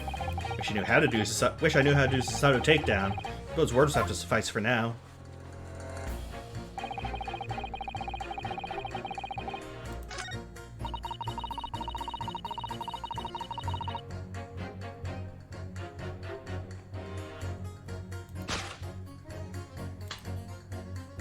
Hey. Person in green. Objection! This seems clear show of flaw in the juror's reasoning. A flaw? What are you talking about, counsel? Well, juror number 2? Juror number 6? My, whatever do you mean, sir? I think perhaps the old man didn't hear you. Unbelievable. It's not like I was loud or anything. So this is one fact of which we can be sure here. Bookshop receipt found the defendant's room clearly indicates on the day of the attack. Had it been to Eurobooks and pushed a number of second-hand titles, then returned home on foot. But the man says he has no recollection of his return journey. That's correct. But he does remember seeing someone appear in front of him on the way. Someone in a green overcoat who suddenly collapsed on the pavement before his eyes. Yes, we're all aware of this. Poor young woman who was stabbed, obviously. Can we really be sure of that, madam? My, whatever do you mean? I'm sure you heard juror number 6's account of what happened to him that day. That same afternoon, there's someone else apart from the victim, who was wearing a green overcoat and who fell over on the icy streets in the neighborhood. Oh my! My goodness, you mean? That's right, I'm referring to, of course, the hard of hearing juror number 6. Are you really suggesting that the person in the green overcoat whom the defense saw collapse in front of his eyes was the jolly old gentleman at the end of the bench here with me today? That's entirely possible, yes. After all, the old man has somewhat similar build to... Oh my god. Very similar build. Well, look at that. My goodness me. Sorry. You need a pee? And crucially, you know precisely where the old man green overcoat fell. On Calabash Road. Therefore, if the person who Miss Natsume saw collapsing in front of him was in fact juror number 6, it means the defendant must have taken the long road back to his lodgings. If that's true, then clearly the crime scene on Briar Road where the woman was stabbed was not on his way home. Oh my! Hey, we did it. Trial continues. You idiot old man, if you haven't been so daft as been roaming about there, we'd have boxed this off hours ago. And really, what were you thinking we were such a befuddling coat? What'd you say to me? It's a crime for the elderly to walk the streets these days, It's a crime to slip on the ice? It's a crime to keep up with the latest styles and wear a beautiful green overcoat, is it?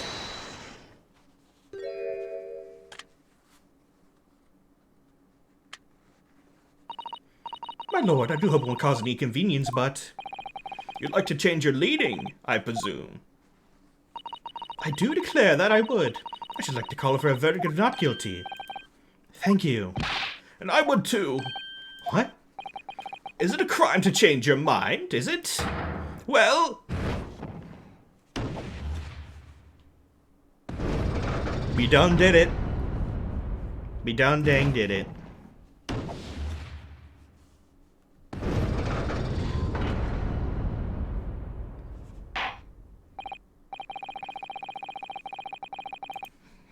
Well, that summation examination concludes a rather large shift in opinion. The ayes 2, the noes 4, so the noes have it. That's... I'm pretty sure that's the opposite of what the phrase is. God dang it, game. Not guilty, they say.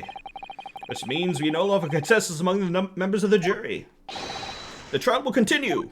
Objection! Huh? What are you objecting to? Uh-oh. Could seem so churlish in me to drink from my hallowed chalice moments after raising objection. Only to crush it in disgust. Pray forgive the discourtesy. But Lord Van Zeeks. It seems I must retract my earlier remark. What do you mean?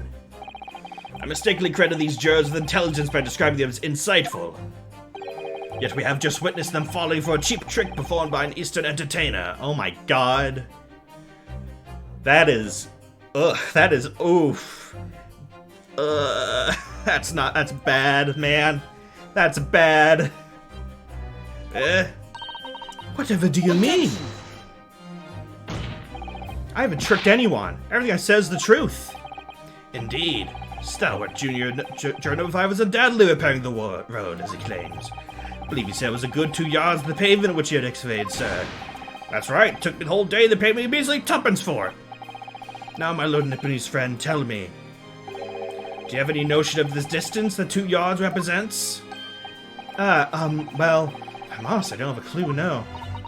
2 yards is a little less than 2 meters. Less than 2 meters? That's not much at all. In other words, a distance readily vaulted by anyone of moderate vigor. Would you not agree, my stalwart friend? Me? Well, I can't say you're wrong, no. What? Would you perchance erect a sign to prevent pedestrians from passing the side of your works? I wouldn't dream of it. What a waste of time. The goods would have had hope of passing anyway. Just turn away gentlefolk back when they came. Kids just jump right over us all the time. The accused is no gentleman, as far as I can see. I have little doubt, however, that he could spring over 2-yard trench in his meanderings around town. Ah, is that true? Is it? The uncontrovertible truth that the books just purchased by the accused were found at the scene. There can be no doubt that on his way back to his lodgings, Mr. Natsume walked down Briar Road. Crushed in a single sentence. And, old man. Look, old man, you can talk. Said around 5 o'clock of the day in question, you slipped and fell on Calabash Road. Pray, was there a suspicious-looking Nipponese behind you at the time? Oh, I can't say as I remember. You don't remember? How about a wager, my learned friend? You say it was this old man the accused saw, but I would lay 1,000 to 1 against you being able to prove it. Oh boy.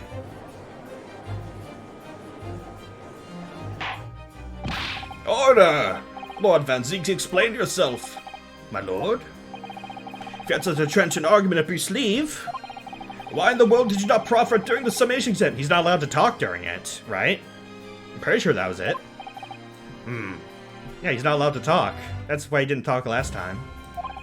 I wanted to give this young foreign student the sightseeing experience he had no doubt came for. Wanted to see for himself how the opinion of the jury is so readily swayed.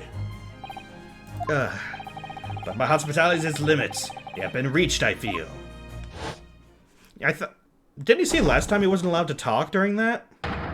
Or just he didn't want to? So, my learned friend, today's sightseeing tour of London is now over.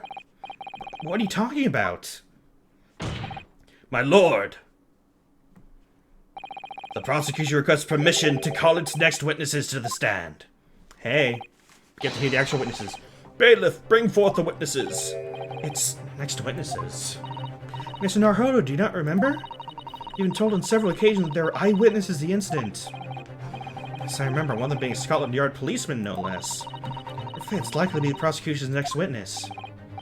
No matter who Van Zeek brings to the stand as his witness, no matter what they say, I believe it's Saseki-san. I know he's innocent, and I'll keep believing that to the very end, until this battle's over. Oh boy. Oh boy. Oh my god. Hey, I know where that hat came from. Witnesses, please state your names and occupations for the court. Oh wait, no. No, that's a normal hat. It just got busted up. But these sure are people.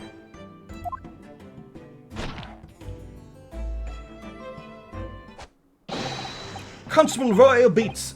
Rolly beats, sir. Nothing to warn the streets, sir. Oh, he's narcoleptic.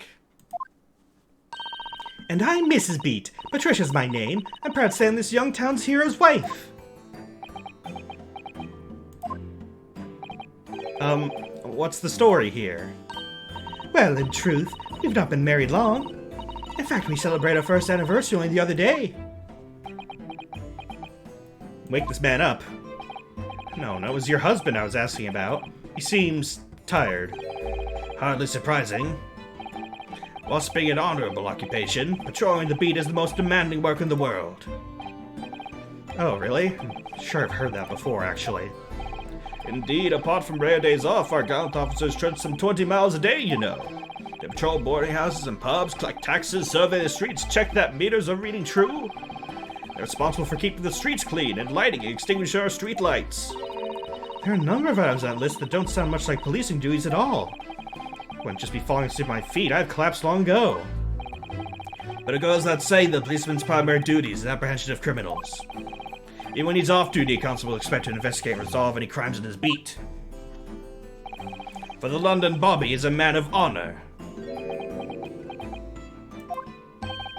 And a man of slumber. On the day in question, this man and his wife were walking down Briar Road in the opposite direction. They witnessed the incident as occurred. Is that not correct, Mr. and Mrs. Beat? That's right, sir. Isn't it, Rolly?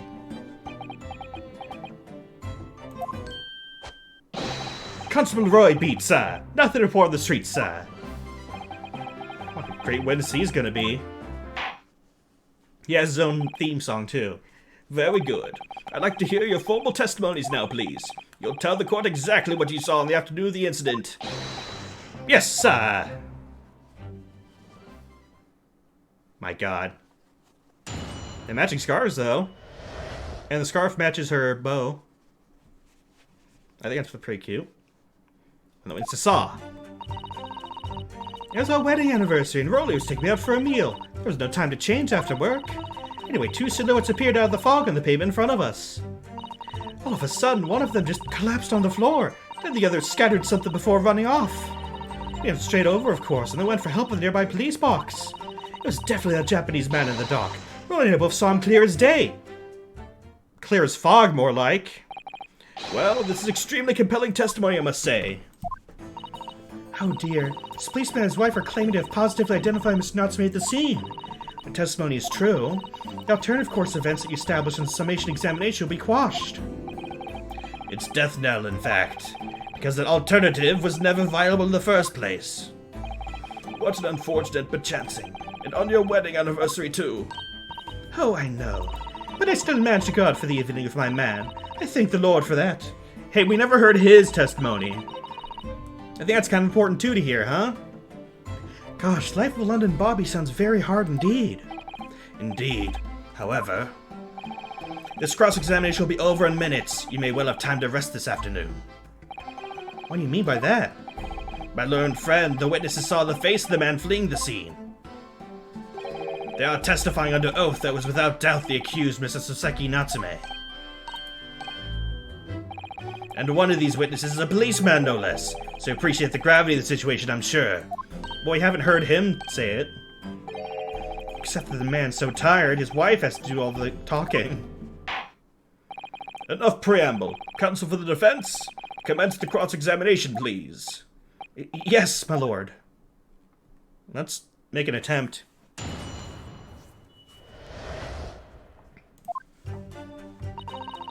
Here's our wedding anniversary. Rose, take me out for a meal. No time after work? Hold it! Let's ask about it.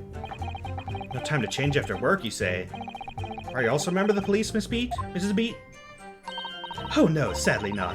It's a job for strapping young men only. Women and children, the elderly can't even apply. Well, I think you could probably see why children and the elderly can't do the job, can't you? I think Rolly looks ever so handsome in his uniform.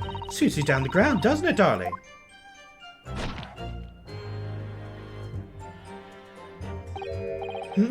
What? Ah, I just finished my beat. Pat and I were headed back to the station. I was actually planning on getting changed there. Is he talking in his sleep? This is creepy. Oh no, Rolly, I much prefer you in uniform.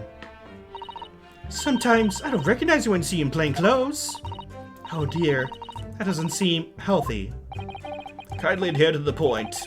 You were going for a meal after you'd finished your beat for the day, correct? That's right, sir, yes. Although I was fit to drop, to be honest. I spending the whole day on my feet. For policing my life, sir! As long as I'm the proud owner of this, I'll serve my city and queen to the end. What's that now? My ward card, sir. Proof I'm a London copper. There's the noble founding principles of the force written on it. As a reminder to all policemen of sworn duty. To patrol the streets of London town and uphold the peace of the common man. Sir! Such noble cause to cover 20 miles every single day without fail and without a grumble. Because I know that plodding my boots is all Londoners need to feel safe and secure. So fighting crime doesn't appear to come into it then. But sir, there's no one particular day is looking forward to celebrating our wedding anniversary. Mrs. B puts up a lot being married to a Bobby like me. I want to show my dear wife how much I care. Oh, Pat. Oh, Rodney. Oh, what a charming couple. They're young and have such a joy to behold. If a little over the top, perhaps. And then, kindly describe what happened next. My god. Two silhouettes appeared out of the fog in the pavement in front of us. Hold it! Two silhouettes? That's right. They're coming towards us, walking up Briar Road in the opposite direction.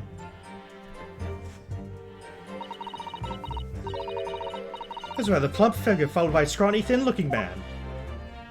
It does sound exactly like the victim was pictured in this print, and like Mr. Natsume. Yes, unfortunately it does. And you're certain at that time there was nobody else nearby? Oh yes, quite certain. It was dark, but there were streetlights on Briar Road, you see. There's nobody else around at all. Isn't that right, my darling?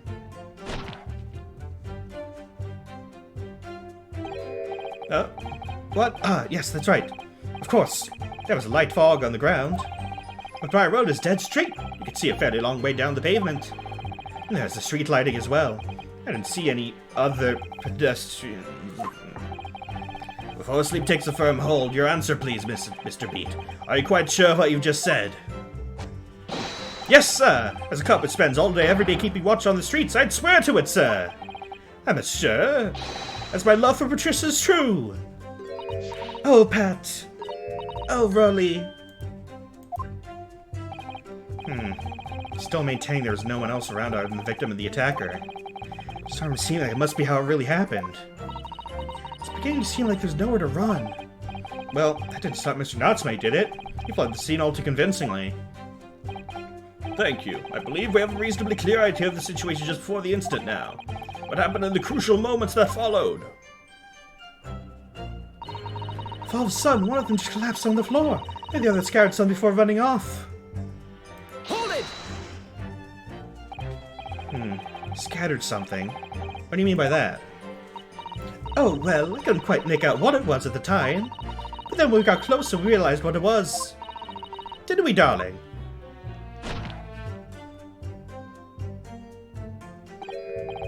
What? Oh, yes, that's right. There's some old books. I see. Old books. Yes, sir! The culprit dropped a number of them, around where the victim lay on the pavement. Indeed, as clearly pictured in this photographic print. Oh my god. Hold it! Let's not forget that it remains to be established that the defendant was indeed the attacker. But we saw him. It was the man in the dock without question, sir. The mustache, the hunched back, the cat-like eyes, the taut mouth, the snub nose. Everything. Any more insults you want to throw in? That's right. He looked down at that poor defenseless woman with those terrifying intense eyes. And then suddenly threw his books on the pavement and ran away. I see. This is tough. Seems as though they're telling the truth here. May I remind the court this unambiguous testimony comes from a policeman and his wife. Now please, continue. Yes, sir! Oh, there he goes again. Hold it! Was your husband who went to fetch help? No, I went. I may not be a police officer myself, but I'm the proud wife of one after all. Isn't that right, my darling? Oh boy, here we go again. Huh? What? Ah, yes, that's right. I asked Mrs. Beat to go. I was off duty by that point. But a Bobby's never truly off duty, of course, so I felt obliged to stay and guard the scene. Very laudable, Mr. Beat. Preserving the scene of a crime is a task of considerable importance. That's why I sent Patricia, you see. I told her where to find the right police box. Forgive my ignorance. What do you mean exactly by the right police box? Depends on the crime's location, you see. There's two deals with it. Where the woman was stabbed wasn't actually on my beat. So I told Patricia the way to the police box for the beat that incident fell under, so she could go and report it. I ran there as quickly as I could and asked for help from the Bobby on duty. There's nothing more potent than a young couple in love working together, you know. Thanks to a swift response, the case was quickly resolved. The actions of two model citizens. Oh, please, you're making us blush, isn't he, darling?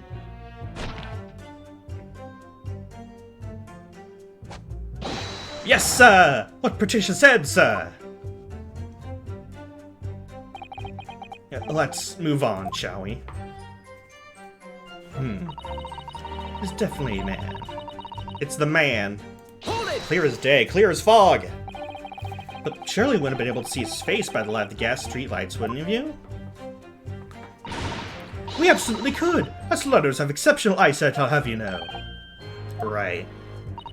The light from the street lamps was more than enough. My husband already told you the fog was only light, didn't he?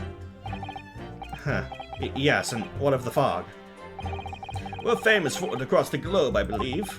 But it's an absolute menace to those of us who have to live with it, of course. Oh, it is, it is.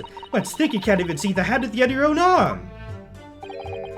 Yes, alright, I take your point. Now, could you stop shaking your husband about? The constant fog makes our eyes very sharp, you see. That's why I can tell you for sure and certain that it was a little Japanese man we saw. Can't we, darling?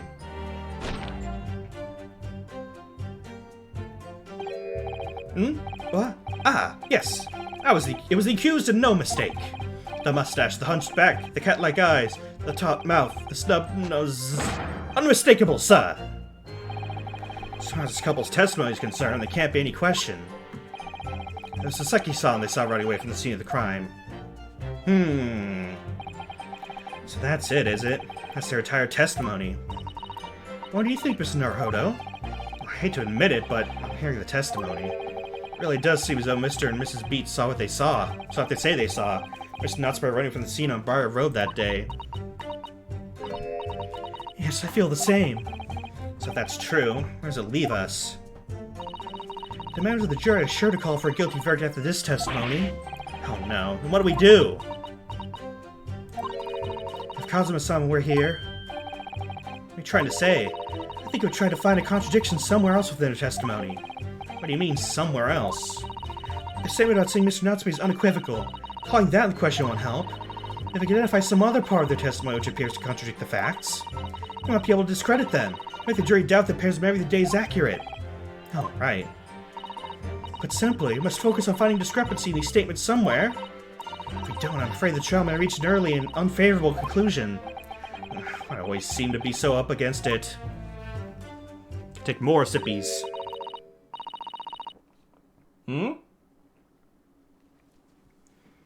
Mr. Lawyer, sir, can I ask you something? Oh, yes, of course. What is it?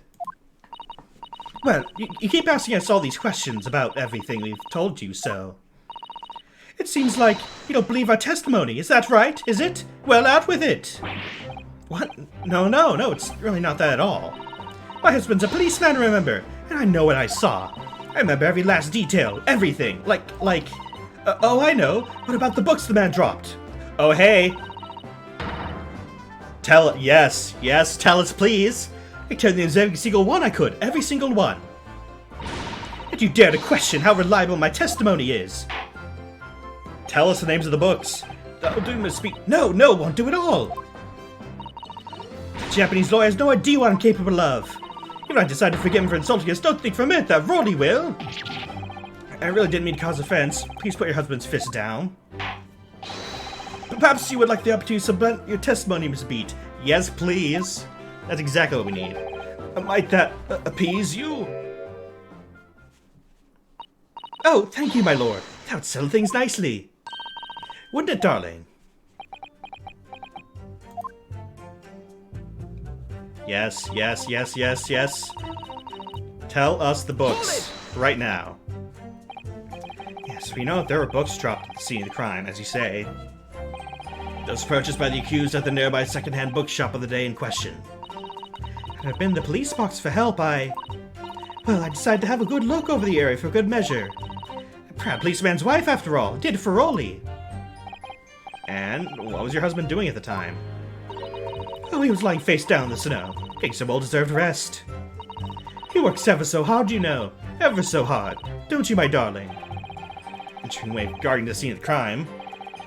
Well, Mrs. Beat, seeing as you regaled the court with tales of your powers of recollection, would you be so kind as to recount the titles of the books you observed at the scene? I'm guessing they're not going to match up with the card. I'd be happy to. Now you're listening.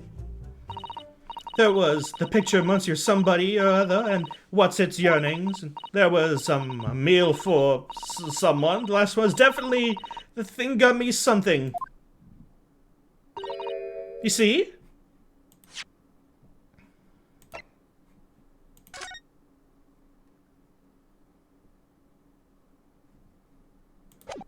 There are only 3 books.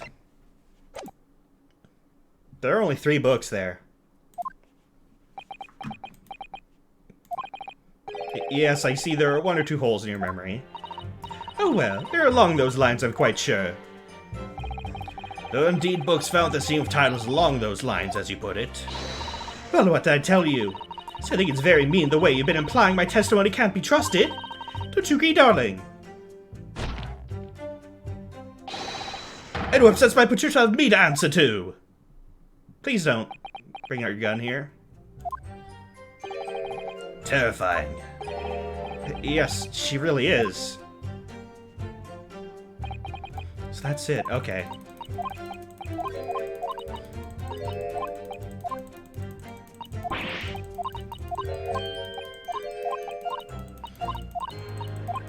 She did say there were 4 books.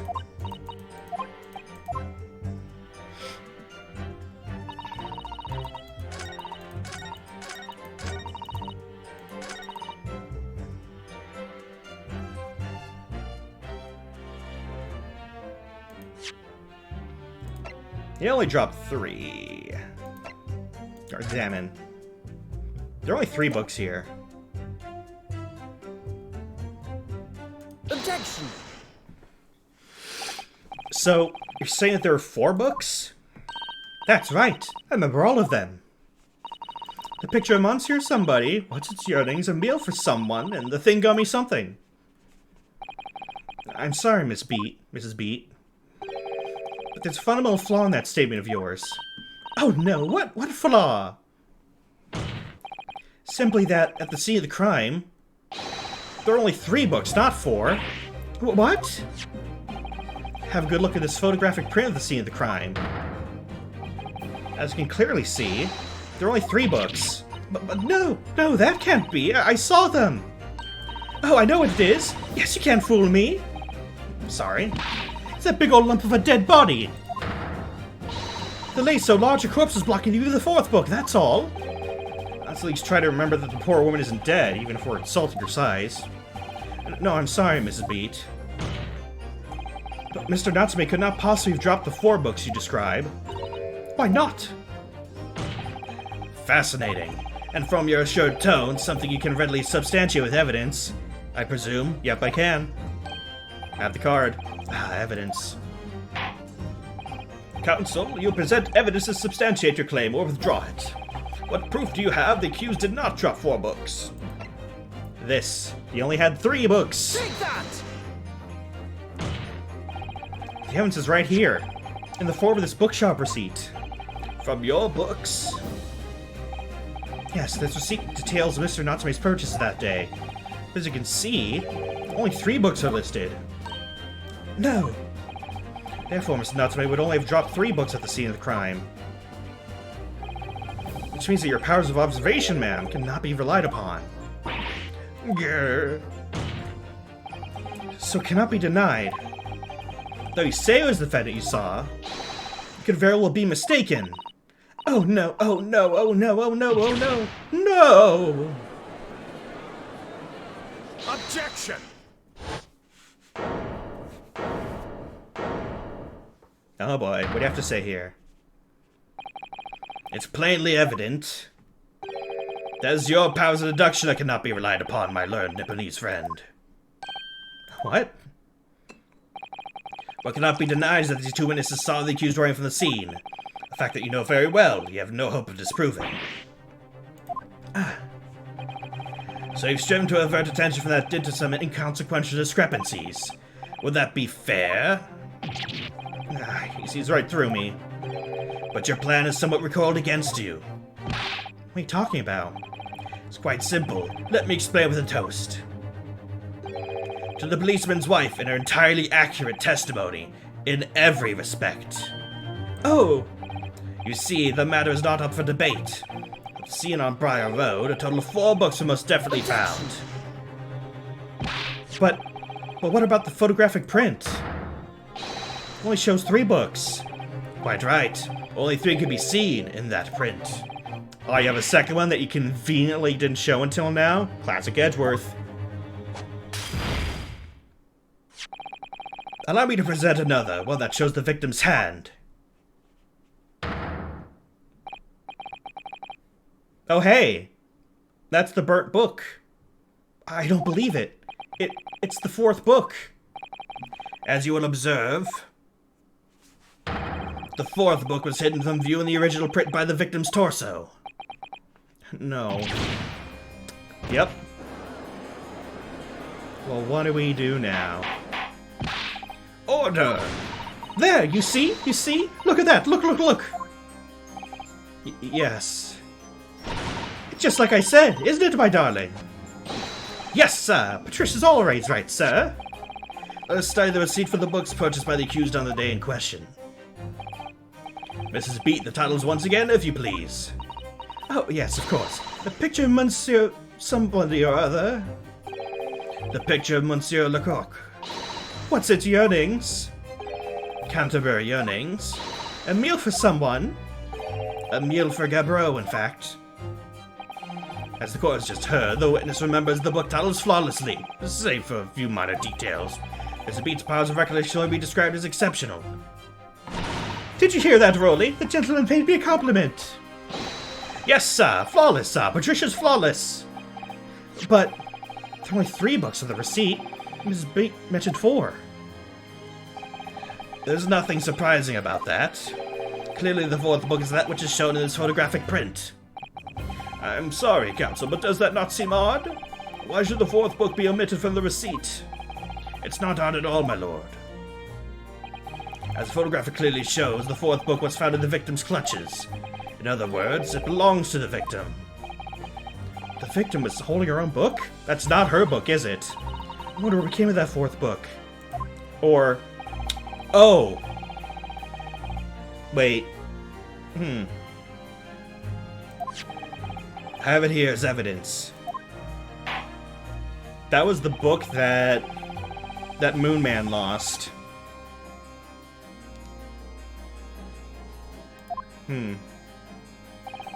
My pleasure, my lord. And the book. Let's take a look at that book, I think. The prosecution rests. I'd like to take a look at that book, please. Examine. It has burn marks on it. Oh, look at this! The book has been badly burnt. You're right. You'd never be able to read it in this state, especially not the latter pages. What a terrible waste. Judging from the scorched edges of the paper, I think the damage must have occurred very recently. A book. Recently damaged by fire. That seemed to raise a red flag with me. Aha. There we go. Something happened. I have nothing further to add. What? You seem surprised, my learned friend. But the resistance till now has been in vain. Entertaining, yes, but futile. The spurious longer route to the accused lodgings that you tried to establish in your summation examination, the attempted discrediting of the witness's powers of recollection in your cross-examination. Futile? Walked right into this, didn't I? You see, everything we've said is true. Isn't that right, my darling? Yes, Pat. Marry me, Pat.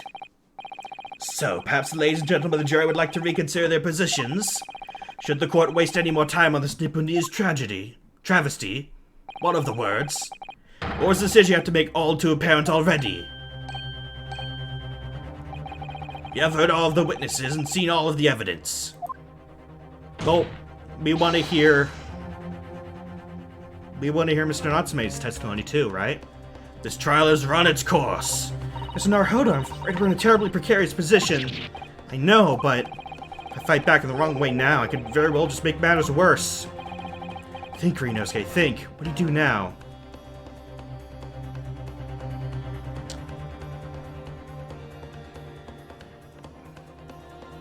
I don't know.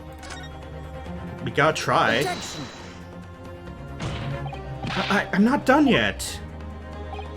No, my learned friend. It's over. That last cross-examination was your final chance to establish a credible defense, and you failed. The die has been cast. There's no more room for debate. Well, it might be over as far as you're concerned, but... I can't think of what to say. If I may, Lord Van Zeeks, it seems somewhat boorish to close down the debate at this point. Your insignificant little Eastern Isle must be a lawless hold indeed. For a lawyer judicial system to have the audacity to intervene at a moment like this. Oh! I am, to my shame, still a very inexperienced lawyer. So you have to forgive me, but I consider my assistant's advice essential and your opinions invaluable. Mr. Naruhodo! One of this land's great guiding principles is tolerance. So, this court will hear you, madam. Go ahead, Mrs. Sato. Please. Very well. Pray, what insight can you give us? What have we all overlooked in this matter that you see fit to pursue further? Well, the court has been presented with new evidence, but only after the last cross-examination finished. I see. And you believe that this new evidence warrants further examination, do you? Mr. Naruhodo, what do you think? It's just possible this new evidence might be the decisive proof we've been waiting for. The judge is sure to ask the members of the jury to announce their leanings in a moment. And of course, be sure to ask you to explain what the crucial piece of evidence is and why. So we must take this opportunity to examine the newly presented evidence as thoroughly as possible. Yes, I understand, and thank you, Mrs. Sato. This is it. Sato-san has managed to win us one last chance here. Can't let it go to waste. Defense wishes to present evidence, my lord. Very well. The defense may present one further piece of evidence. Evidence that apparently offers a profound insight into this case and has hitherto been overlooked. Well, the burn mark, the badly burnt one. That was apparently recent. Take that!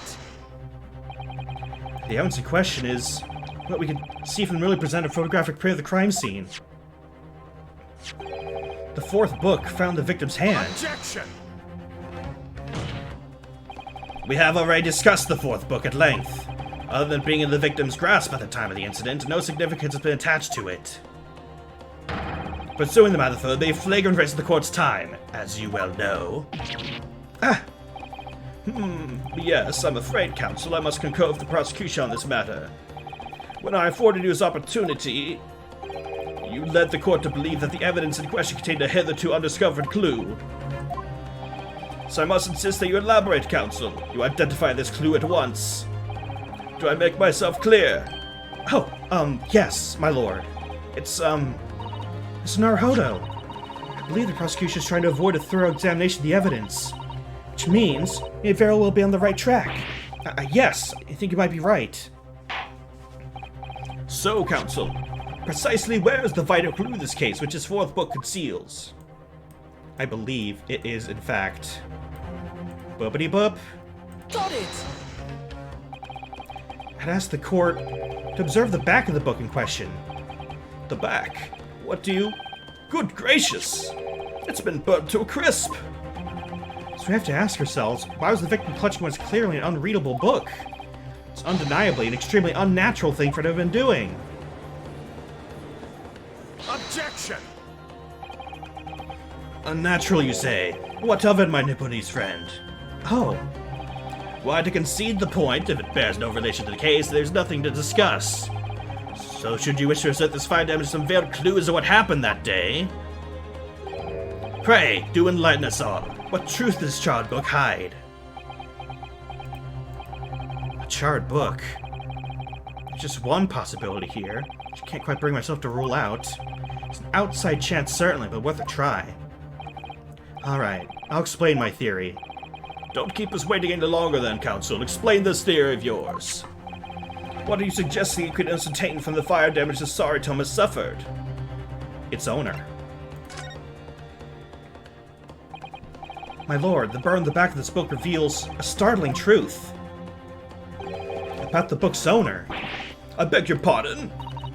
But we already know who the book belongs to. The victim was gripping it in her hand as she fell to the floor after all. It's obviously hers. The question of how this book came to be in the victim's hand is yet to be answered. However,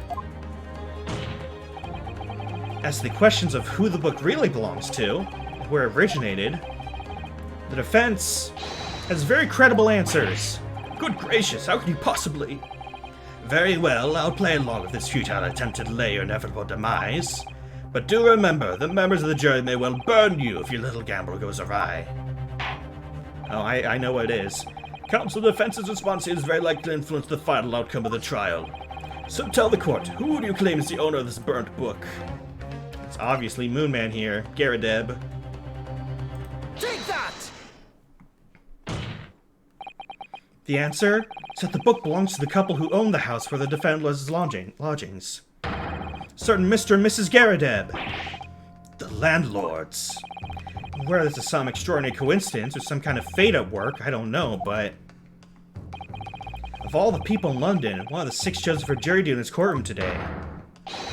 None other than Mrs. Garradeb herself. Oh my goodness, me? I think you must be mistaken, sir. I'm not Mr. Garradeb's wife. I'm his maid.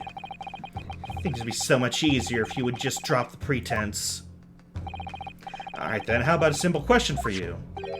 Have you ever seen this book in Mr. Garradeb's house? I would never presume to know all of the books he keeps, sir. Objection! But you're the maid. This is outlandish behavior. This woman's the accused landlady, you say? Implicate this hard-working member of the public. You besmirch her without a shred of evidence. Your actions are unforgivable. Objection! This is not mere conjecture. The defense happens to know that on the day in question, almost exactly the same time as the victim was stabbed on the pavement below, another incident was taking place in the room on the top floor of Mr. and Mrs. Garradeb's house. Good lord! What sort of incident, counsel? A fire, my lord. Afraid to say it was. Happened in the blink of an eye, you know. The whole place filled with smoke. Couldn't see about anything. Didn't take long for the fire to spread, of course. Valley furniture started going up as well. Worst of it is, lost my favorite book called The Lion's Pride. Oh my god, look at his face. The Lion's Pride. By Jove, the very same title of the subject of the debate! Oh dear me! This is risible. I've told the court this book by the same name was evolved in a fire, in which case it would be reasonable to assume that it was burnt to ashes. And entirely unreasonable to infer that it magically removed itself to see the crime. Perhaps it would make more sense if I told you the cause of the fire was marital discord. Without going into details, it appears that Mrs. Garrideb was considerably enraged. Apparently she continued to attack Mr. Garrideb even amid the flames. Oh, how awful! I can't even imagine being so horrid to the one you love. Can you, Rolly? Absolutely not, sir. Apertures has never raised a finger against me, sir. Well, apparently everything she's been doing doesn't count. One of my favorite old novels in that case. But as soon as the fire got hold of them, that was it. Whoosh up in smoke. And the wife started hurling things at me. There was I, back up against the window under heavy enemy fire. Incendiary books coming for 10 to the dozen. The man had his back up against the window, and he had burning books thrown at him. Goodness gracious, are you suggesting that the book was thrown through a window and landed coincidentally at the scene of the crime? Objection! No, a thorough investigation of the surrounding area was conducted the very evening of the incident. There's no report of the Garrideb's window pane being broken. But the windows on the floor were.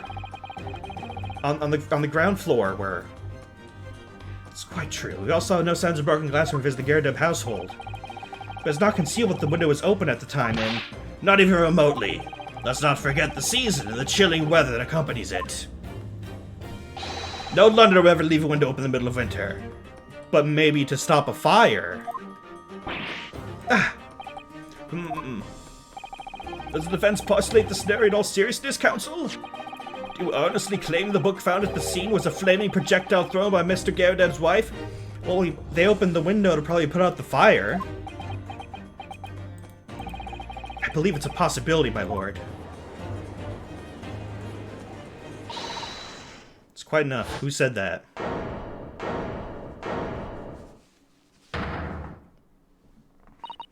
Well, I hope that everyone can see you for what you are now, you little foreign trickster. You call yourself a lawyer, but you're just a coward. A mean coward. Really? Claiming that a little tiff set the whole neighborhood alight, honestly. Implying that I'm merely posing as a maid for appearance's sake. How could you? Nothing to do with the beastly case, not any of it. I've done it solely our family's name. No, I assure you that was never my intention. Dragging an upstanding citizen's name through the mud simply to divert attention for your failing defense. I should box your ears, that's what I should do. It's utterly unforgivable. Too right. Here we go. How long have we sat here now, listening to this nippity spouting out his fancy foreign theories? But think about it. At the end of the day, the only person who could have possibly have stabbed the victim is that little hunchback with the mustache, and he ran away from the scene too. I do declare you're right. It's true. Yes, what did I tell you? Makes sense to me. Sorry, what's that? Well, it would appear that the ladies and gentlemen of the jury are once again in full agreement. What's your position, Lord Van Zeeks? More wine. In truth, my lord, I feel these have been unnecessarily protracted proceedings. But then one must always exercise patience in order to savor the best vintage.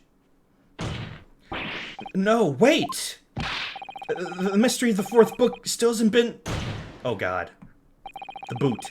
If books are your predilection, my learned friend, study them on your own time. I mean, he's right. It doesn't exactly relate to the stabbing itself, I don't think. Unless it does.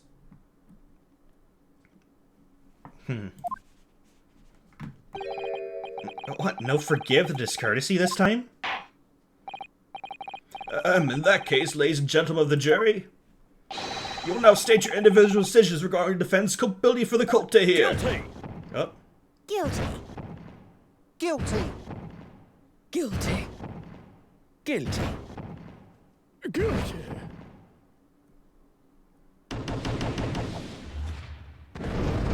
I'm surprised I managed to get the voices pretty accurate there. It was pure guesswork on most of it, based on appearance and way of speech. Thank you for that unambiguous response. That's twice now. It's over. Mr. Haruhodo, don't give up. Mrs. Sato, have you forgotten? The battle isn't over yet. You're not suggesting. Of course. Fence has led to another summation examination at this point. You're so convinced the jurors changed their minds. You have one more chance. My lord, Fence has to exercise right to summation examination. You believe you still have tricks up your sleeve? I don't tend to trick anybody. I tend to uncover the truth. There's no time to be downcast. As long as there's a chance, I have to stay strong and determined.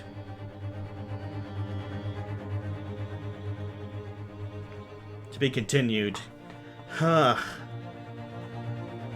I might have ended here, I think. We're going for 5 hours, almost. But hey. We gotta find something. Alright. So, we are gonna end the stream here. And, we're gonna end the stream here. And, I just need to have this on by default. And I hope you enjoyed.